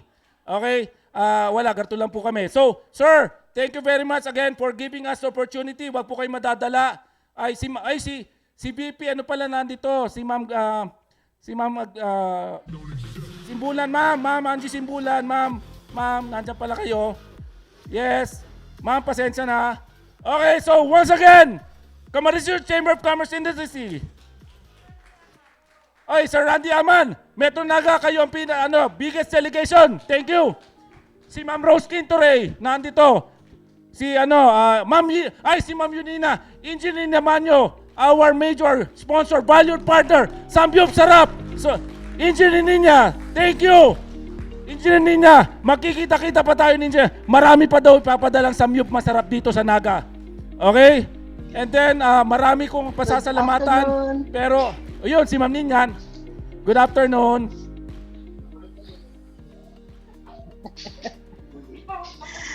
Good afternoon sa inyong lahat.